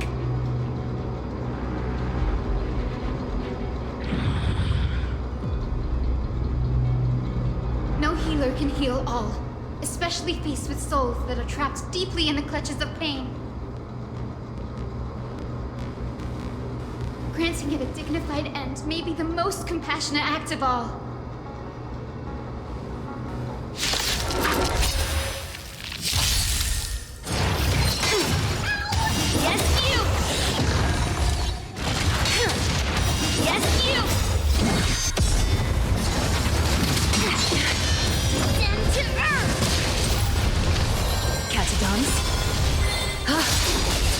Thus our fates become one.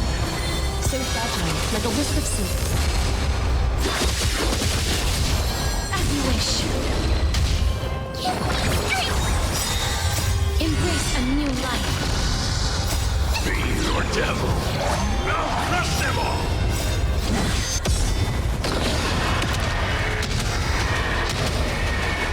May death protect us! Mountains fall!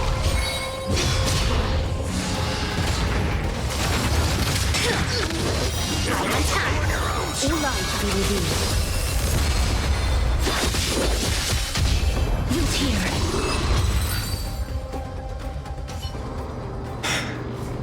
Rest now, Titankin.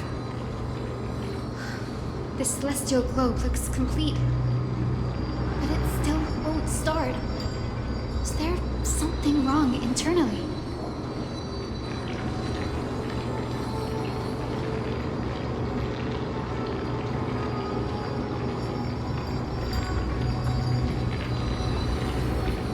Hard drives?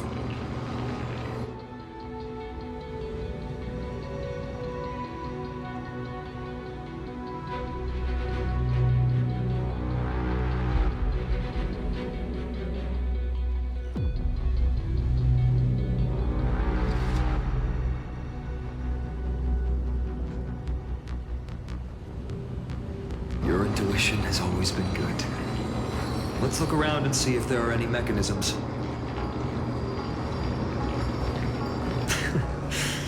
That didn't take much effort. The hand of Zagreus always appears when it's most needed.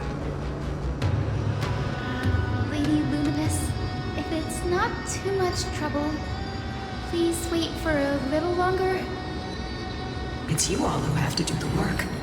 I've wandered around here for 1,000 years, so this brief moment hardly qualifies as waiting. Furthermore,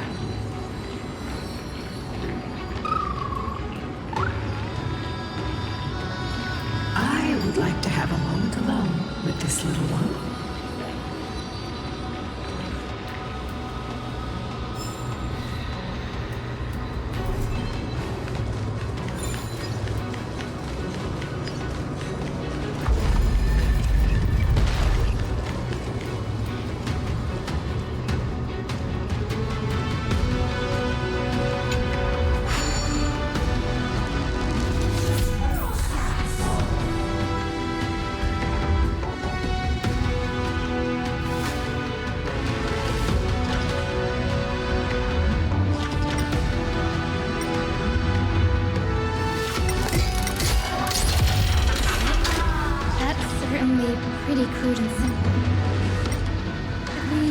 for the next one?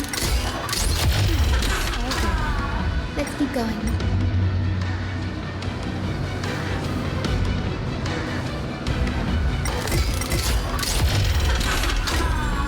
As expected, Grady is getting more and more skilled at handling the hand of Zagreus. Let's go. We should return and check on the celestial globe.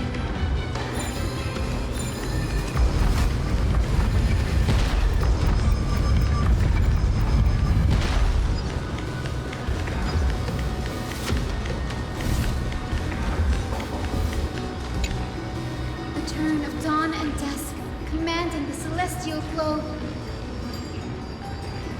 Blot out the blazing sun, celestial mural!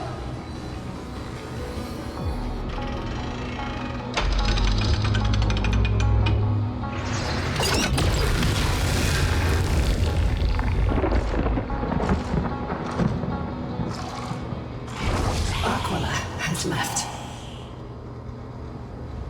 We've already changed 2 scenes on the mural.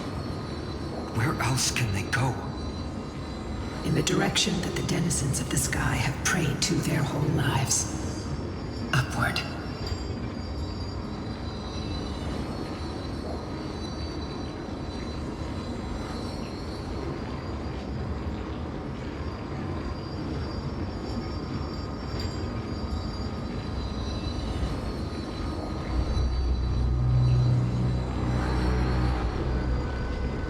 Curse that fell from the sky.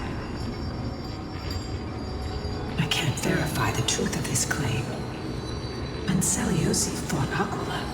The Titan's incarnation did ascend into the skies, but they never attempted to break through the sky's veil to escape our pursuit.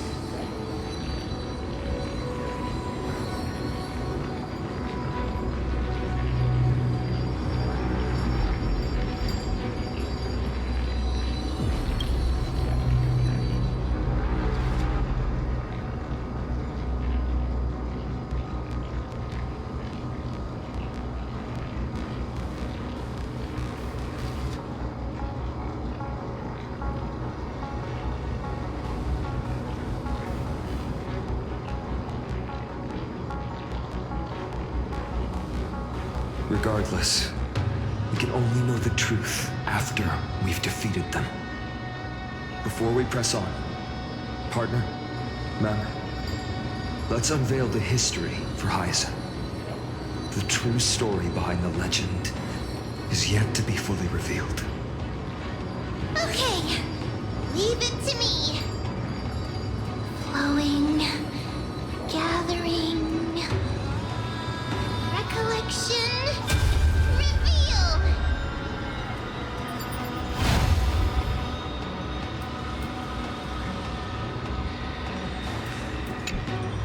Oh, daughter of dusk, who has permitted your return to this sacred land of the Cloudborn? Bearing the blood of heresy and curse of gold, exile is your eternal sentence.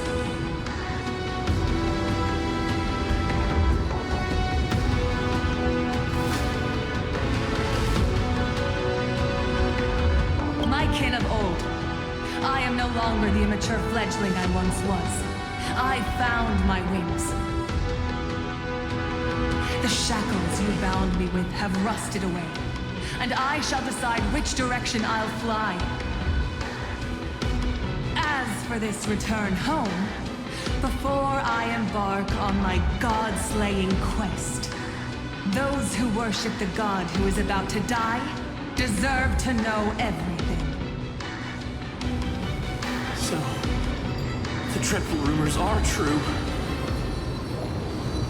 The cursed daughter of dusk, the invincible day thunder knight, will soar into the heavens to challenge the Titan!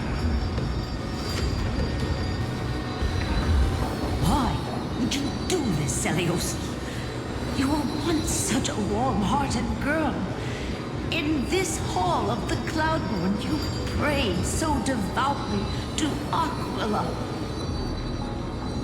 I've seen through the Titan's indifference, and grown weary of the tragic dances mortals perform under their neglect.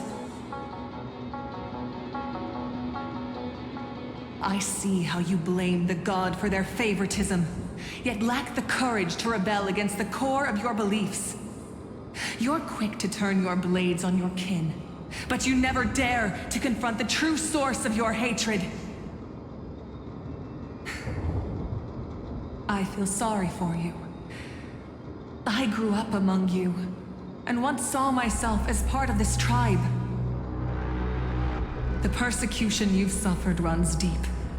For that, I understand your hatred towards me.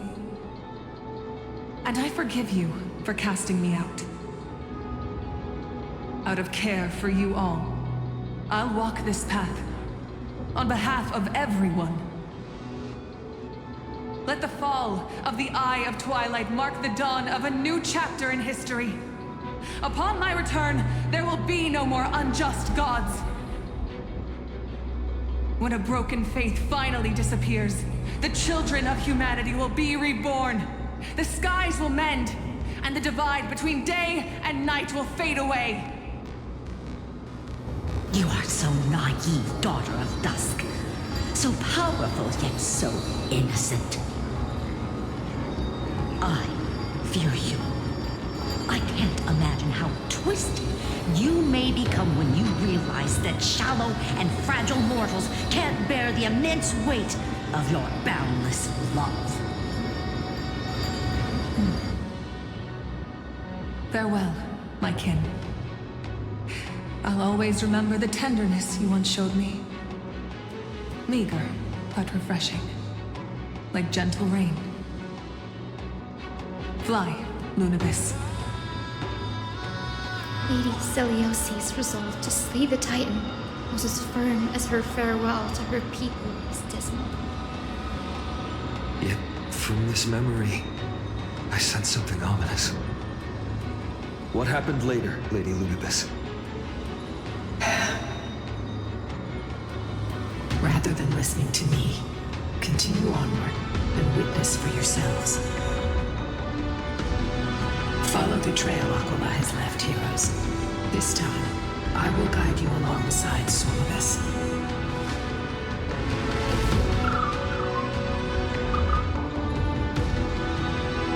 Sorry, little one. I hope we still have time to talk later.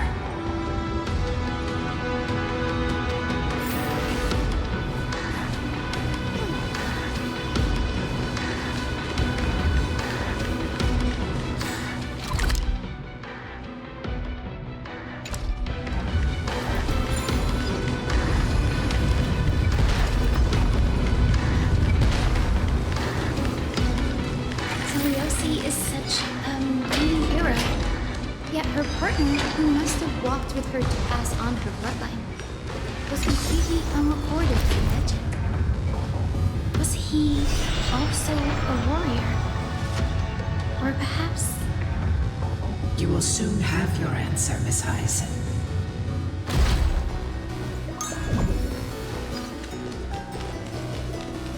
Lord Solibus is waiting for us.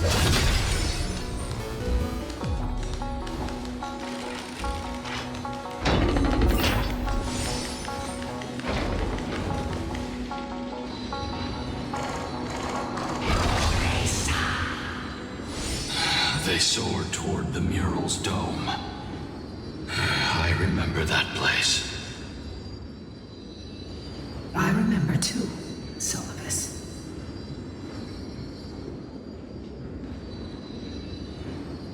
What exactly happened there? At the celestial mural's dome, we dealt Aquila a fatal blow.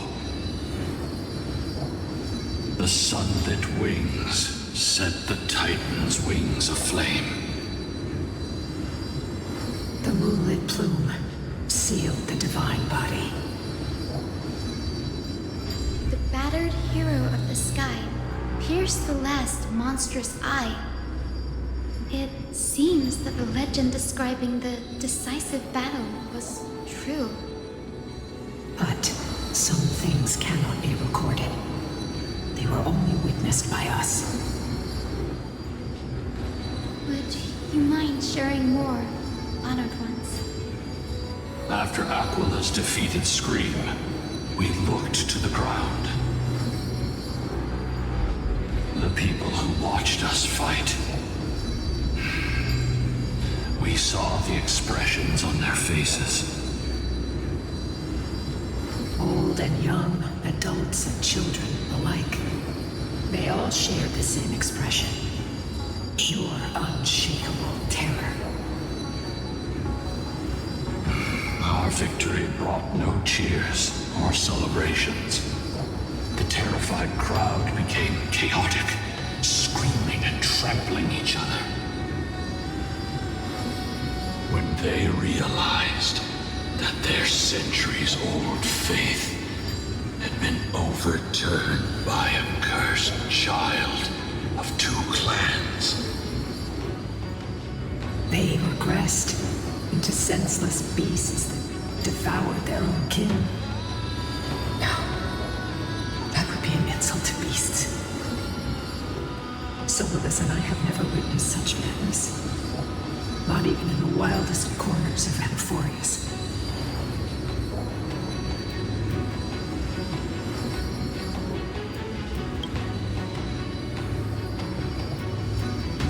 Doesn't align with the historical records. According to the legends of the Sky People, Aquila, gravely wounded, was determined to fight to the end. To prevent Aquila from using the sky of Amphorius as a weapon to crush the earth, the hero Seliosi chose to sacrifice herself, sealing the Titan in the process. Legends and epics have always erased the cruelty, bloodshed, and the cries of the commoners, while glorifying the heroes in their triumphs. You'll witness a side of the legend that's never been told, young Hyacinthia, with a truth hidden for a millennium before you. Can you still walk with the same conviction? It will be a harsh truth, one that is bound to shake your beliefs.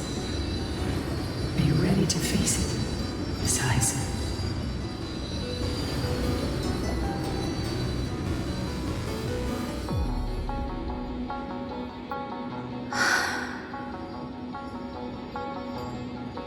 I am ready, honored ones. No matter what the hidden history holds, the spirits of my ancestors will urge me to make the right choice. This mission is far more important than my personal feelings or biases. If what I'm facing is a distorted history, a lie that's lasted for 1,000 years, I have to believe the one who created it had their reasons and struggles. And as for those reasons, I choose to believe they came from a place of goodwill. That's how I see the world. Since you've made your decision, keep moving forward. I've called forth the Rainbow Bridge. Proceed along its path to the Dome, where the entwined fates of humanity and the Titan must be resolved.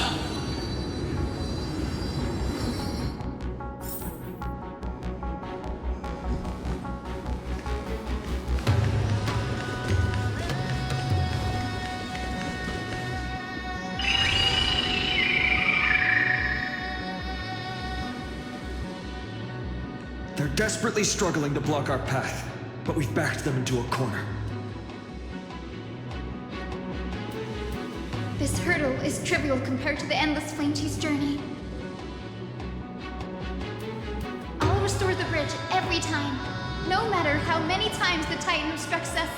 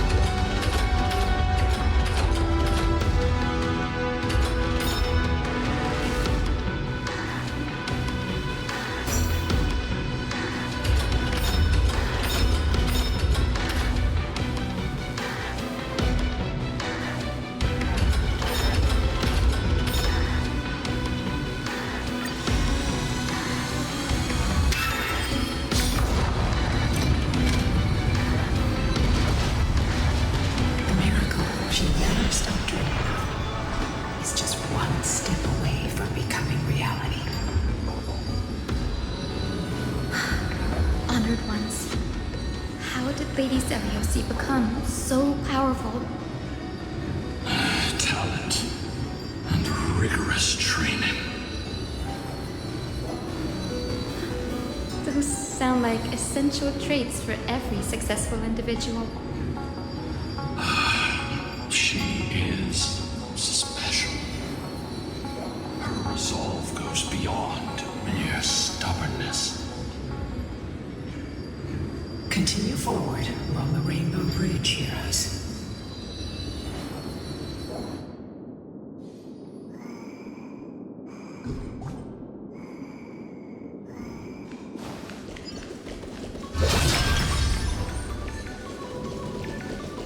A god slayer can tell the state of their prey by its sounds.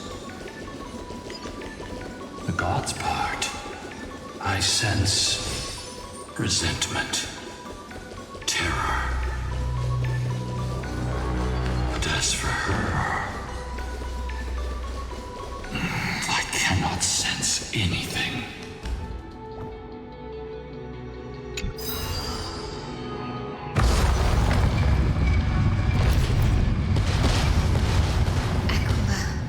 Already seems aware of their fate. We won't make them wait for too long. A Titan shall get Dawnmaker to have its first taste of blood. That sword you wield, it seems familiar. Are you sure about that? This is only recently forged. Perhaps. Is this the dome of the Celestial Mural? It's truly marvelous.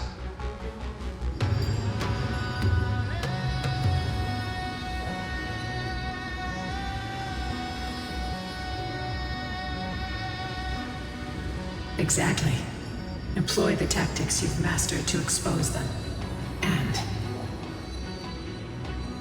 Hyacinthia, we will heed your wishes, channeling our strength to reveal Aquila's true form. My wishes? It's been 1,000 years. Without our pact, Lunabus and I might have dissipated like everything else here. Our pact requires us to await the return of the Skyfolk to their ancestral lands, to complete the mission of reclaiming the Titan's core flame.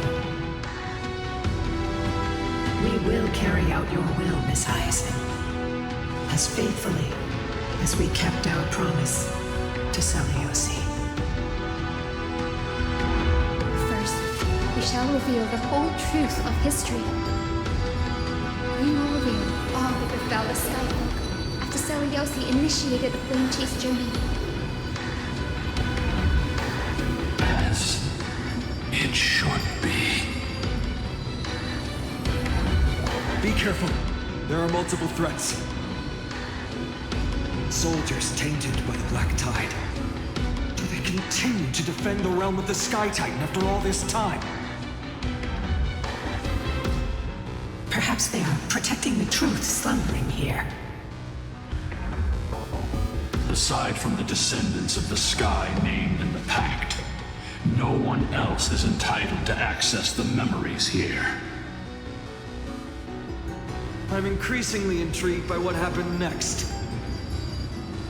Let's deal with these fallen guards first, then. Embark on this final lesson in history! Dawnmaker feels lighter in my hands. Just cut down evil with this blade. Golden hands. I can forge a new dawn! Who's here?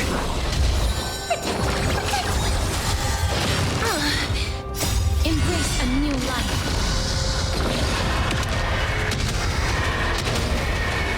May death protect us!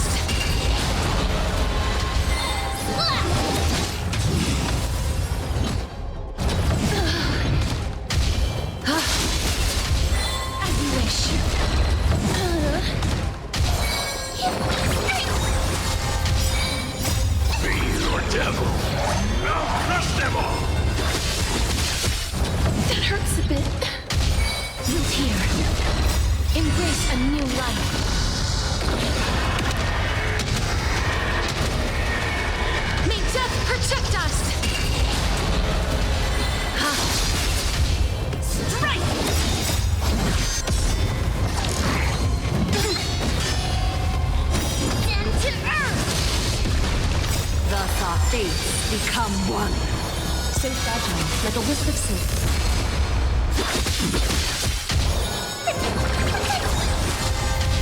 As you wish. Embrace a new life.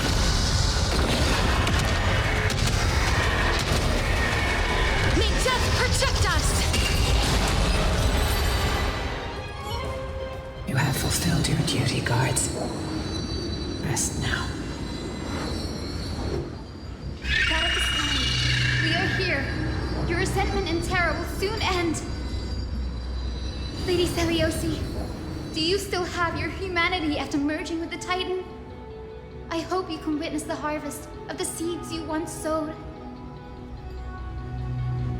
Now, only the final steps remain.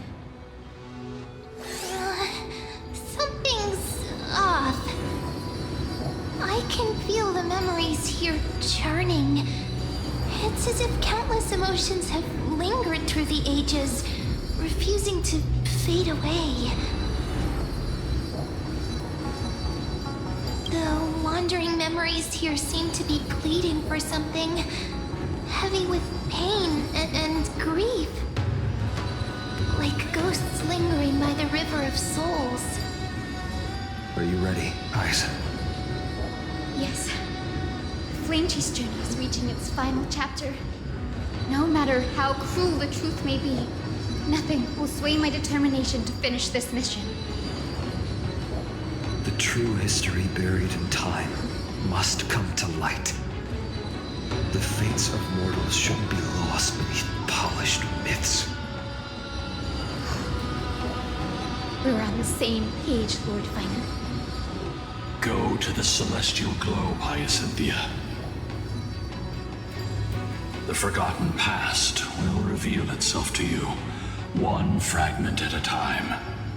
Hold fast to your resolve. You'll need it to face what lies ahead.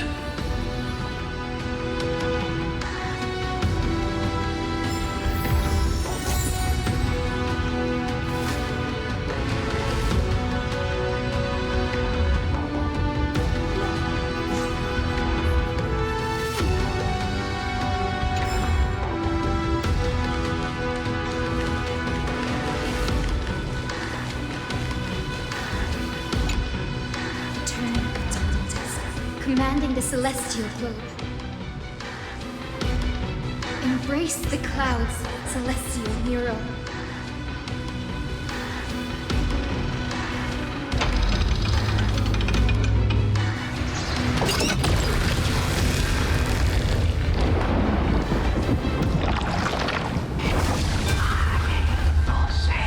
Look who we've caught. An old-fashioned disciple of the ancient god.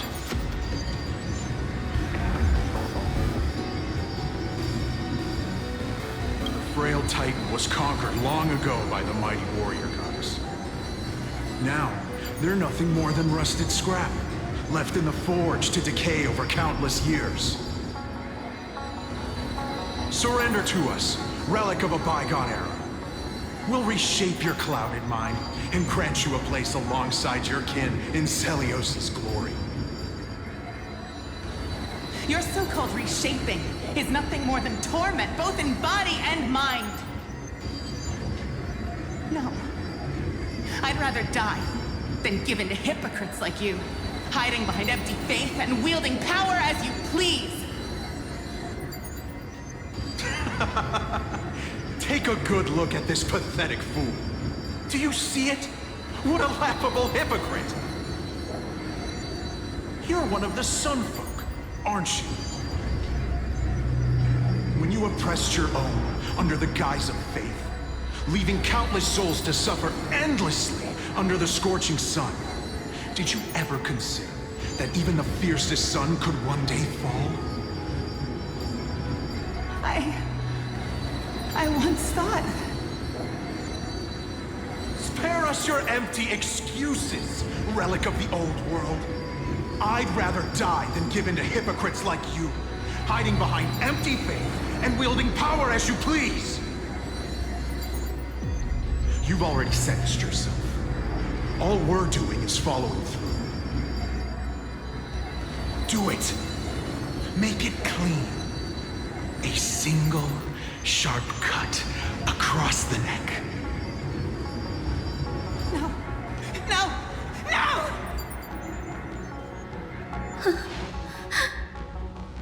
The creation shaped by Kefali in their image failed to inherit their compassion and acceptance. Are you alright, Hyacin? I'm fine, Lord Finan. I expected this. It's just thinking about the vision Seliosi held before declaring war on the Titan. This sight is deeply heartbreaking. Let's move on. Seliosi possessed the strength to slay gods. Yet, she failed to sever the cycle of karma, rooted deeply in humanity's hearts. The turn of dawn and dusk, commanding the celestial globe. Drive out the gods, celestial moon.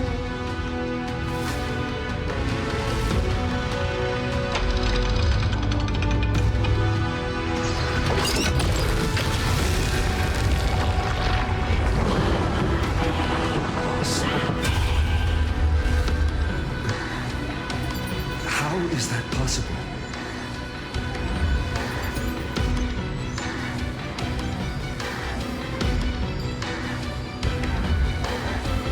Please, help us, the forsaken Skyfolk. Lady Kindness, you are the strong one who follows the path of shadows. The Cleaners. Did the Skyfolk conspire with them? Word has it you hunt those with golden blood, all in your quest to cleanse the world of the filth of those cursed offspring. Delivered justice for us. The witch with golden blood struck down the proud eye of twilight, desecrating their divine grace. Yet, it is we, the devout denizens of the sky, who are forced to pay the price. I can smell your despair, Skyfolk. The Cleaners are on the side of mortals. Together, we'll erase that blasphemous bloodline from this world. The Day Thunder Knight and her fantastic creatures are far too strong. No one can hope to defeat them in a direct fight. But we'll show you every trick, every strategy you can use to turn the tide. In their desperation, those ancient disciples were willing to do anything.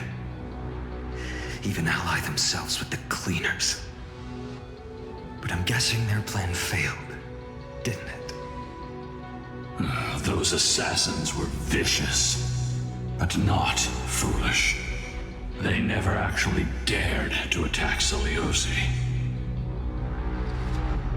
They weren't driven by any genuine desire to help the oppressed. Their true targets were the innocent Chrysos heirs, hidden among the Skyfolk. These schemes only came to light long after the damage was done. Before the Flame Chase journey began, the Chrysos heirs waged war against each other over who was a legitimate heir of the prophecy. Even Trebi's many selves were pulled into the chaos. At the time, golden blood was seen as a curse. Honestly, it's easy to see why. But Seliosi, where was she in all this? What thoughts weighed on her mind as she watched everything unfold? You'll know very soon, Miss Hyacin. Her unconditional tolerance was met with ruthless betrayal. Her deep love for humanity was reduced to ashes, leaving behind only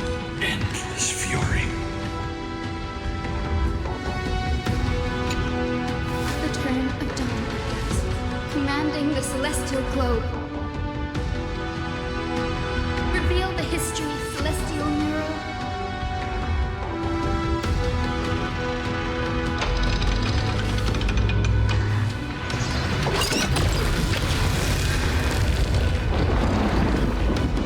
Now you have nowhere to hide, Titan. Everyone! Over there! Are those Lady Ludibus and Lord Solibus? Yes. Those are remnants of their memories from 1,000 years ago.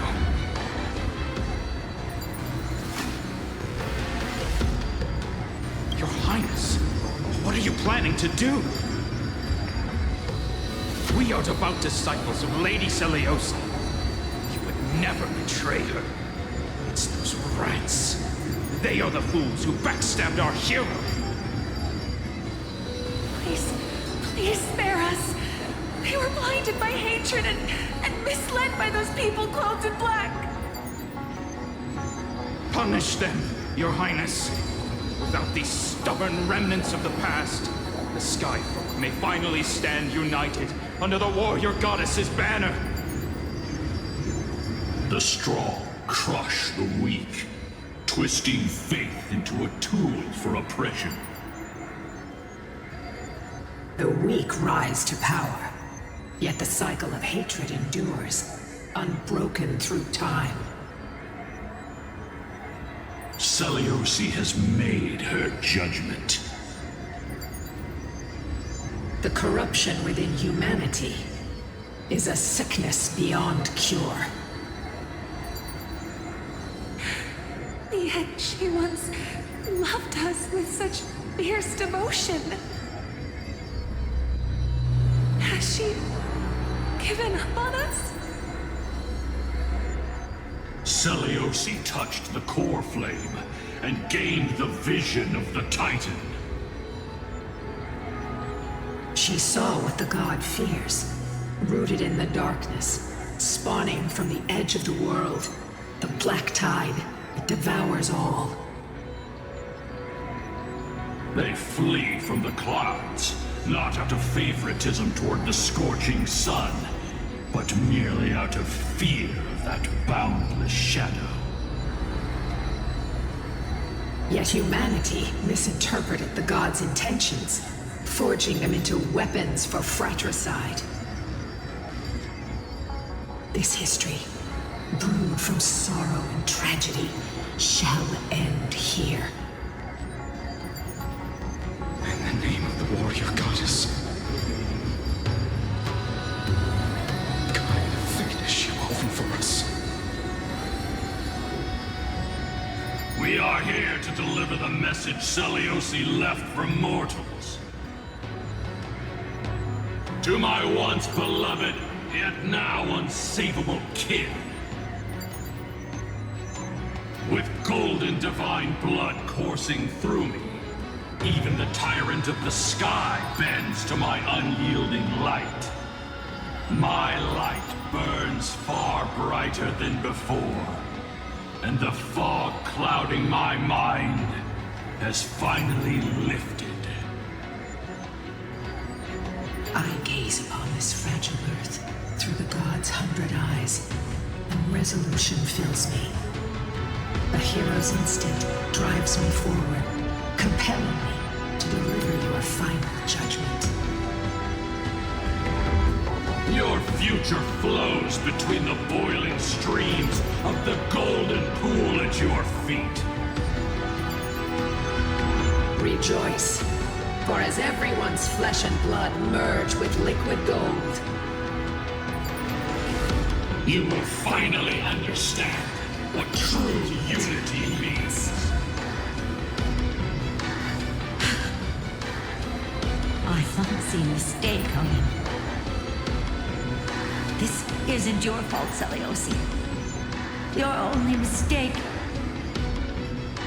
was placing far too much hope in humanity.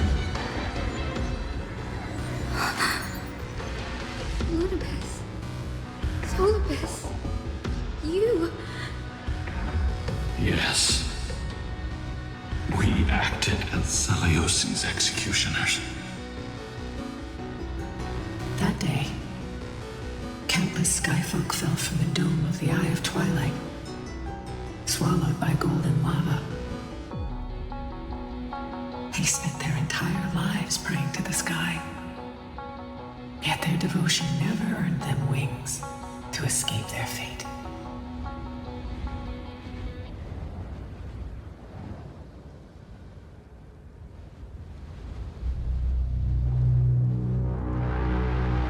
After learning about everything she went through,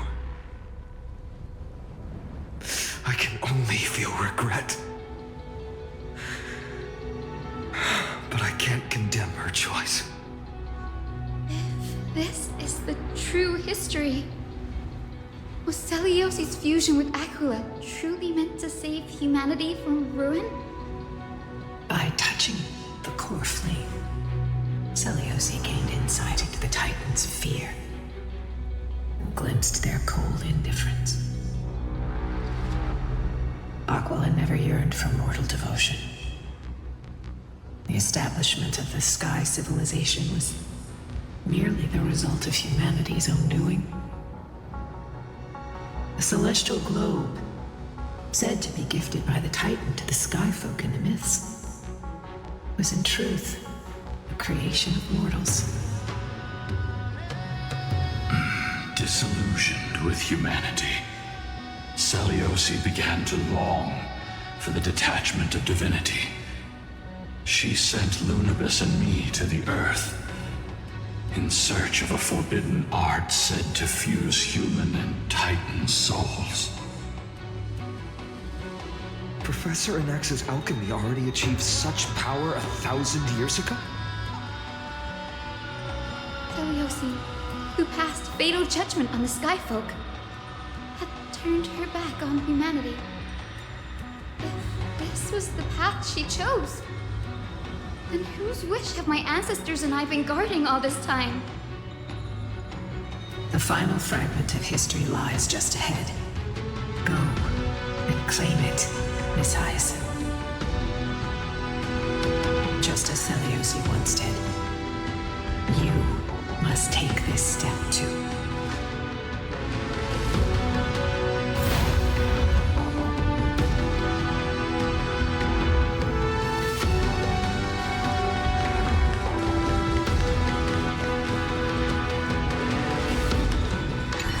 Had abandoned her humanity. And my Twilight Courtyard ancestors and me, are we truly her descendants? The truth will soon be revealed. No matter what, I will not run away from my mission. Pray, will you stand by my side?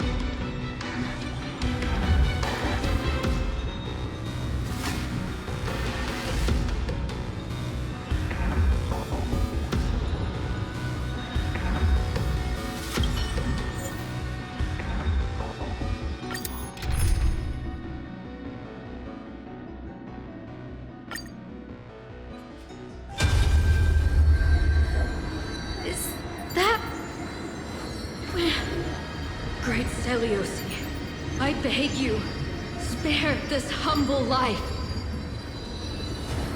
I've never harmed anyone. The punishment you deliver out of rage is far too harsh for someone innocent like me. The time has come, mortal. It's time to face your destiny. Wait! Please, let me speak with Her Highness, the warrior goddess. Look! Can you see it? Golden blood is spilling from my wounds. I am a Chrysos heir too, chosen by the prophecy, just like Lady Celiosi. She isn't lying. Celiosi, what will you do with one of your own? A Chrysos heir. You are no different from the rest. You were once one of the Sunborn. Did you ever rise to defend the weak? When your kin oppressed others under the guise of the Titan's favor? I did not.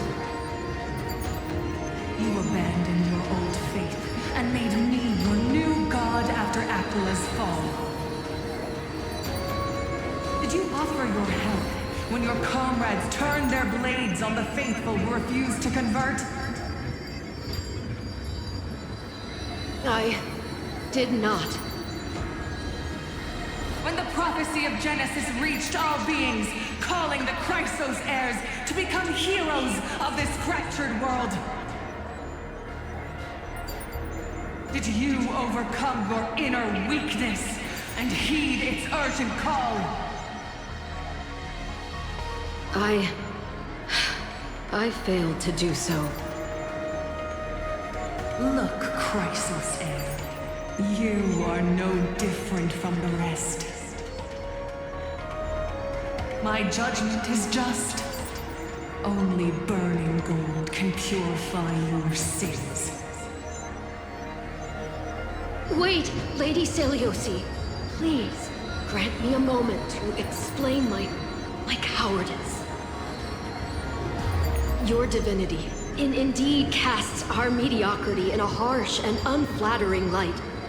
Humanity has walked this earth for many ages, enduring life's struggles and witnessing its shameful imperfections. Yet, despite everything, we built great city-states and thriving civilizations. Even when trapped in the mud of malice, we continued to struggle and push forward. Because beyond our flaws, the virtue that we all share is tenacity. Even if it means risking everything I have and everything I have yet to gain. I must kneel before you, begging for a chance at life. I need to prove that mortals are capable of redemption. To admit your weakness in such a righteous manner, it seems you have completely abandoned your dignity.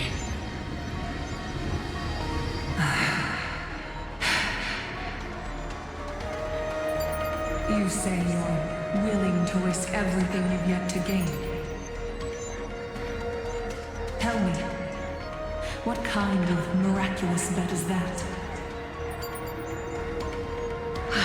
It's simple, Lady Seliosi. Should you grant me a chance at life, I will ensure that your epic is passed down through generations, sung by my descendants, until the end times buries all civilizations and legends. Should the prophecy of deliverance we've heard hold even the slightest chance of becoming reality, then my descendants will return here one day to prove to you that even the flawed and imperfect mortals you disdain can bear the weight of the world.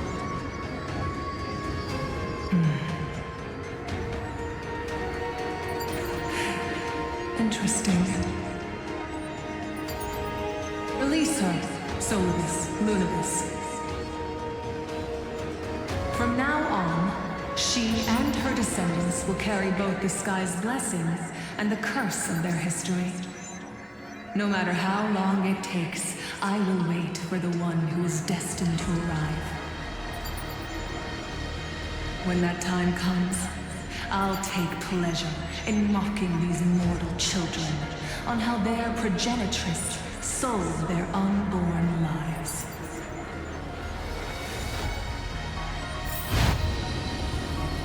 The truth of the legend is finally clear.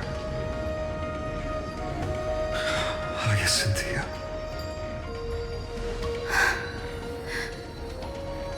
Am I a descendant of that nameless Chrysos heir?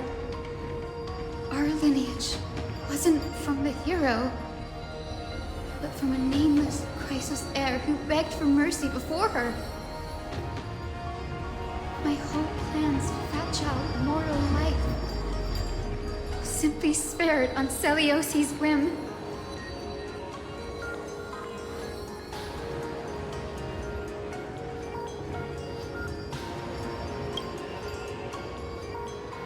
Her judgment may be true. Mortals do have their flaws. But even so, human dignity must not be trampled.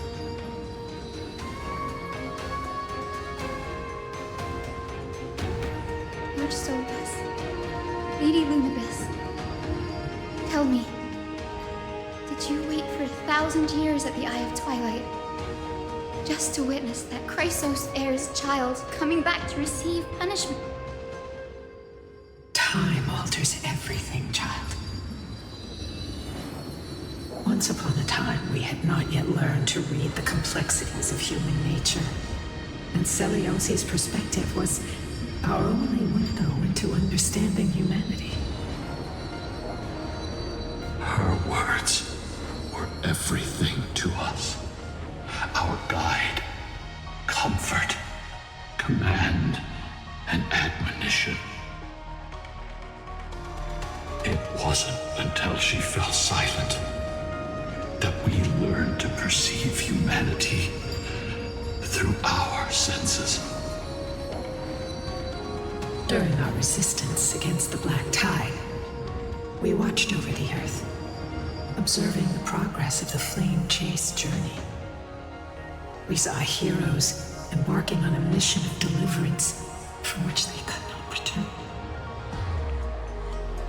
The unity and hope Celiosi couldn't see, we've witnessed in her place.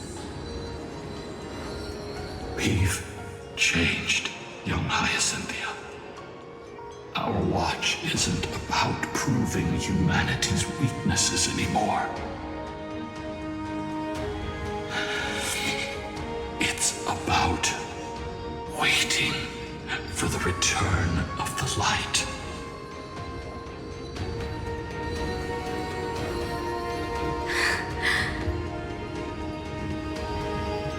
Lady Celiosi, I want to tell you this. Doesn't matter if you can hear me or not. I want you to know that I am glad to be born as the child of a nameless and ordinary mortal. Only then can I prove to you that tenacious hope, buried in the deepest part of the human soul, has not been lost to time. It's just waiting to heal and grow, and then it will shine once more. Even the most cowardly individual harbors a seed within. Perhaps in your era, the light on the horizon was too dim for it to sprout. But do you see it now? 1,000 years later, the path you forged is now walked by many brilliant heroes. They love the people of this world, unreservedly, willing to sacrifice themselves to shine a light upon the children of humanity. The light they leave behind will inspire the seeds within people to sprout, grow, and thrive, nurturing them every step of the way, until the barren land is reborn as a thriving forest, growing endlessly, and one day, reaching for the sky once again. That twilight, still capable of being healed and protected in the end times, is the reason we choose to bear the weight of humanity's flaws.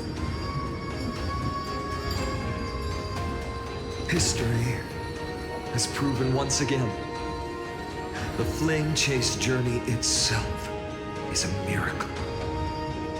It began with a whitewashed lie, but it laid down a path of deliverance for humanity over thousands of years. Celiosi, we have honored the promise made by that nameless Chrysos heir and returned here. We also bring you the answer to your question. Mortals are capable of change, and humanity is worth saving. Our people forging through the trials of the end times deserve a second chance. We are worthy of a new dawn.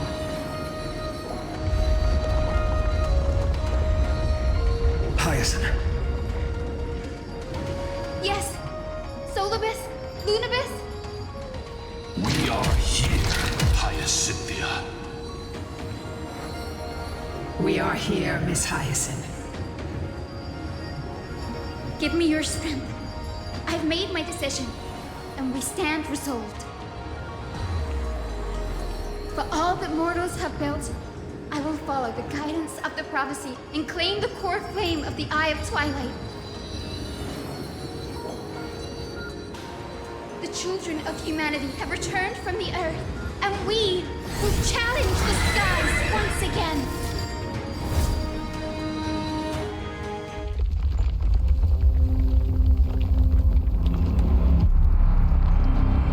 This time, I will not be overwhelmed by the darkness of humanity. Face us, Avatar of Sky!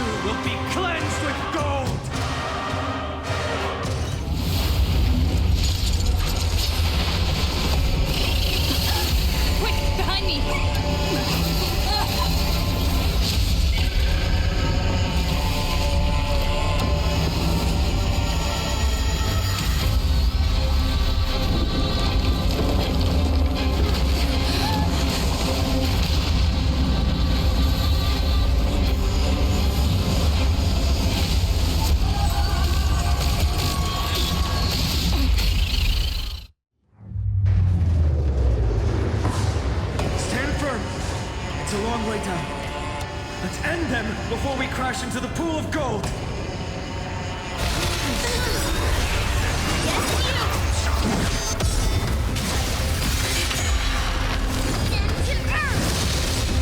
With the will right above the gods, take back the skies. Thanks for your help.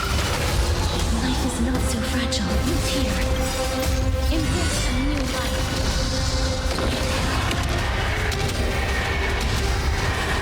May death protect us!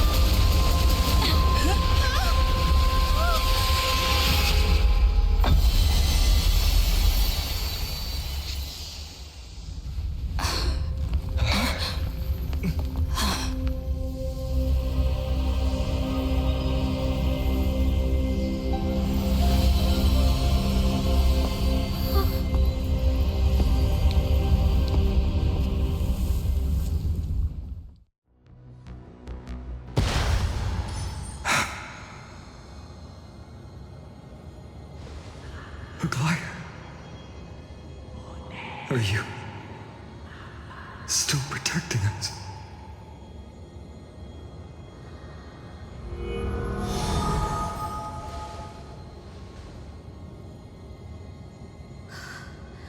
Is it all over now?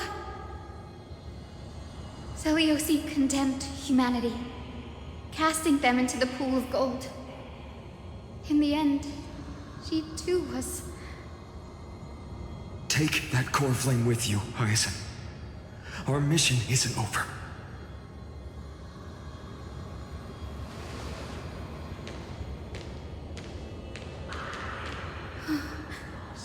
Core flame of the sky, come with me.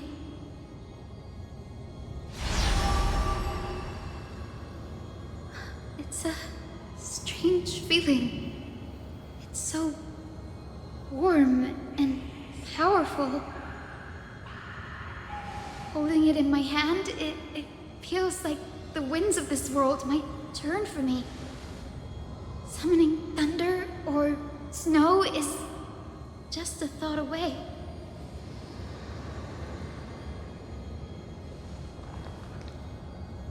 I understand how you feel, but right now, this platform is on the brink of collapse. Who knows how much longer it can hold? We need to find a way to leave.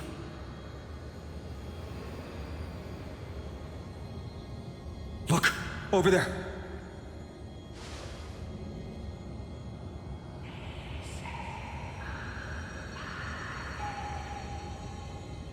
No idea, but we have to take a gamble. If the prayer can rewind the shattered platform, then we might ride it back to the entrance. And also, retrieve Aglaya's amulet. We can't delay any longer. Everyone, move quickly!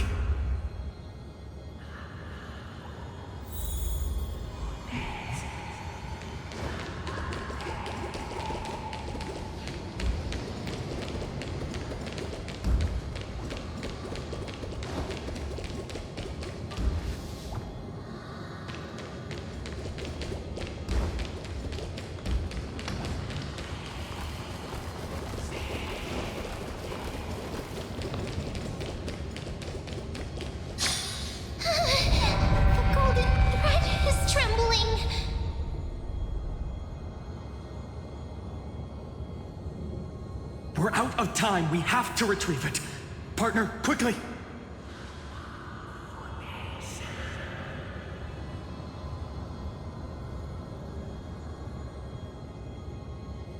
Lift the curtain of memory! And stir up ripples of past reverie!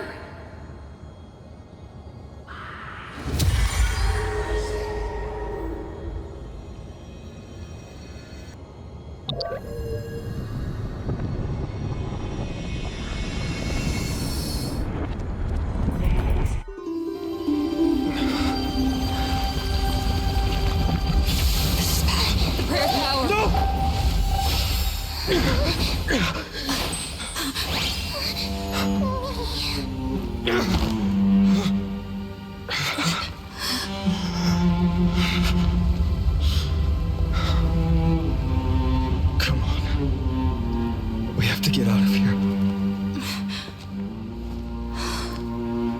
I shall have my final bath in warm and radiant gold. From here on, Finan, you shall embark on a journey with no return. Light fades, only to await the sun's rise. One day you will step forward, not out of fear, but to return the dawn to this world. It's right in front of us.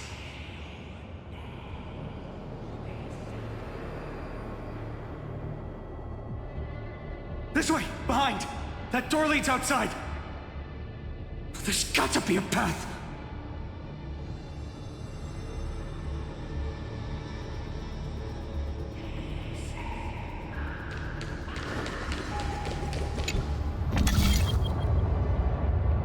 It worked! Let's go!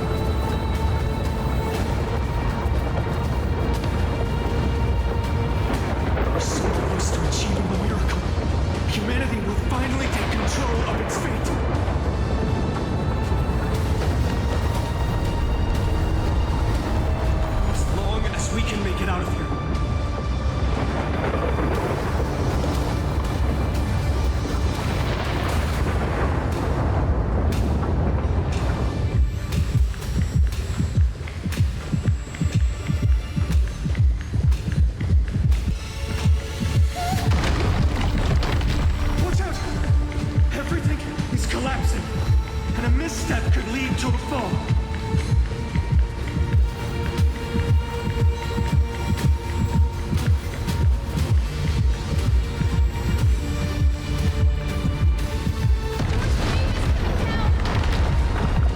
Partner, give us a hand.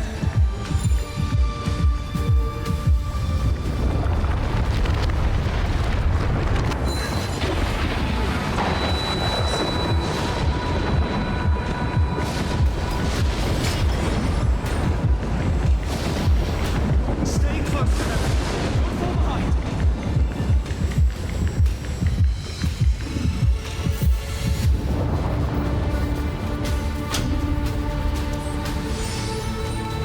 Hyacinth, where are those winged beasts? I'm trying to locate them, but the storm clouds on the mural are blocking my senses. We could use their wings to escape if they were still here. Have to rely on our feet for now. Keep moving. We're not safe yet.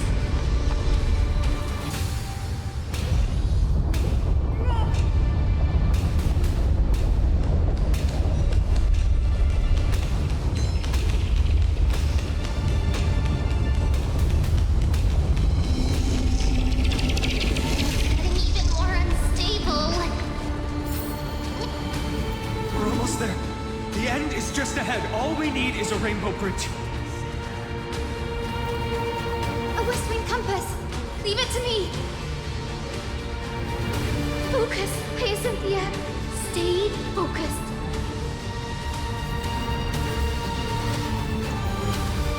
We're out of time.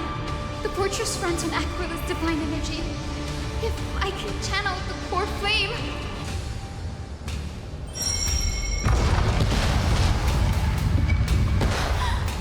It worked! The core flame responded.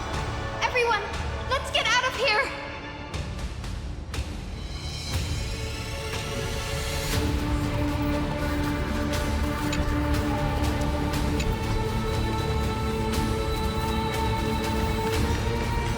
We all have something worth living for.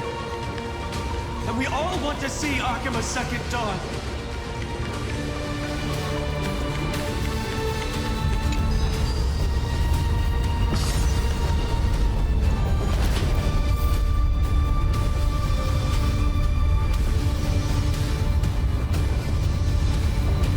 Wait, what was that sound?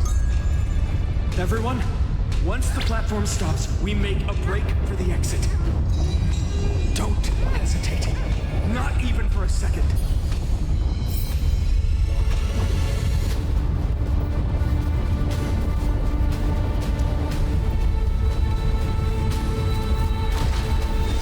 Everyone, hold on tight.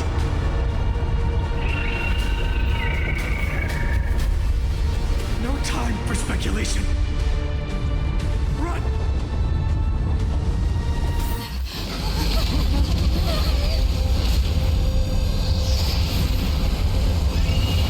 The Titan! Their core flame has already... Could this be Saliosi?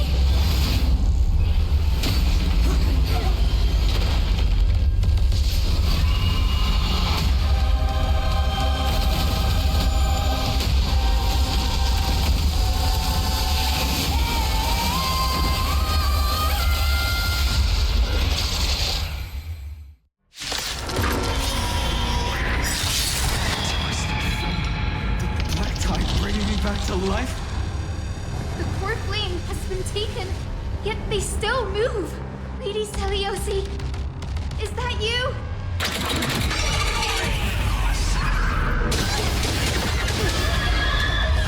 Rescue! Hope will not end.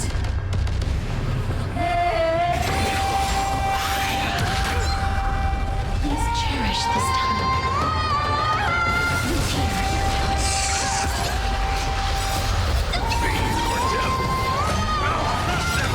This gentle storm. Awaken! Saliosi! For your help. Melt! Embrace a new life.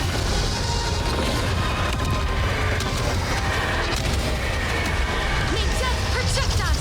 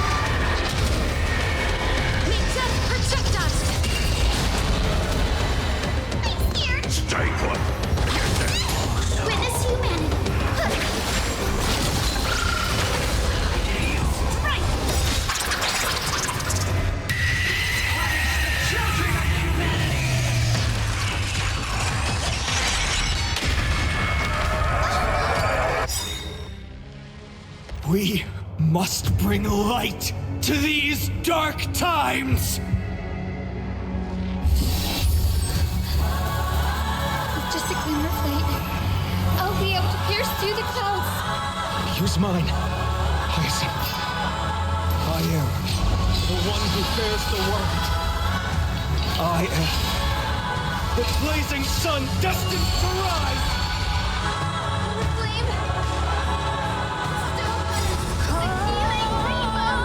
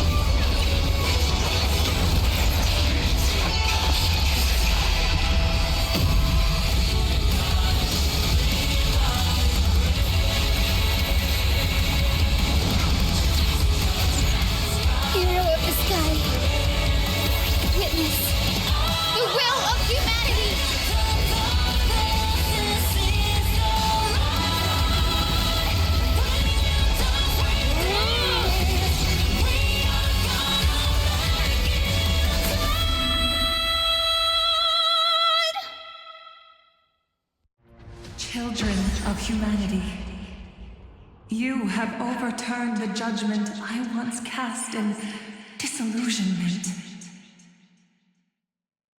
Beginning with a lie disguised as a heroic legend, passed down for millennia. A grand epic of creation has been written. You are worthy of a new dawn.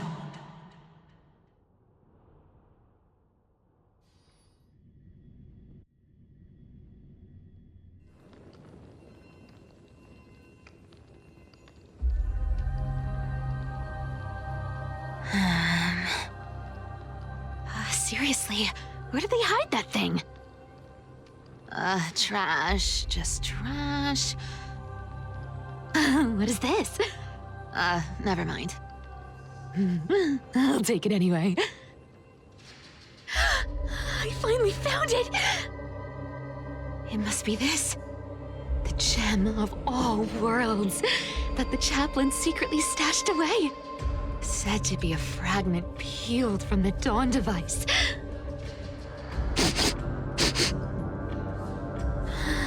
I can already catch the sweet scent of treasure seeping from this little box. So much for the chaplain's devotion to faith.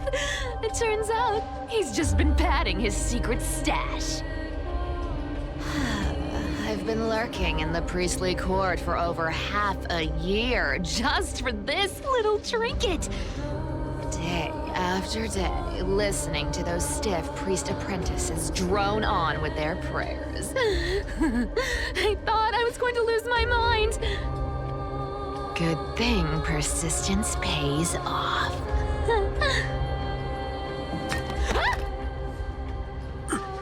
Atticus, is that you? Atticus. That name rings a bell. Oh!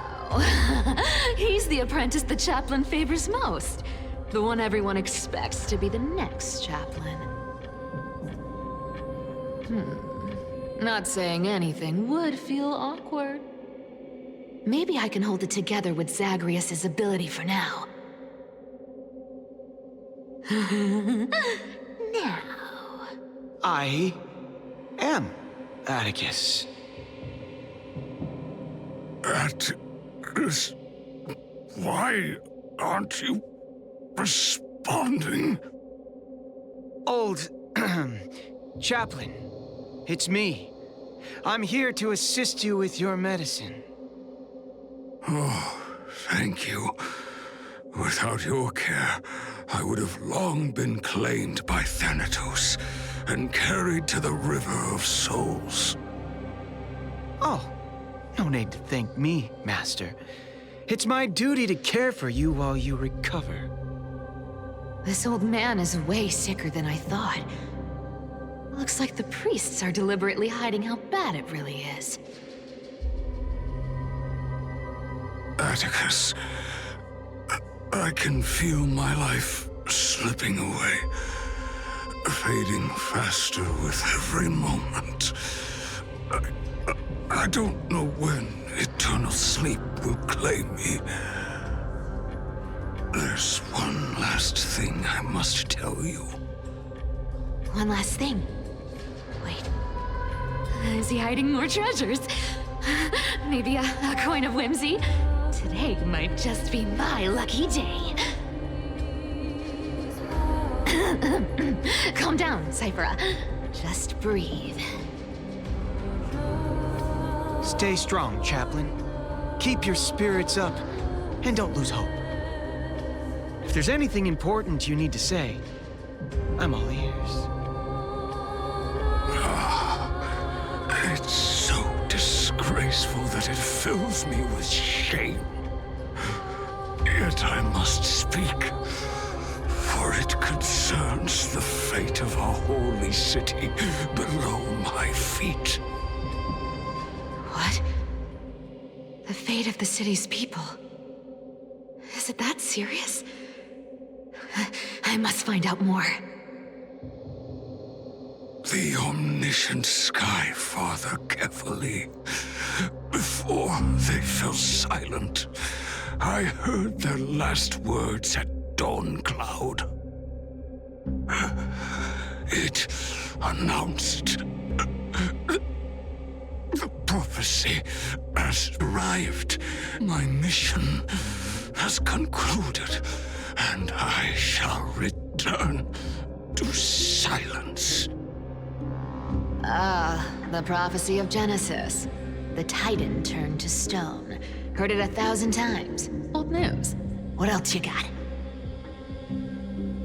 The eternal night is looming, but over the next 300 years, the Dawn device will safeguard the holy city, poised for the children of humanity to create miracles. The Dawn device, the miracle of Genesis, the usual cliches. Wait, did he just say the next 300 years? I have concealed the deadline the Sky Father set for everyone. I lacked the courage to carve the countdown to the city's new dawn into the hearts of its people. Atticus, you are 100 times more courageous than I am. Can you accomplish what I could not? Will you share this harsh truth with all the citizens of Akima? Atticus. Rest easy, Master. I will shoulder this heavy burden for you. I'll address the fallout of your indecision. Is that right, seamstress? Everyone in this world is unique in their own way. My moment to be a hero has finally arrived. And that was my stint as a priest at Dawn Cloud. Sure, the story's been slightly embellished, but every word of it is true. These are secrets that must remain undisclosed. I've never shared them with anyone. Not even Bartolos. You should feel incredibly honored to be the first to hear this. Unfortunately, you can't clap or comment right now. But that's beside the point. Getting to spill the secret I've been holding in for 1,000 years feels amazing right now. Honestly, I'm surprised at your persistence. I merely staged a slip-up for you to witness the switch of the core flame. Who'd have thought you'd follow me all the way to the Nether Shore? That deliverer kid was spot on. You rejects, shunned by the Akamans, have no choice but to keep moving down this dark path. 1, 2, 3, 4. Wait. What's going on? Your leader Kindness isn't here. Oh. Could she be plotting something else? Such a hassle. Well, for everyone's safety, I might as well check if you're carrying anything suspicious.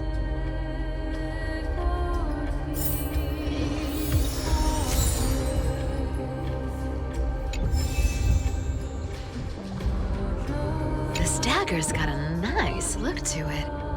Let's see it. Wow. It's crafted from Kremnoan steel. These people are well equipped. By any standard, you all are quite capable. Had you not strayed, you could have been guarding Akima, securing a stable income. Such a pity. In your next life, remember to choose a safer path and stay away from dangerous jobs like this.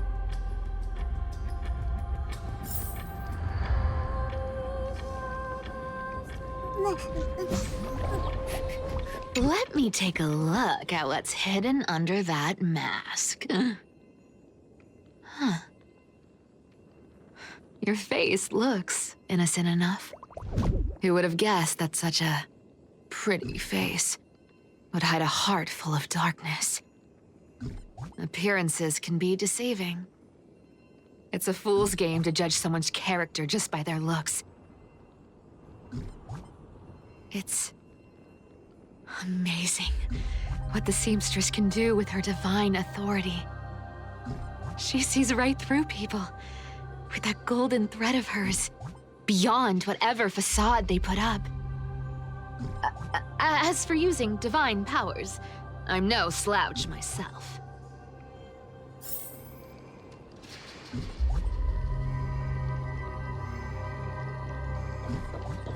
Who came up with this uniform? It's got more pockets than it needs. Nobody wears this style anymore, do they? Back in the days when I was doing honest work for the Gold Weaver, I saw my fair share of these. Oh. What do we have here?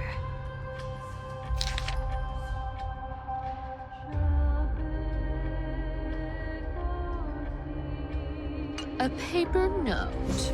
Oh. Talk about old school. All right.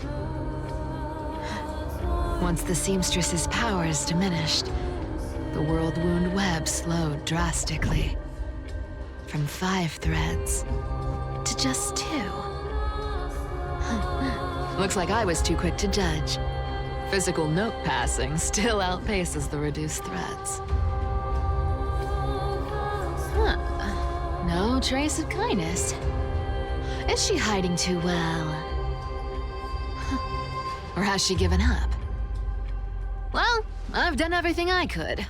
Now it's in the hands of the Deliverer and his crew. Huh? What was that? The noise came from above. Could it be? Huh? It looks like they pulled it off. The Deliverer is impressive, no doubt. But some of the credit should go to the gray mystery from beyond the sky. I've crossed paths with them before. They're a little quirky, but their power, absolutely terrifying. With the core flame of Aquila taken, the flame chase journey is down to its final threat. They're already here. Barely gave me a moment to catch my breath. All right, then. Guess it's my turn to see what you've got.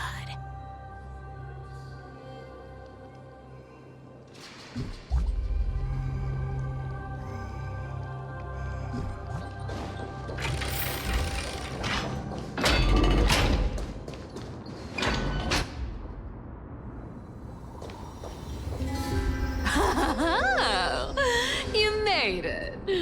I've been waiting for you. Black-clad sword master, the Flame Reaver, whatever your name is. Look at you, sniffing around like a starving hyena, chasing the scent of the core flames.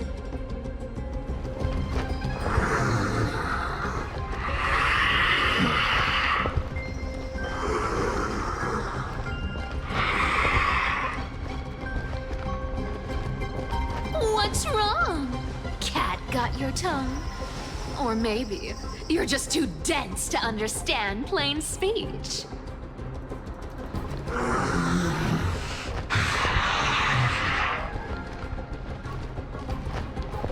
Throne of Worlds, core flame.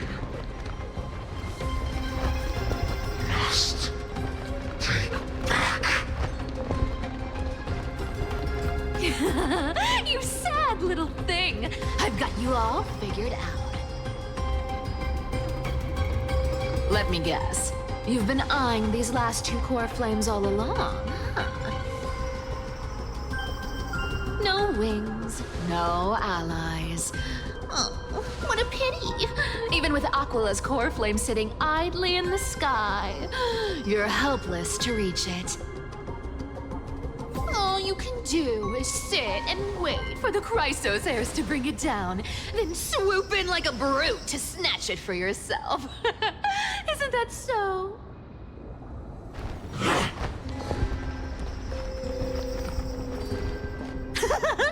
Struck a nerve, have I? I've seen you lingering on a cliff more than once, staring hopelessly at the sky. Pathetic.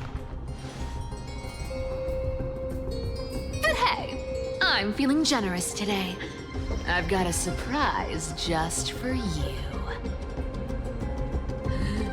That's right, I have Kefali's core flame. But if you think you can snatch it from my claws,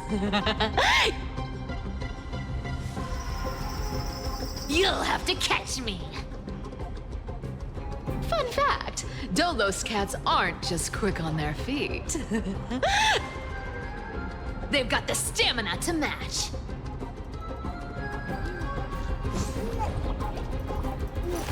Not a good sign to be...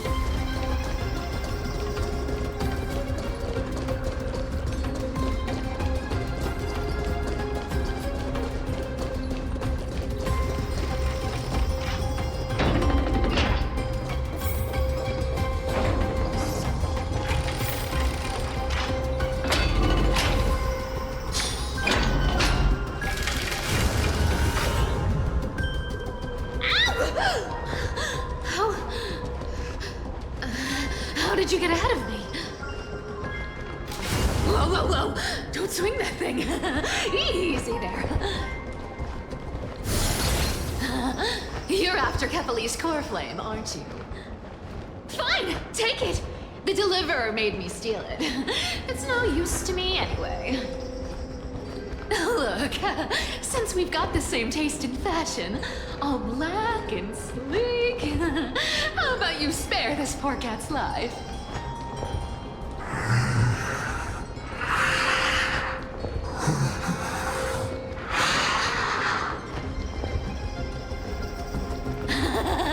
That's the spirit. You get the core flame, and I get to keep breathing. Everyone wins.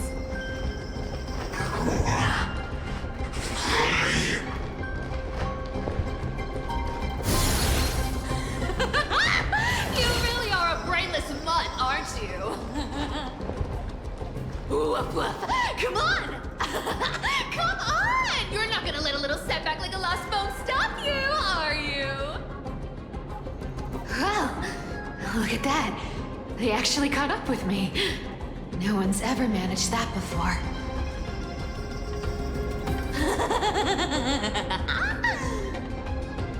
It's been a while since I've had a chase this good. Don't quit on me now. I'm just getting into the groove.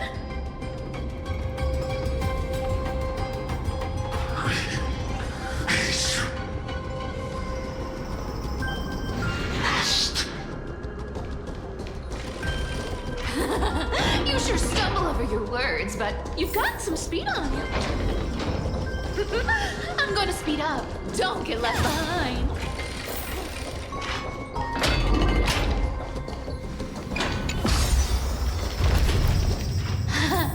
Just in time to take a break. Don't tell me they might... What? Still not here? Well, that's disappointing. Oh well, I guess I'll just... Wait around a little longer for you. Styxia, you're stunning. Oh, look who it is. The Flame Reaver. First time. Wait, no, not the first time meeting you. I'm the great hero of Hakama, the deliverer of Amphorius. They say I'm destined to return Kepali's core flame and carry the weight of a new world on my shoulders. But hey, fairness is my thing. Fairness, and fairness. You want the core flame? Come and get it.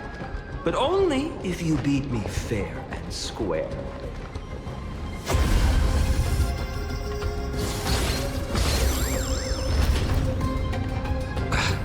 Boring.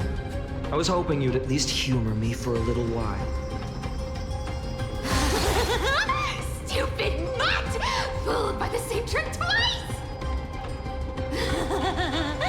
Bye-bye, Flame Reaver. Not as fun as I'd hoped. I guess a brainless brute isn't much fun when it comes to mind games. I seriously can't shake them off, huh? This is borderline impossible. They're not going to back off anytime soon. Well then. Guess I'll just have to lead it somewhere higher.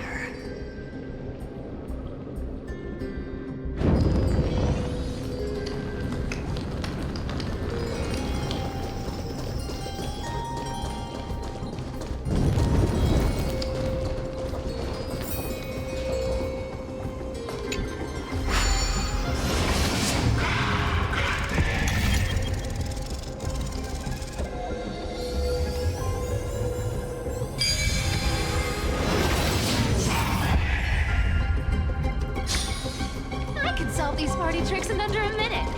Don't underestimate the people of Delos.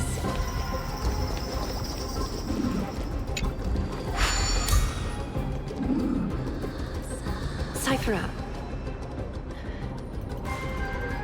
do you still plan to go to Dawn Cloud? I've made up my mind.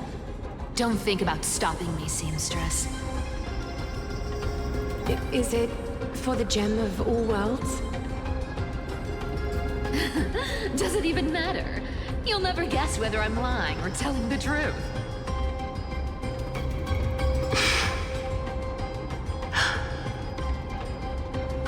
You're still wearing those golden boots I gave you. I hope you're not running from someone the next time you wear them.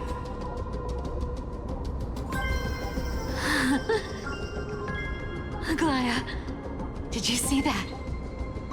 No one can catch up to me. I'm no longer running to escape anymore.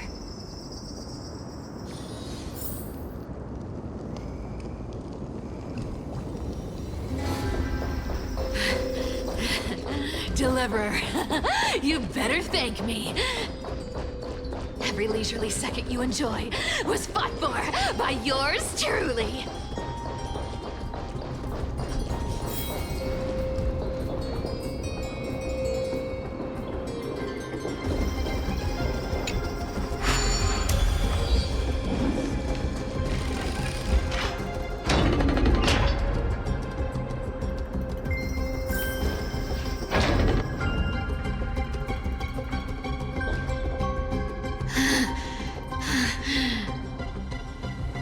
You just don't know when to quit, do you?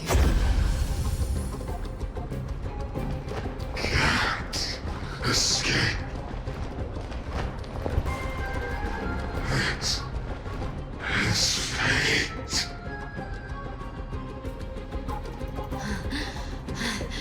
Fate? I always thought only privileged city dwellers like to toss that word around. As if they couldn't get by without using it as an excuse. Cycles can't be broken.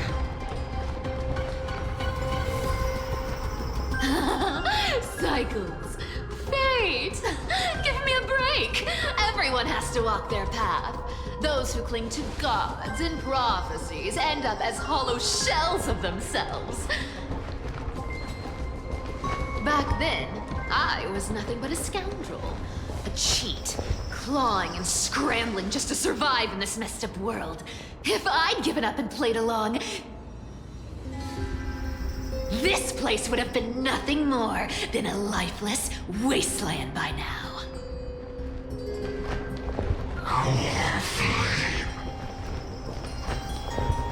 It has to be me.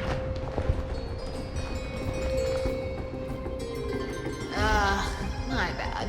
Why bother offering wisdom to a mad dog who wouldn't understand it anyway? Do you know why I dragged you here, mutt? Word is, you've tangled with that golden-haired lion before.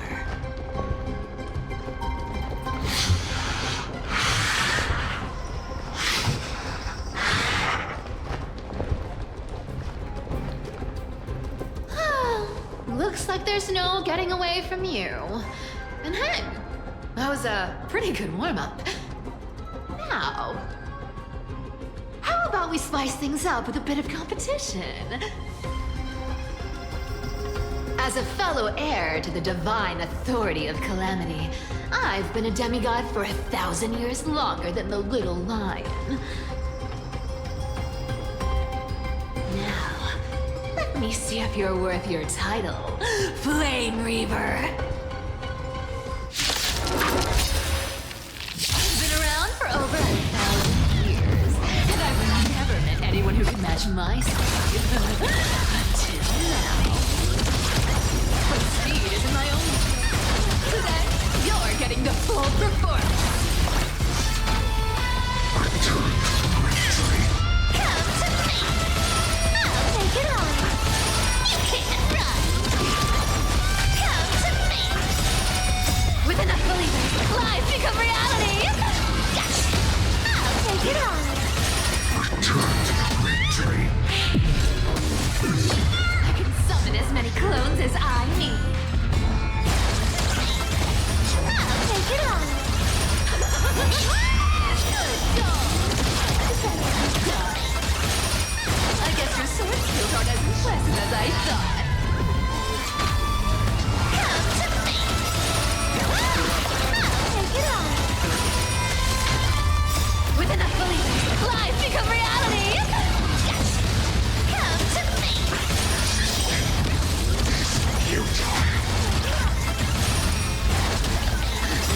Played with you long enough.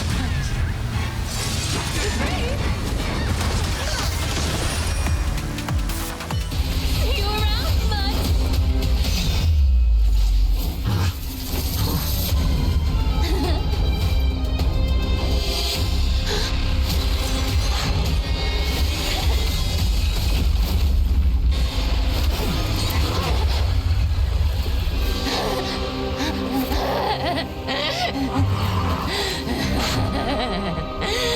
Only a mindless fool would fall for the same trick 3 times in a row. Victory is mine, fiend.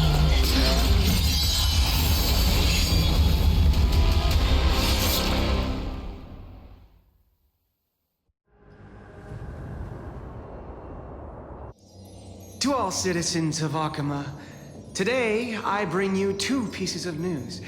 One sorrowful, one joyous. First, let us offer our blessings to the departed. Our beloved Chaplain Foros has returned to the embrace of Sky Father Kefali. May he rest in peace. But citizens, do not grieve his passing. In his final moments, Chaplain Foros found peace. While he still had his wits, he heard the final words of the Sky Father. And that brings me to the joyous news I share with you today. Before the great world-bearing Titan fell silent, they spoke one final message to my revered mentor. And now, I shall share those words with every soul in Amphorius. They said, "The prophecy has arrived. My mission is complete, and now I shall fall into eternal silence." The eternal night is looming. The dawn device will safeguard the holy city, poised for the children of humanity to create miracles forever. Until forever? Skyfather's love transcends time itself, stretching across endless eons. Citizens, friends, as the newly appointed chaplain, I propose we host a grand 100-day celebration at Dawncloud. A feast in gratitude for the Sky Father's gift. Our mission is to transform the Sky Father's words into unshakable faith. For 100 dawns, through song and dance, every child of humanity within Amphorius will come to believe the light of the Dawn Device never fades. Kephales's protection has no end.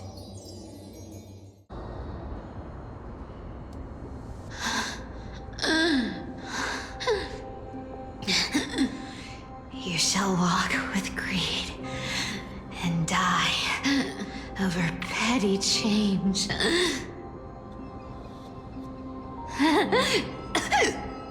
The prophecies, petty change, was quite literal after all.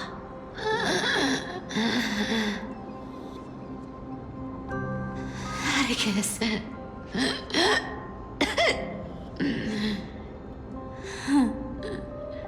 He's a good kid. I stole your identity. I owe you an apology.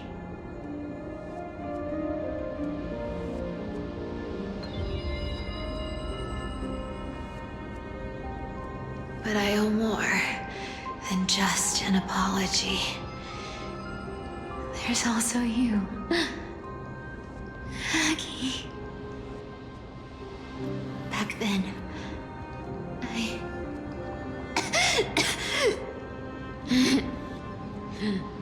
I had to leave Akama. You see, you were so good at breeding hearts. If I had stayed by your side,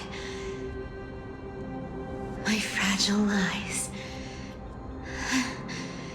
would have been exposed sooner or later.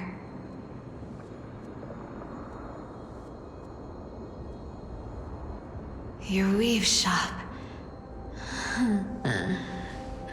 I wish I could chance upon it again. Just once.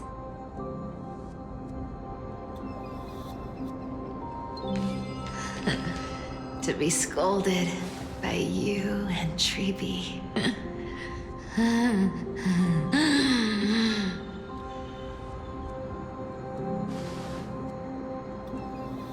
I'm sorry.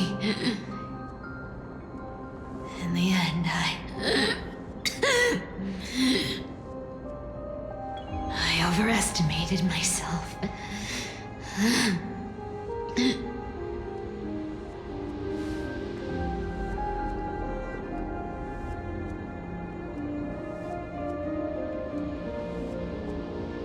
But at least there's one thing I did accomplish. Kephales's core flame is not here. It's safe. It's safe now.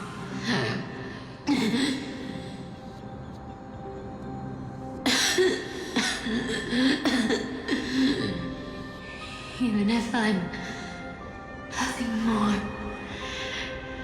than a thief,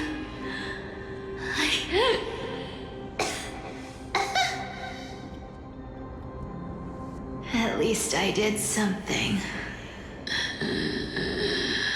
for the flame chase. Aggie. Aggie, can you hear me?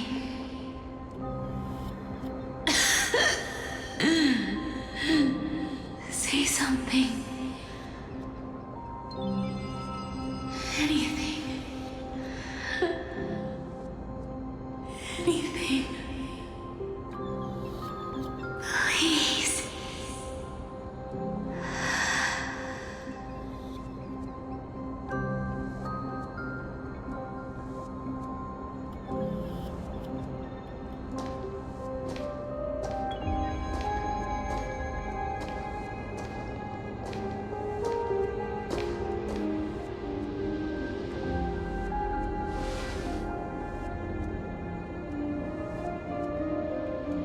You are the unsung hero of Emporius, Cypher. You saved us all. You betrayed the world. And in exchange, you earned humanity 1,000 more years of life.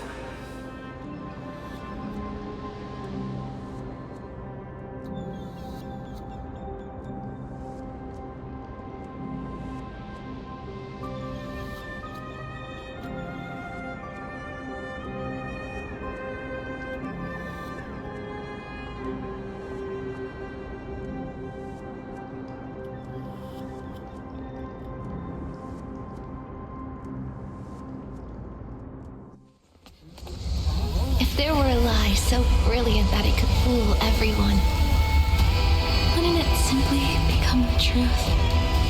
Lies will always be lies, Cypher. But sometimes they can be more noble than the truth.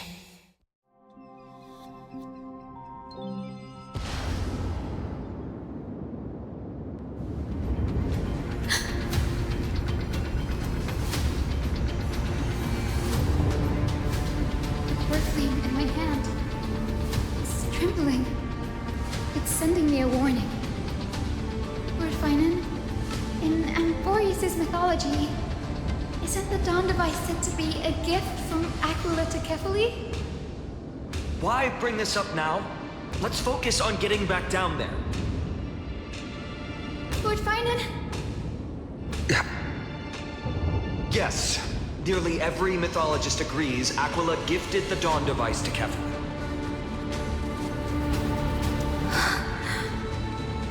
Everyone, calm down. Listen to me. The core flame in my hand trembles violently. Its warmth slipping away like sand through my fingers. It burned through immense energy just to leave me with one message. The Dawn device is extinguished.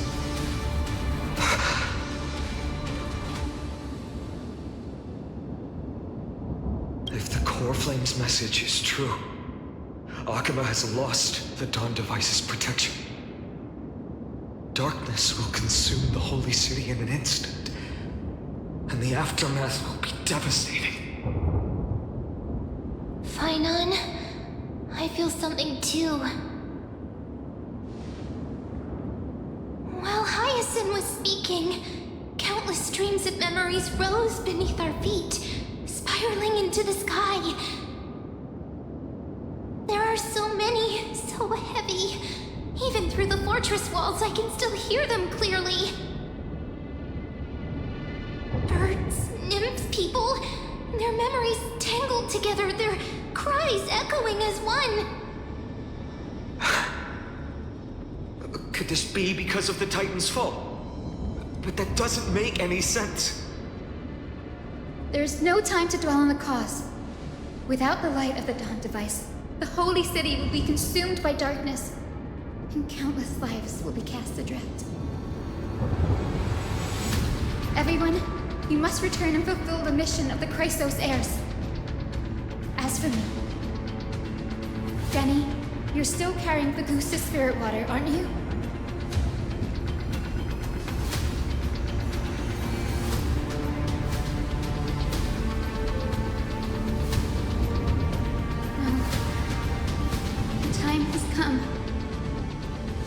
Open the path to the vortex for me.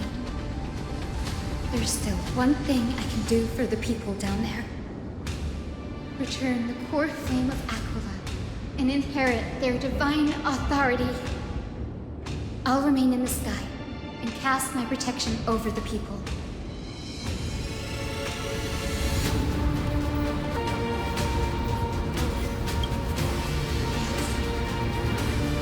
I'm afraid this is goodbye, Grady.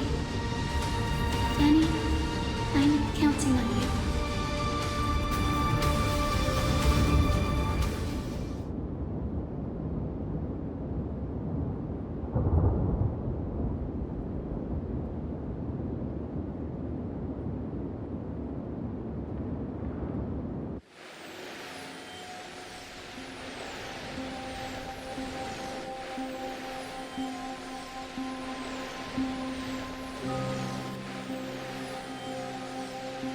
still feels unreal, even after seeing it a second time. It moves in perfect harmony with the rivers and seas of this world.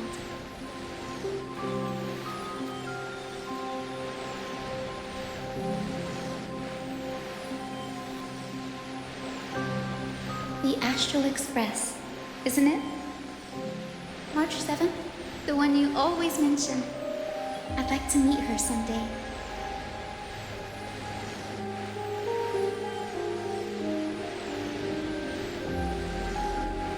I can almost see the three of you traveling together, laughing and sharing moments.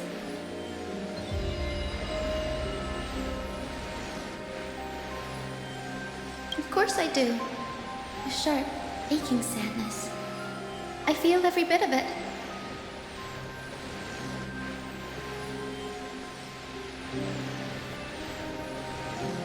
As a healer from the Twilight Courtyard, Don Hung, it's my duty to stay composed in front of those suffering from illness.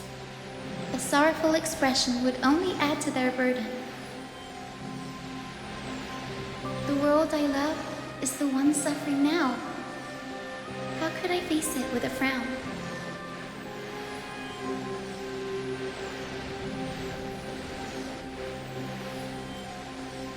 Goodbye, everyone. Please, become the heroes this world needs.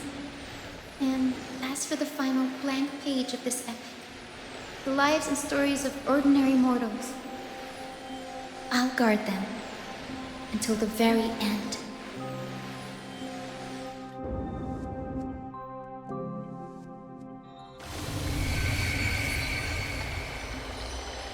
Miss Hyacinth, are you really leaving? Yes. Lord Finan has already set the date for our departure. As a descendant of the Sky Hero, I must prepare myself and carry this responsibility. What about this new Twilight Courtyard? Believe in yourself, Clementine. You're an exceptional healer, more than capable of handling things on your own. The patients trust you, and you've earned that trust. That's what matters, isn't it? Miss Clementine's medical skills are amazing! We believe you'll make the Twilight Courtyard proud. Thank you, Lady Treby. I'll do my best. I just don't have the same confidence and certainty as Miss Hyacinth. No matter how severe the illness or injury, she always faces it with a smile. Honestly, I'm not confident about everything, Clementine. I've just learned how to hide my unease well. It's a skill I consider essential. It's hard to imagine anything making Miss Hyacinth feel uncertain. Well, shall I give you an example? Since Lady Treby happens to be here too. Wait, you're part of this? Look at the Flame Chase journey. Since Lady Aglaya took over the leadership of Akama, every Chrysos heir entrusted with the core flame, aside from Professor Anaxa, was personally chosen by her. I was the outlier. The hero Celiosi entrusted her bloodline with the legacy of the sky. Lady Aglaya's thoughts on my potential remained a mystery, even up till the day she left. So I've always carried a lingering doubt about my ability to fulfill this role.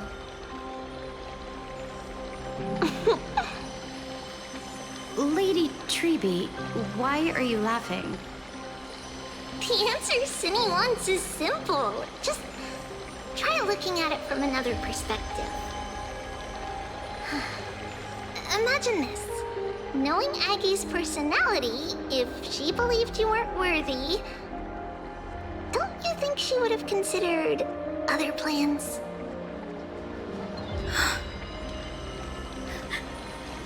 Now that I think about it, I feel much better. I may not have Lady Aglaya's keen judgment, but I would never question your resolve, Miss Hyacinth. Thank you, Clementine.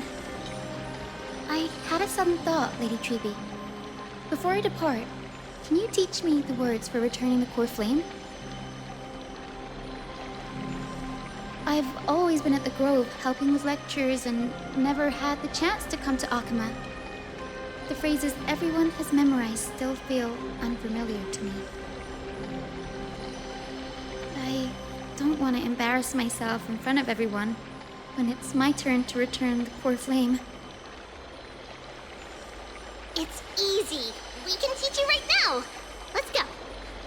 We will say a line, and you repeat after us.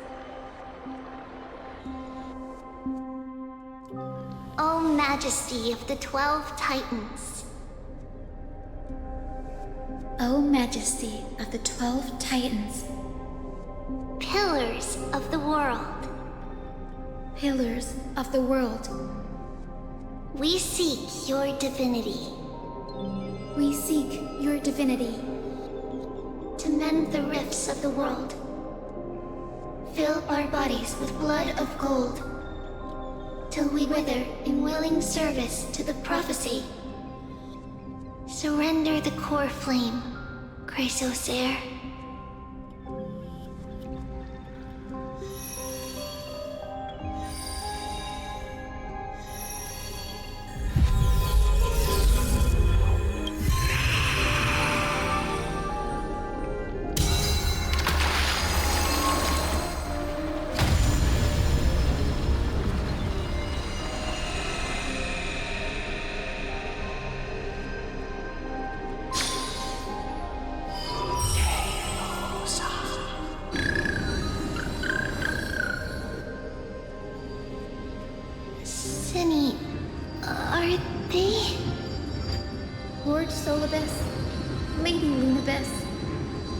The mission of the Skyfolk has been completed. Your watch can finally come to an end. We thank you, Miss Hyacinth. Even though we were the source of that false legend, you still brought us freedom. Please, don't say that. Without your wings, we would have struggled to progress in the Eye of Twilight. Akama is on the brink, and I must quickly embrace the role of demigod to protect everyone with the power of the sky. Honored ones, please tell me, what trials lie ahead for me to complete? I think you've already done everything you were meant to, Miss Hyacinth.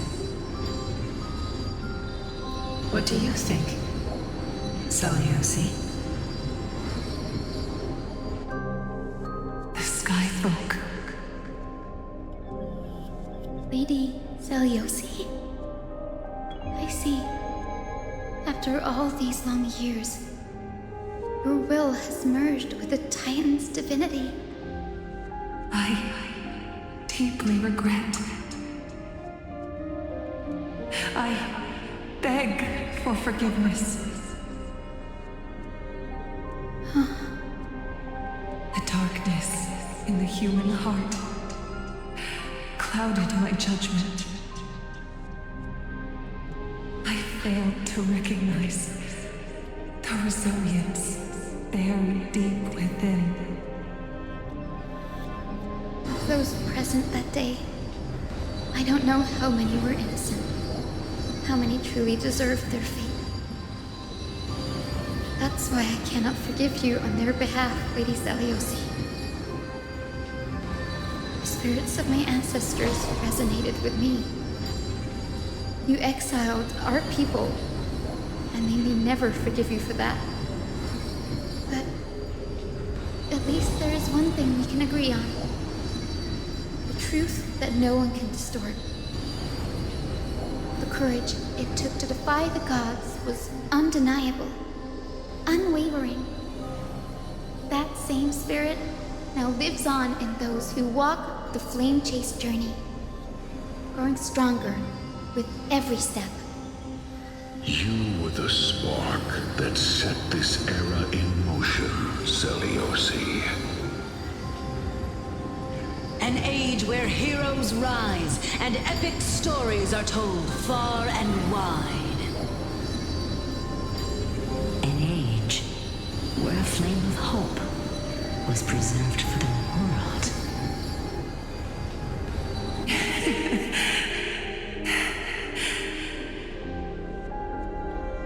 Perhaps this is what I longed for. Now, I can finally rest in peace. Even in that darkest moment, Lady Seliosi, you still held compassion for mortals, didn't you? Even with the Titan's power, you didn't punish the world by letting the sky fall. I imagine you were waiting for someone to bring redemption. Trust me with the power of the sky. I am merely a healer. I could never match your strength, even with that power. Thankfully, the world no longer needs a demigod who can summon thunder and storms. What I must do is merge with the sky and cast down a gentle rainbow, protecting as many lives as I can.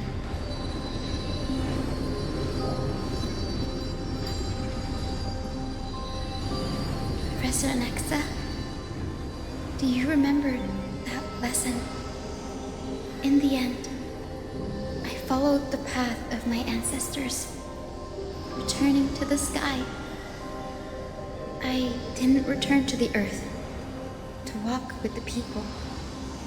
But even so, I still achieved my dream.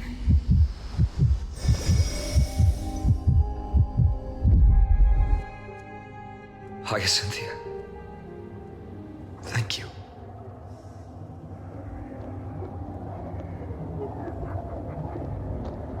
Akima's dawn has come to an end. Why is this happening?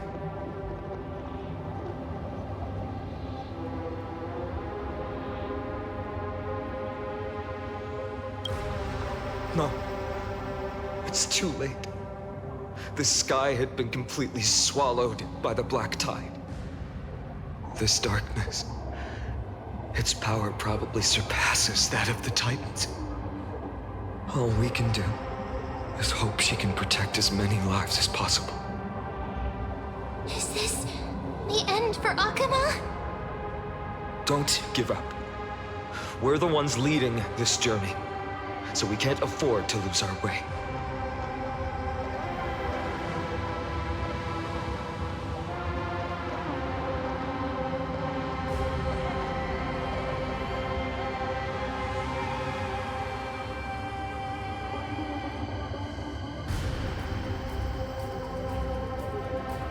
Seen anything like this before.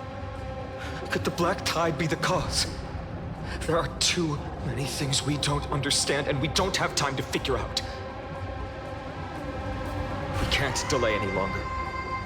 Let's head down. Hopefully Keppeli's core flame is still safe. I'm confident that Miss Cypher will do everything in her power to fulfill her duty.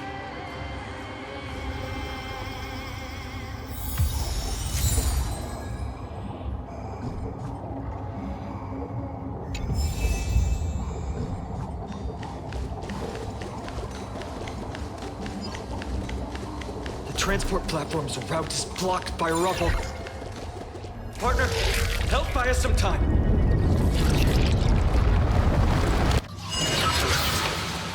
Good job. Now we can get off the mountain.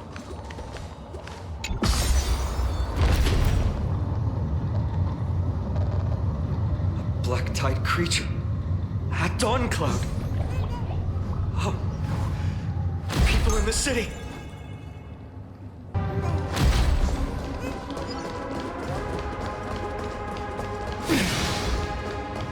Must find out where they've reached the sand from. Triby, please hold on till we get back.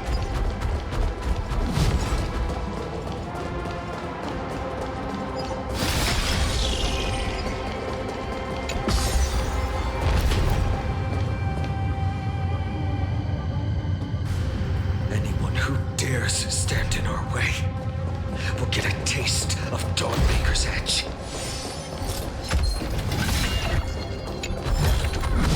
I want to make something with it.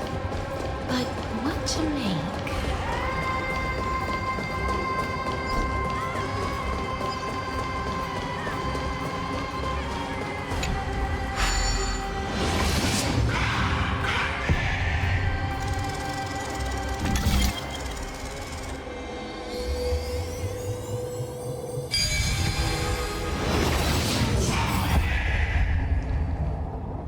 Over there! Kefali's core flame is being kept in the center of the council. We must retrieve it and bring it back to the vortex of Genesis. Right. Worst case scenario, we need to be prepared to return Kefali's core flame. If the end is indeed upon us, we no longer have time to investigate the truth behind the miracle. We'll have to trust that Professor Anaxa's hypothesis is the only option. Apologies, Agli. I promised you that I would leave the choice of Era Nova to the people of Amphorians. But I'm afraid there's no room for doubts now.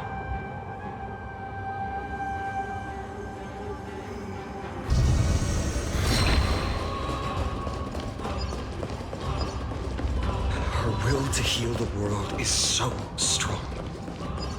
We'll definitely sense it if she succeeded.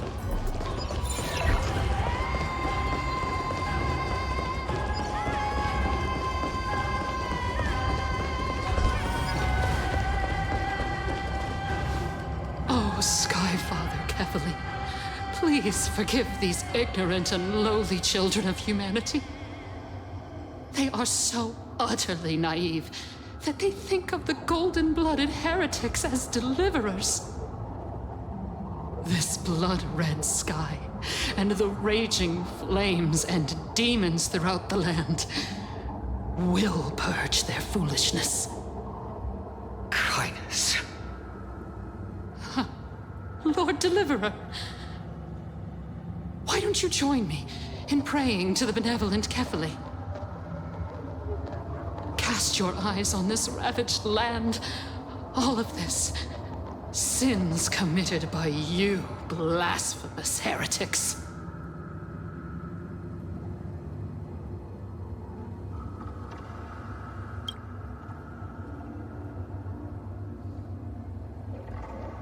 Danheng is right.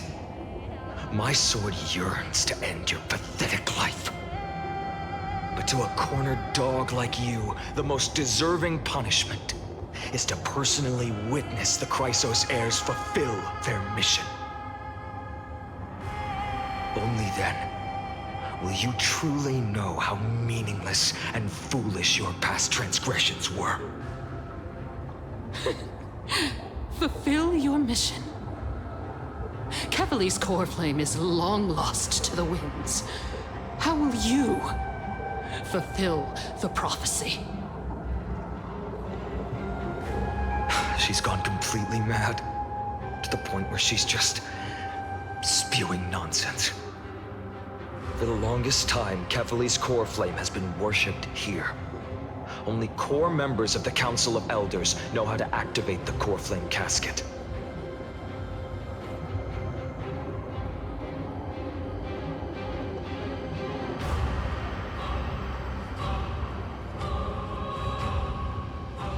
No, there's no need for such trouble. Professor Anaxa taught me more than just what was in the textbooks.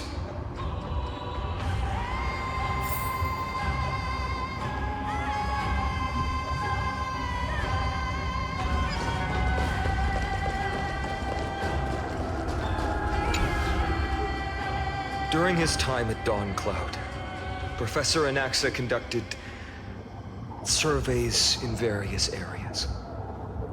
I still remember the words he used. I hope it works.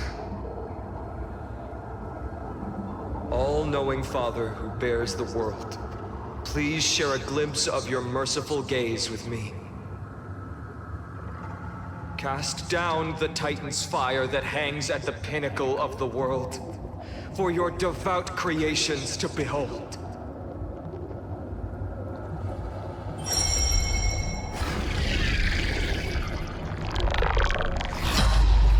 It worked. One step left to undo its arcane seal. Partner, I may require your strength again.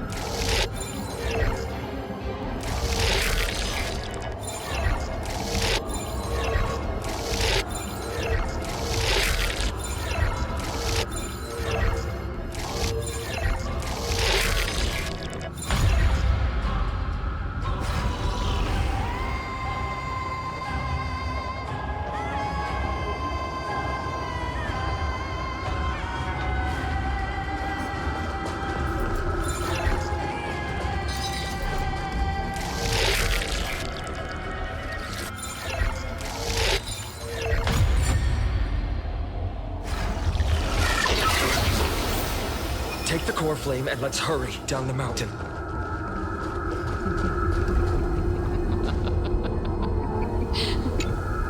Donahung, can you use the spirit water art again?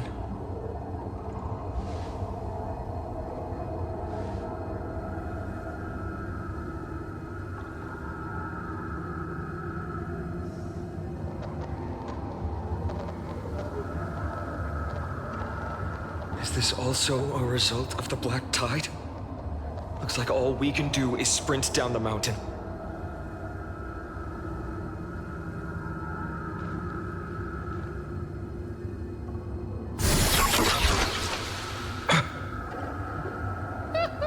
You all thought I completely lost my mind. If the core flame was never tampered with and has always remained here untouched, you all think I wouldn't have the power to take it away?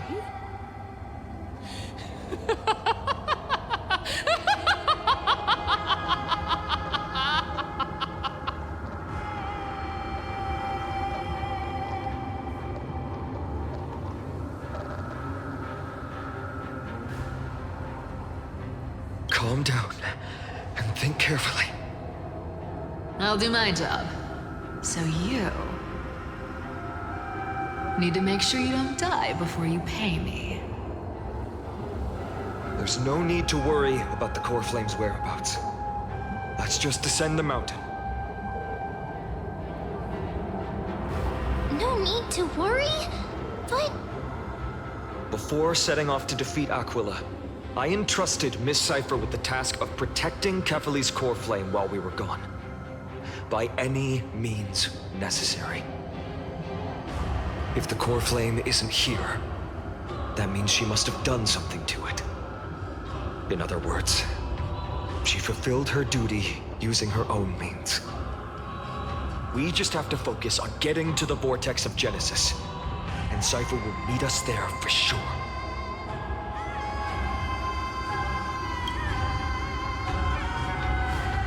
Friends, we have no choice other than to trust her. If the nearest ritual basin is 10,000 paces away, then what we have to do is to run in that direction and hope she meets us after 1,000 paces.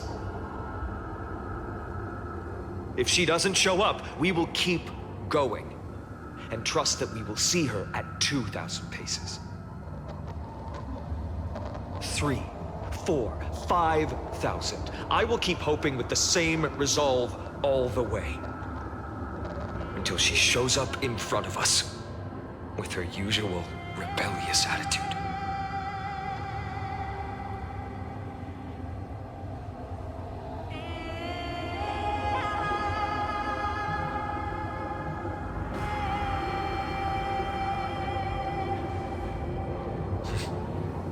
She will be no exception.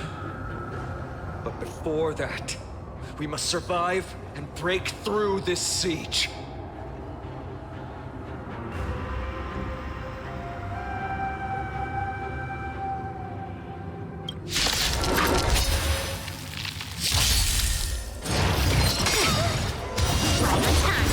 Fiend or devil, I'll crush them all! Mountains fall! Yes, you! Catadons. Ha! Root here. Embrace a new life.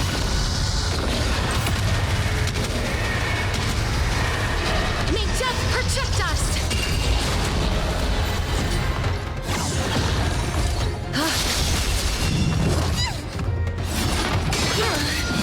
Right on time. Yes, you! As you wish. Lead through clouds! Right on time. Thus our fates become one. All life be revealed. So fragile, like a wisp of silk. Yes, you! Bring mountains! Right on time. Fiend or devil, I'll crush them all! Embrace a new life. Darkness with me. May death protect us!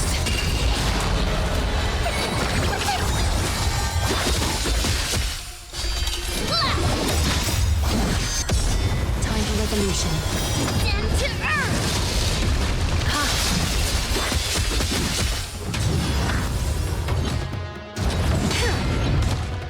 Yes, you! Root here. Right on time. Embrace a new life.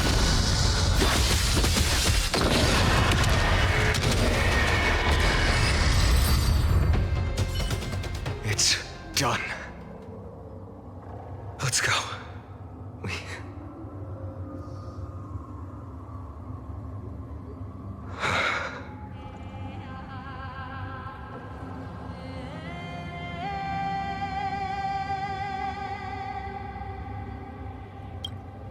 Perhaps. But as a cleaner, she was willing to absorb a millennium of identities and memories for an objective that hasn't changed in that time. I suppose this is also a form of extreme but twisted resilience. Let's go. It's time to leave this place. Everyone, can we run faster? I've got a bad feeling.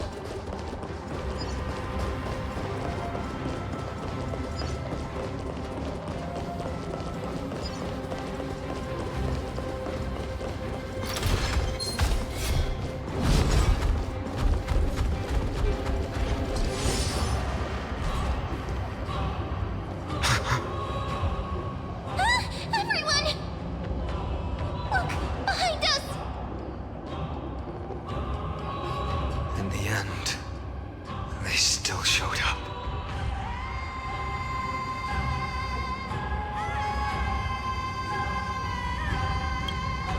I agree. I've been waiting for a chance to face them head on. But not now.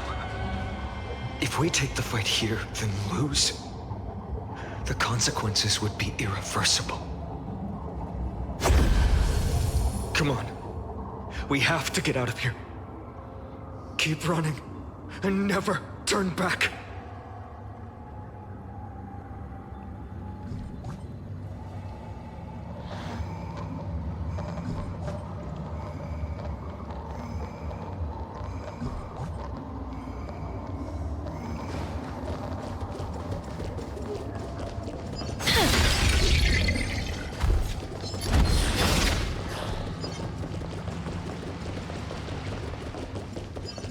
They will catch up to us sooner or later.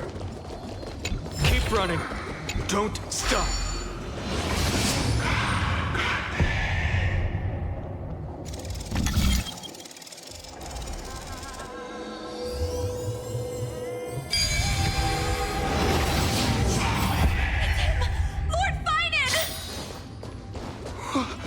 What in...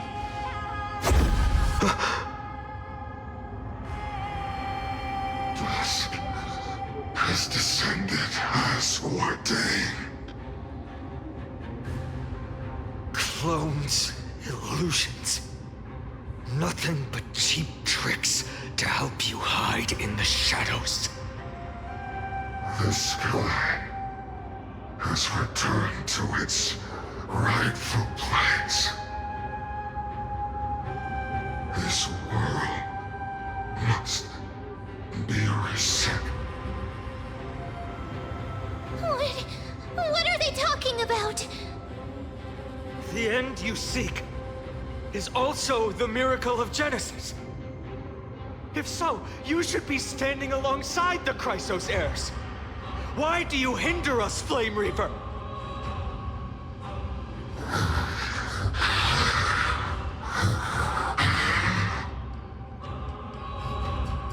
Dusk has descended as ordained. Must reset.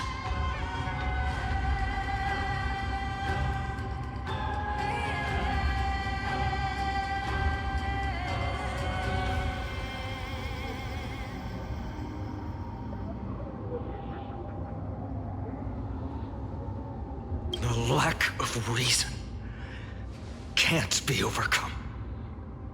We shoulder the fates and futures of too many people. We will not fall here!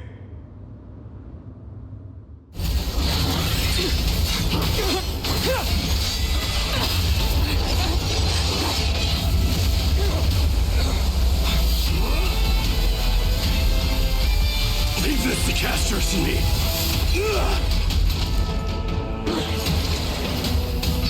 Over here! Go!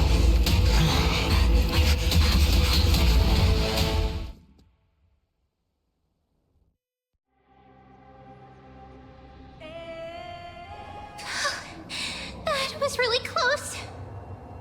It's too early to relax. The Flame Reaver is a master in the art of deceit. Even Mighty may not be able to restrain them. I never thought I would leave him alone on the battlefield twice. But now isn't the time to be thinking about this.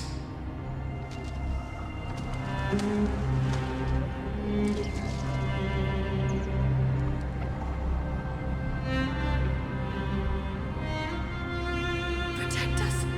Sky Father, save us!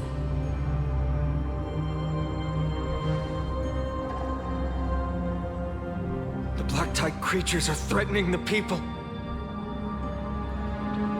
We can't just stand by and watch. Let's end this quickly. Rainbow barrier. A little honesty will do us good. Time for revolution. Ha! Root here.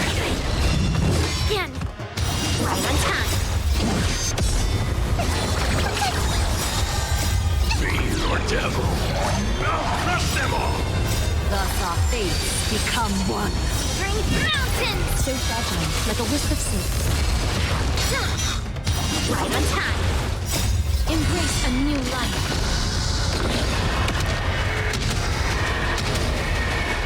May death protect us!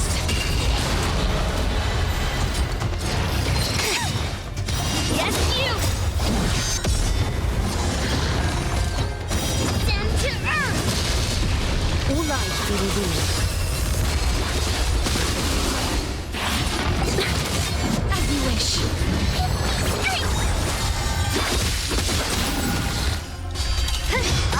Catacombs. May wandering souls find their own way out.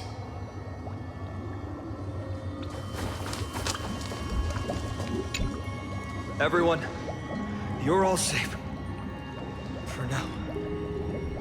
Thank you, Lord Finan. It is someone else who deserves your thanks. Those black-tide creatures just now couldn't breach this barrier. This energy feels familiar. Like the luminous arts that Hyacinth uses to treat people. But it is much more powerful.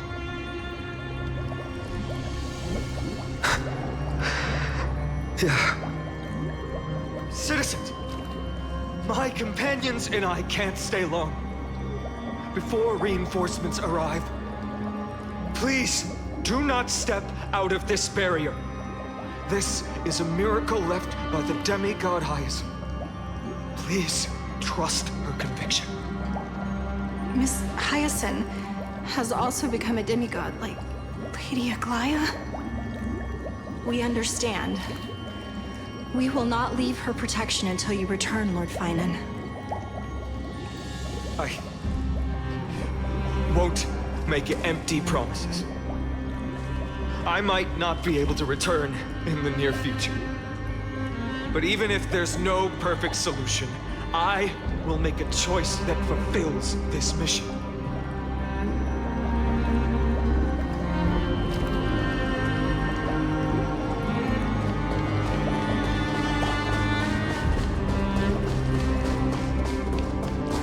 The people in the market must also be suffering. Cortonis! Quick!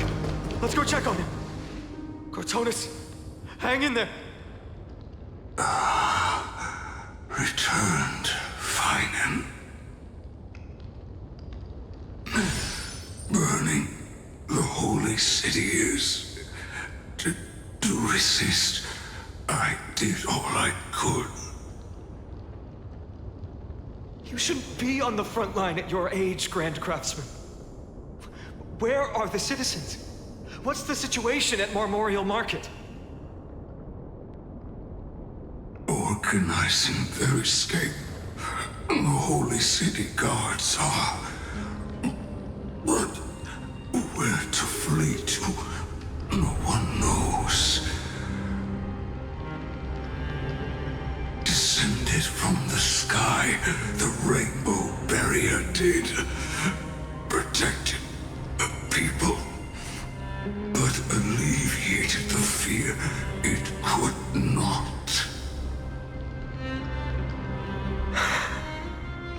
I fear this is Emphorius' end, Cortonis. There is only one way to save our home. Finally come true, the Sky Father's prophecy. Go for miracle, deliverer, you shall become. One more thing, there is. Waiting at the vortex of Genesis, Lady Trinan is.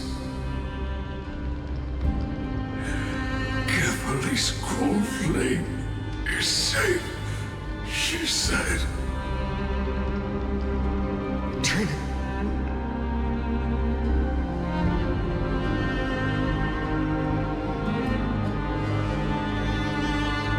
Urgent.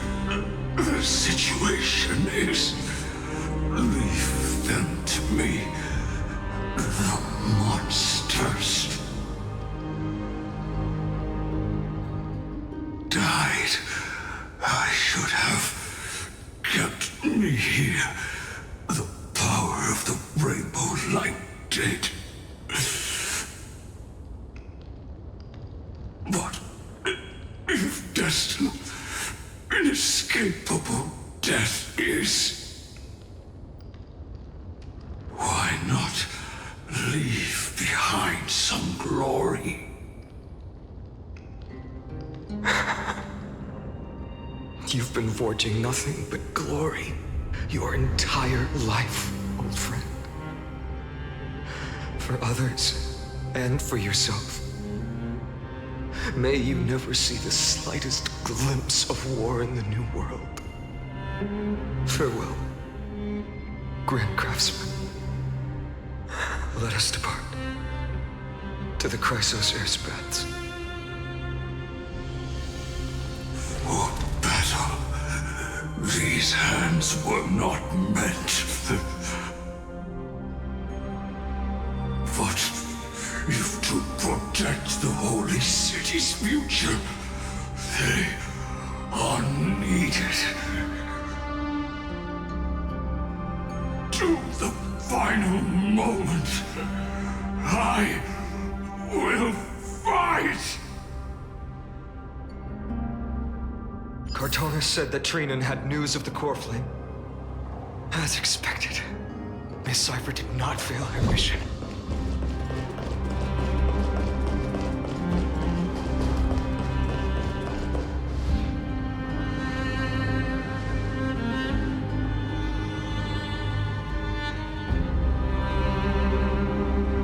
These buildings, I can feel it. Their memories are dissipating.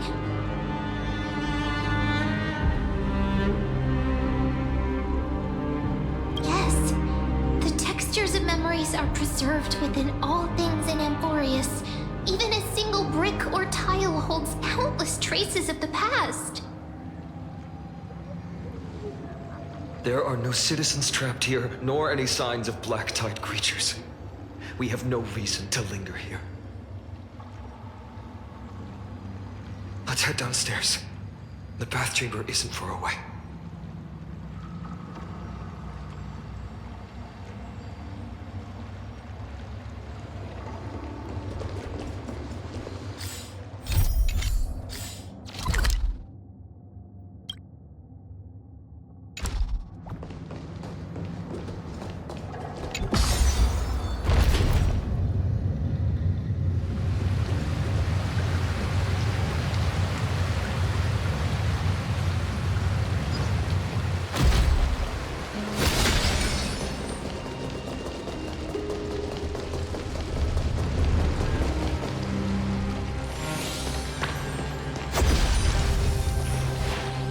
To us? Don't tell me that Mighty...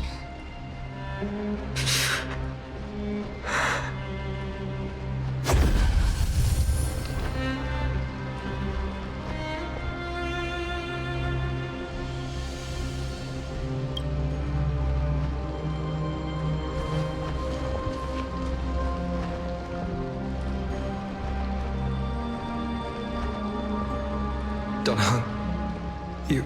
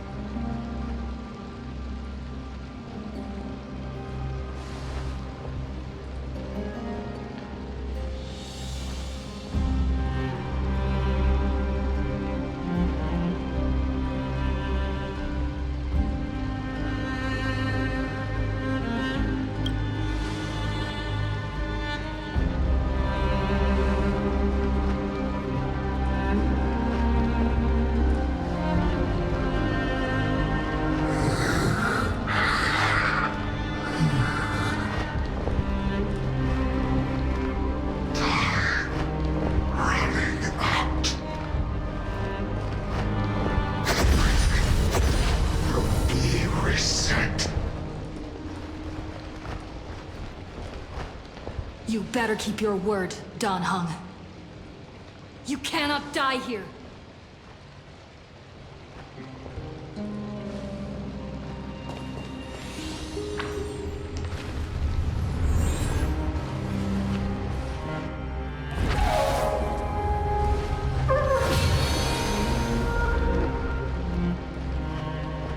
This power, unfamiliar. Who are you?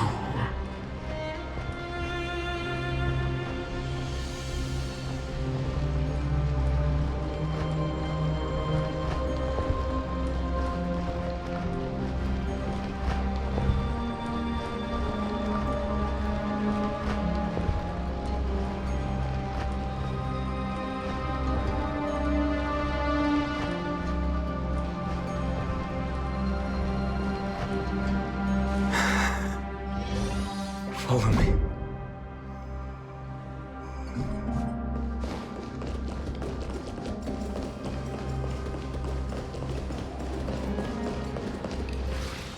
Lord Finan.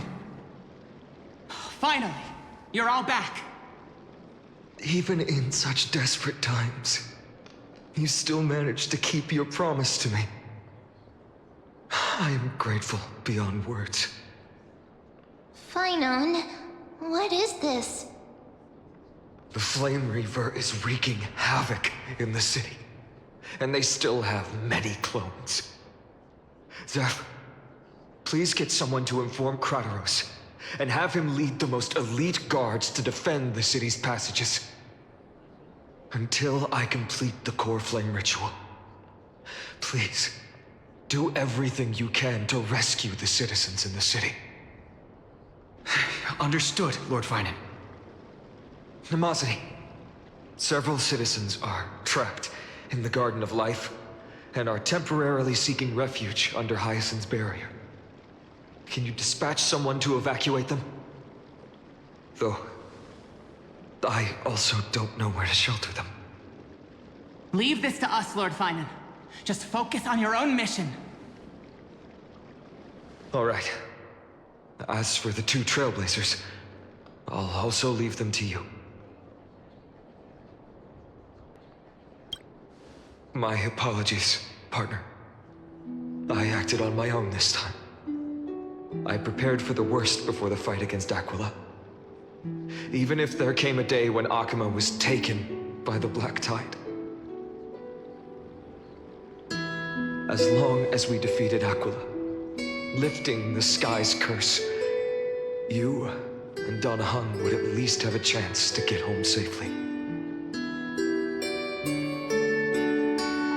Yes, I knew you'd object, so I didn't inform you beforehand. My apologies. I know this is hard to accept, but even if it means being resented for the rest of my life, I still have to be responsible for you. Friend, you and Donahung taught me the spirit of trailblazing. The best decision I ever made in my life was when I followed my intuition and chose to trust you. Donahung told me many stories about the adventures of the Nameless. Two of them left a deep impression on me, Bellabog and Penacony.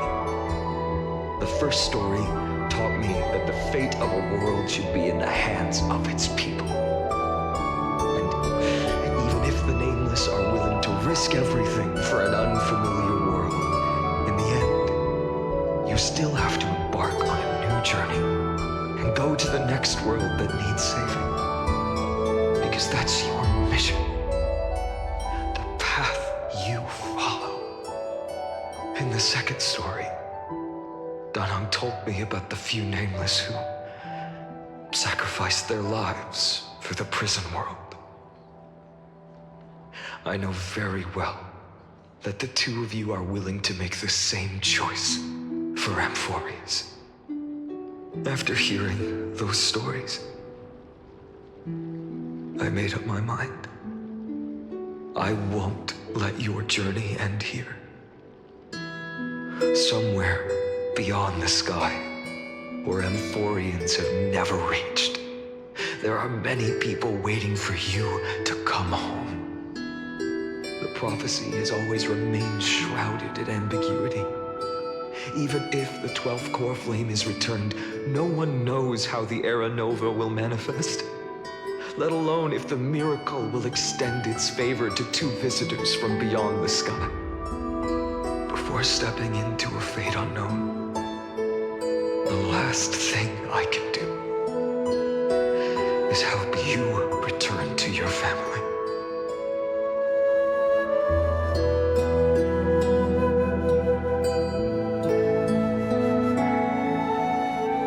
Please, don't worry. Lord Finan has already entrusted Elder Lygus to fix your transport.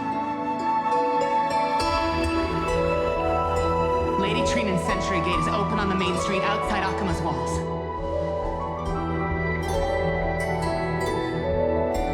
I'm sorry.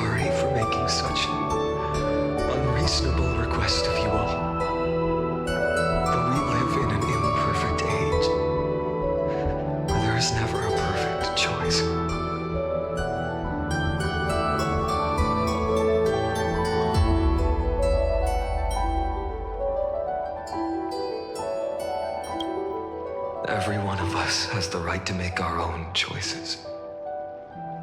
If you can't accept my decision on your behalf, then use your choice to open up a new path. That's what you're best at, right? Regardless, Dunhung is still holding on for his life. Don't keep him waiting too long, partner. One day I hope we will reunite under the constellations. When that time comes, we can hold a belated victory feast. How about that?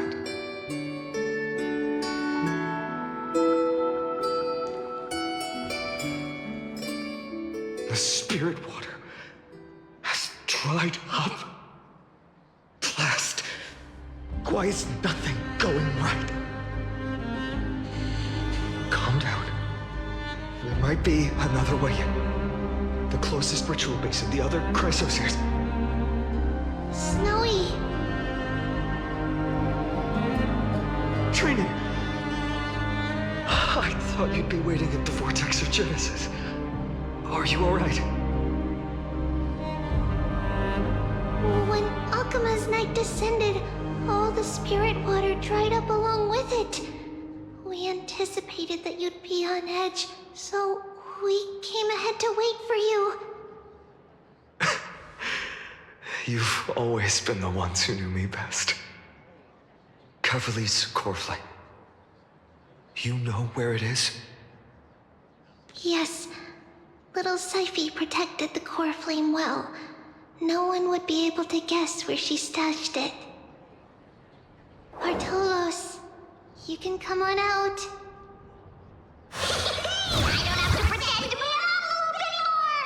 That was suffocating. Bartolos? What in the world?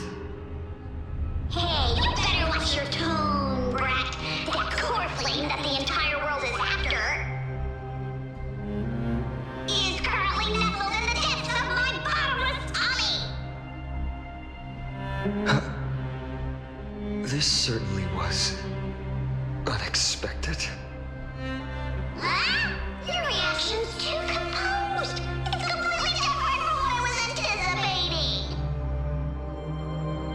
Bartolos, Snowy still doesn't know the truth behind Akuma's eternal daylight. Ah, you're right. Well, then you'd better strap in and listen up, brat. That girl Cypher spun a grand lie that deceived all of Amphorius. She tricked all of you into believing that that giant ball on Kefali's back would cast light over Akuma forever. Not just that. She even managed to pull that dumb ascension trial and allowed me, the great Zagreus, to survive! Hey, Brad. Still no reaction from you? Yeah, dang it. You're no fun at all. I'm sorely disappointed. So for the last 1,000 years, what maintained Akuma's eternal daylight was not Kefali's miracle, but Cypher's lie, woven using the divine authority of trickery. But now, the lie has come undone, which means... Well, you didn't guess wrong. Cypher has already passed, and all her lies have scattered to the winds like ash.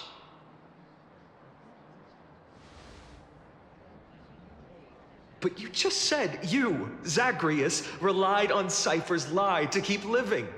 If she is already. Guess you're not as smart as I thought, Brad. Don't forget, I'm one of the 12 Titans of Amphorius. And this core flame in my belly, is it not the core that maintains a Titan's life and divinity? So you're going to hand the core flame over to us? Just like that? Just so. How about it? Let's hear some groveling gratitude, huh? Why? In the myths, Zagreus was the most cowardly and shameful of the Titans. Hey, stop slandering me with those fabricated tales. My pursuits are far greater than one measly life. Let me tell you then, my lifelong ambition was to work with Cypher to conjure the greatest trick in the world. Assume this world holds 100 million possibilities, and no matter how one looks at it, 99,999,999 of them all point to outcomes of certain destruction. But with an exquisitely brilliant scheme, we fooled all the fools, villains, and disasters of this world, and achieved that 1 in 100 million possibility. This is the miracle I wish to achieve in my life's pursuit, even at the cost of turning into this. Take the core flame with you, brat. Go finish your mission. Remember this well. What saved Amphorius wasn't the grace of that simpleton Kephale, nor was it the babbling of that child Oryx. It was the divine power of me, scorned by all, and the millennium-long lie of a cat-eared thief.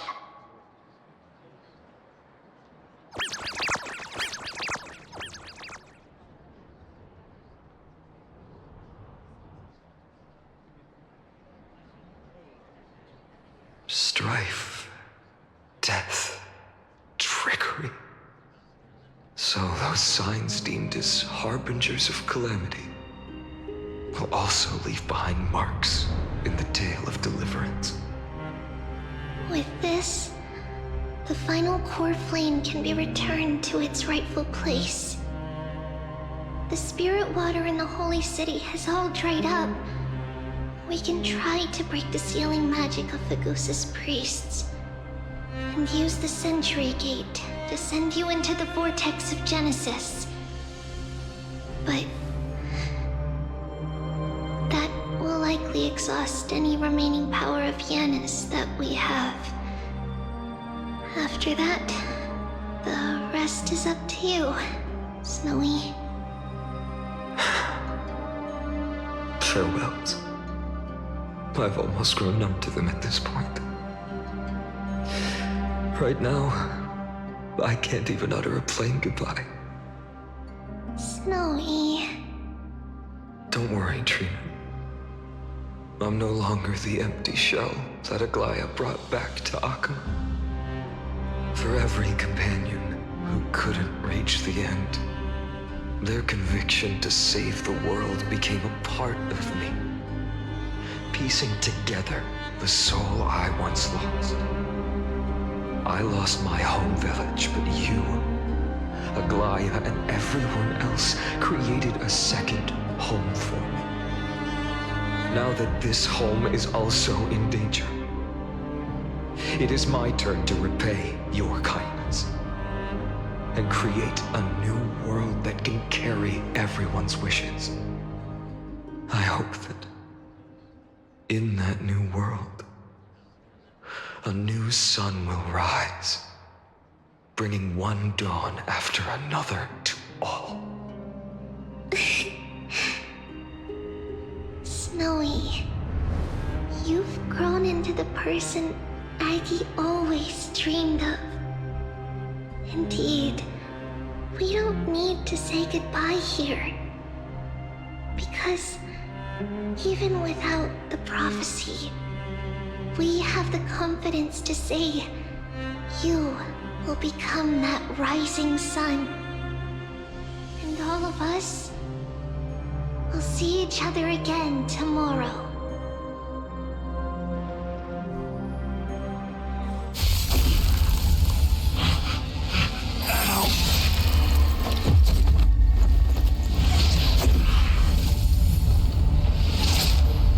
All shall bid farewell to one, and that person alone will witness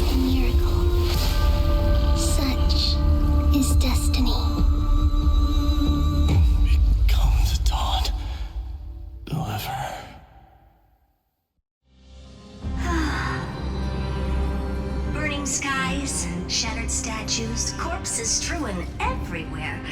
What a mess. If this is what the inside of Amphorius looks like, it's truly shocking. To be honest, I was initially skeptical, but right now, I'm starting to see your point. Screwy. If that's the case, Herta, do you now have enough reason to believe my conjecture about the true nature of Amphorius? Let's not expand on that topic just yet. That Intellitron, Lygus, was it? He's not completely dead. That was probably a fake body. Something behind it is still defying us. I must admit, even if both of us worked together, it wouldn't be a simple task piercing through its defenses. For now, we can only observe this world as bystanders. I knew we should have brought Stephen along. No wonder the Garden of Recollection wants to work with the Astral Express. Without the power of the Trailblaze, it'd be impossible to unearth this place's secrets. But in the end, the garden emerged unscathed, and it was the Nameless who got burnt. Curiosity definitely killed Aki. That big guy over there, the black balls spewing meteors, you think it's got anything to do with the Lord Ravager? Alas, without sufficient computational power in the stream projection, I am unable to analyze the path energy. Suggestion. The immediate priority now is to find the whereabouts of the two Nameless. Research priority on the destruction can be lowered. Every second counts before the Intellitron's preventative measures kick in. All right. Stop making a fuss. How many times have we collaborated, and when did it ever not end in a perfect outcome? Why not add another mission objective while we're at it? The card-playing Mammal Keeper told me that the frozen Trailblazer girl might just also be trapped inside Amphorius. If time allows, I will also investigate March 7th's whereabouts. Herta, do you hear that? A wave of desperate cries from the heart of the mountain city. The lives there are undergoing intense suffering. Conclusion. The butterfly has already flapped its wings, and an impending storm closes in. The Nameless are important allies, and you and I have matters to attend to, Herta. I beseech you. In moments when a choice needs to be made, one must not be distracted due to personal interests.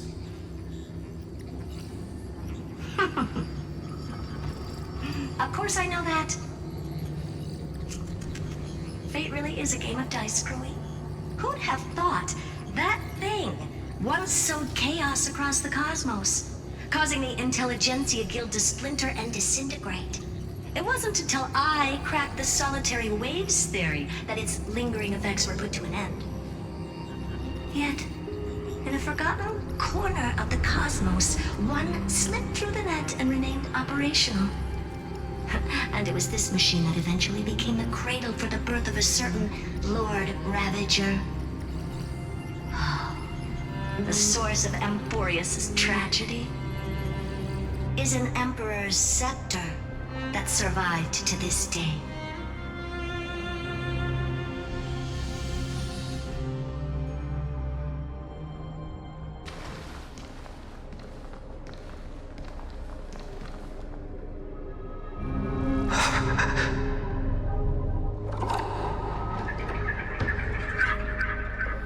This is what the world looked like originally.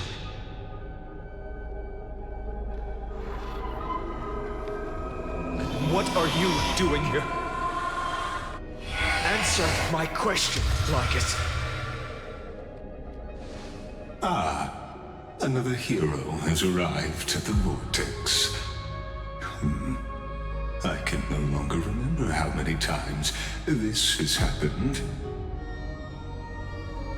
The author of each epic, as the prophecy has foretold, stays their pen at this point. just like each cycle of the extrapolation, in accordance to their primordial design, ends here.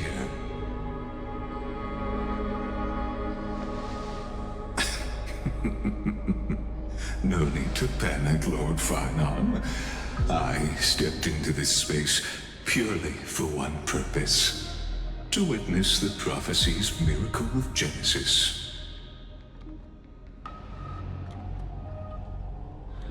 You've never expressed interest in the flame chase journey. When my companions and I ran, bled, and sacrificed for the core flames, you never so much as lifted a finger. An indifferent observer. An anti-Catharan who's neutral till the end. Why would you suddenly express concern for the Chrysos Heir's mission?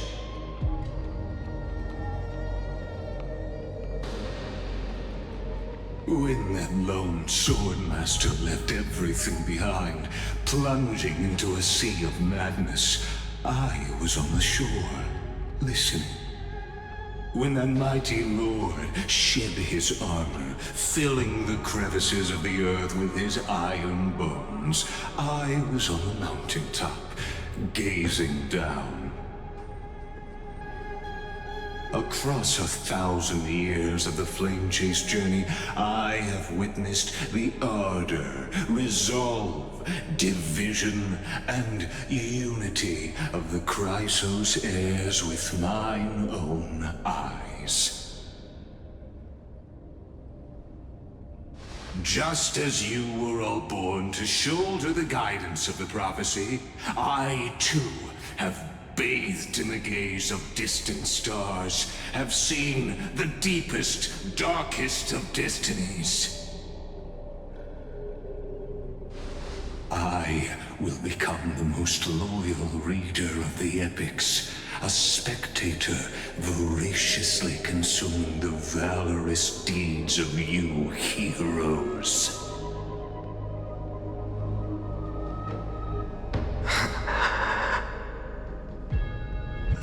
Gaze of distant stars.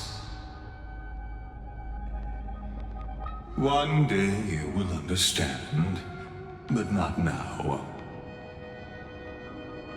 At this moment, please disregard this observer and finish what you must, Lord Farnon.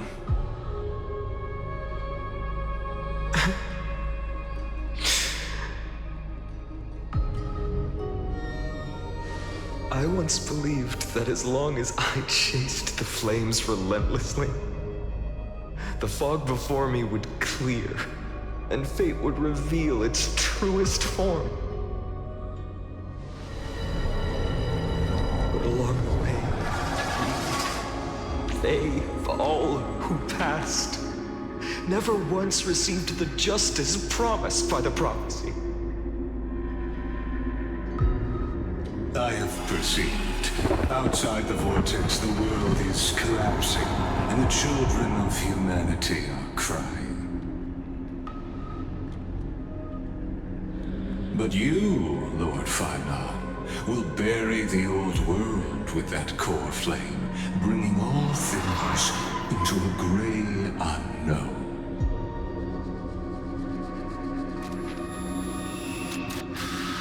It doesn't matter. This cruel flame chase journey has made me abandon my fantasies.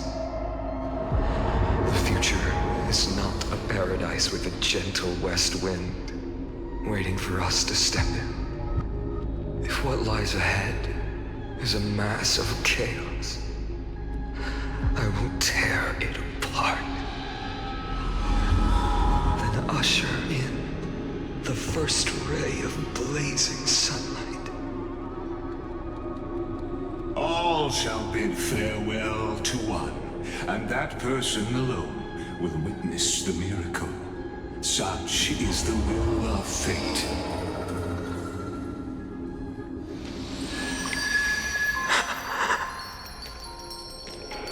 Yet this time, will an epic with endless cycles.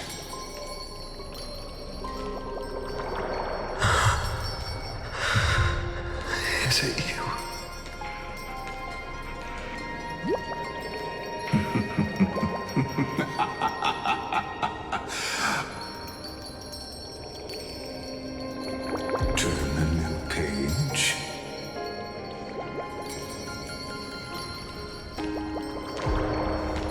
course. This will be a romantic story like none that has come before. You think so too, right?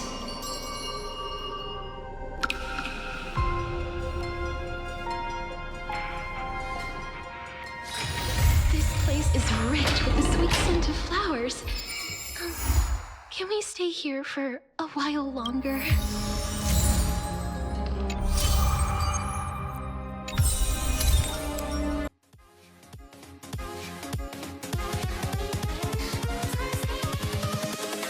Invincible.